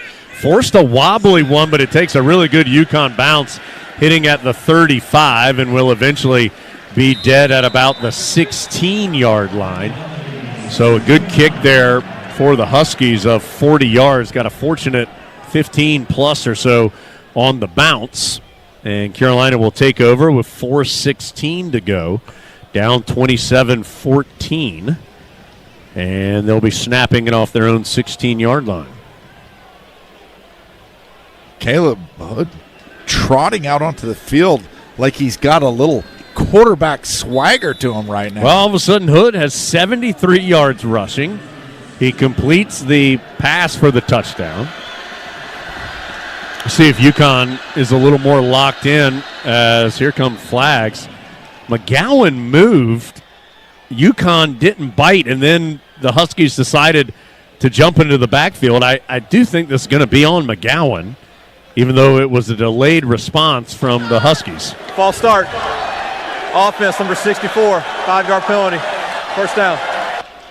It's the first penalty of the second half on Carolina. All right, this is what we're talking about right here. Murner comes back in the game. Short side of the field, man coverage. There's 4 minutes and 16 seconds left. You have to do something to make a play down the field. And they're going with Caleb Hood. Yeah, actually, Merdiger again is going to be split out wide to the left along with Jake Johnson. Now Johnson comes in motion. He'll set up as a wing on the left side of the line.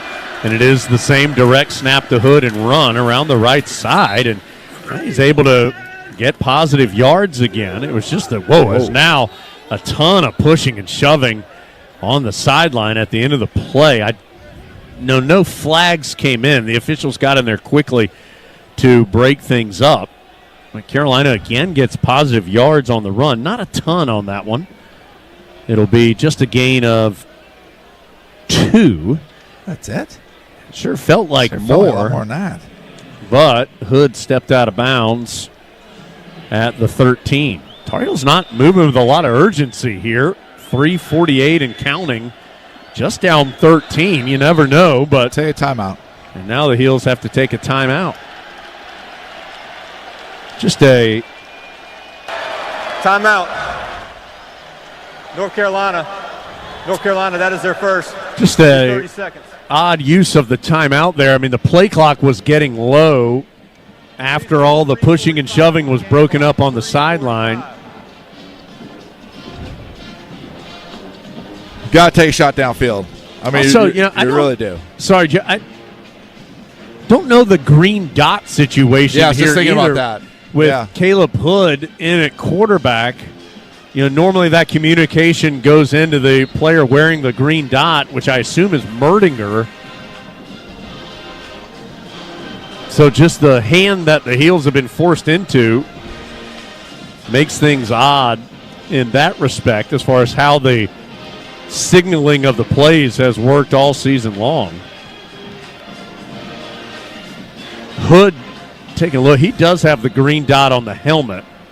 So he is wearing one, it appears, that has the communication element to it. He'll be in the shotgun here on 2nd and 13. 3:45 to go. Fakes the handoff to Barlow, runs to the right side, and Hood gets out to the 15-yard line.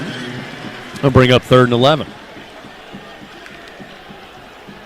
Certainly have to think this is 4-down territory for Carolina, down 13 points with under 4 to play.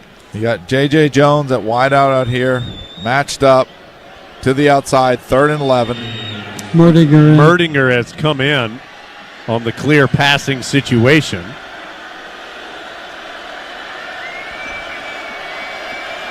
Play clock still at 12. UConn moving around a bunch on that defensive front. Merdinger to throw, has to dump it off underneath to Barlow. Barlow to the 25, powering forward to the 26, maybe the 27, and that's going to move the sticks for Carolina. Tar Heels have 2 timeouts and the 2-minute timeouts still to go.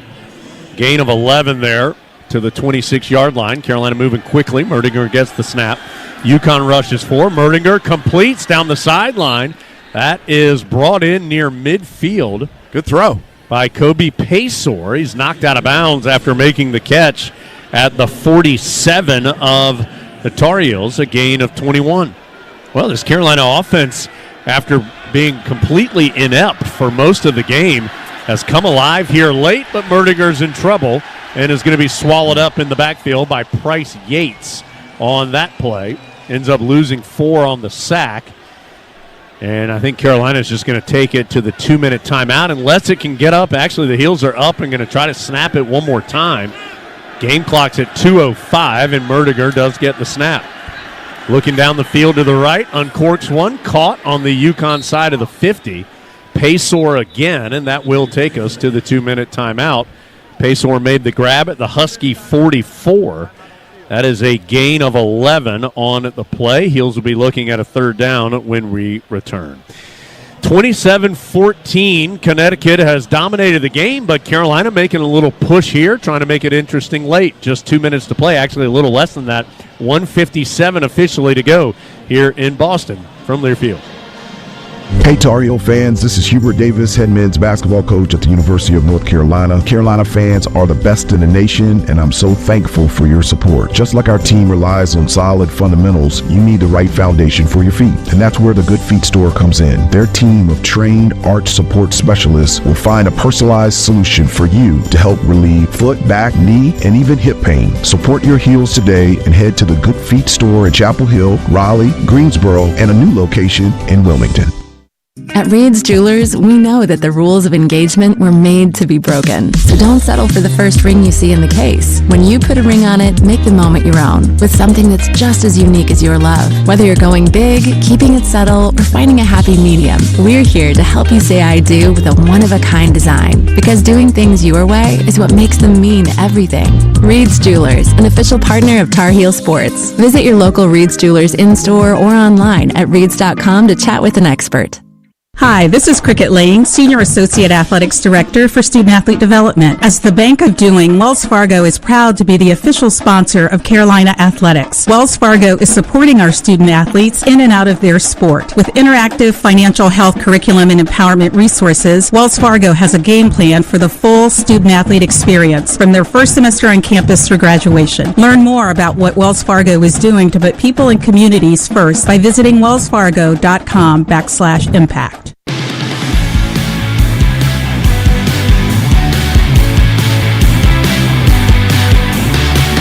Minute 58 to go. Carolina, which has been down on the scoreboard and down bad in the field of play today. Tar Heels are under one last gasp here, down by 13, but have had by far their best quarter of action, putting together a 96-yard touchdown drive, then getting a 3-and-out, and now on another solid drive, facing a 3rd and 1 at the Connecticut 44-yard line. Again, down 13, but a score here and an onside kick gives Carolina an opportunity, which at most of the day today has not even seemed possible. Still, a lot of things have to happen. Of course, Michael Merdinger, the 4th-string quarterback for Carolina, is in the game. He, passing-wise today, is 9 of 11 for 86 yards. Carolina is now over 200 yards of offense. They were down around 60 yards coming into this quarter. So a big 3rd and 1 here. Carolina did convert its first 3rd down of the game earlier in the drive. Merdinger going to toss sweep to Barlow, who runs into Travion Green, keeps his feet, and is able to get back to the line of scrimmage. It's going to be no gain on the play, but Barlow did nice work just to make that anything other than a negative yard opportunity, and that'll bring up 4th down. 4th and 1 for Carolina.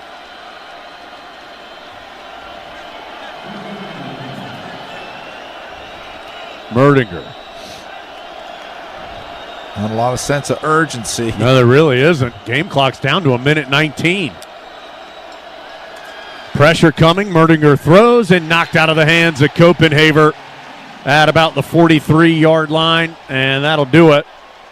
One would think. Tar Heels do have 2 timeouts, but Connecticut with 1:14 to go is going to get the football after the turnover on downs. That was knocked away by the safety, Malik Dixon-Williams. So Connecticut will take over at its own 44. Hey, you really have to respect the Tar Heels. They only gave up, 3 points in the second half. I know we're not into moral victories or anything like that, but they did not quit. They kept on playing hard, put a good drive together there. We're trying right there to get a drive together. Defense has only given up 3 points, I believe, in the second half, and so you got to give the Tar Heels credit. They didn't pack it in and quit in this game. Yeah, it was 24-7 at halftime. Connecticut with the lead. It's currently 27-14. 1 first down closes it out for Connecticut, although likely going to be done anyway. I don't even think Carolina's going to take its timeouts on a 5-yard run there on first down, and yes, the Tar Heels will let the clock roll. So post-game report coming up in just a second. Carolina's going to finish the season at 6-7 and will have lost its 5th consecutive bowl game and fall to 4-11 in the last 15 bowl game opportunities. UConn is going to have to snap it one more time. Fignano will be in the pistol with Edwards behind him. Turn and hands off, stretching to the near side, and Edwards is knocked out of bounds, so that's going to stop the clock with 23 seconds left. So we'll, take a knee, Coach.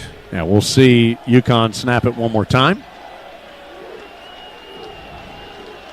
It was a gain of 1 on that run. It will officially bring up 3rd and 4.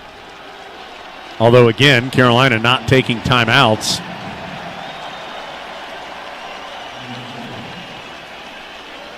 But UConn setting up to run the ball, it appears. 23 seconds to go. Fignano again in the pistol with Edwards behind him. 27-14 Connecticut, less than 30 seconds to play.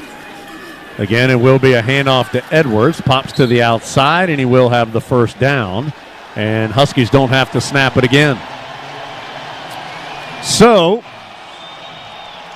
as the clock runs out here in Boston,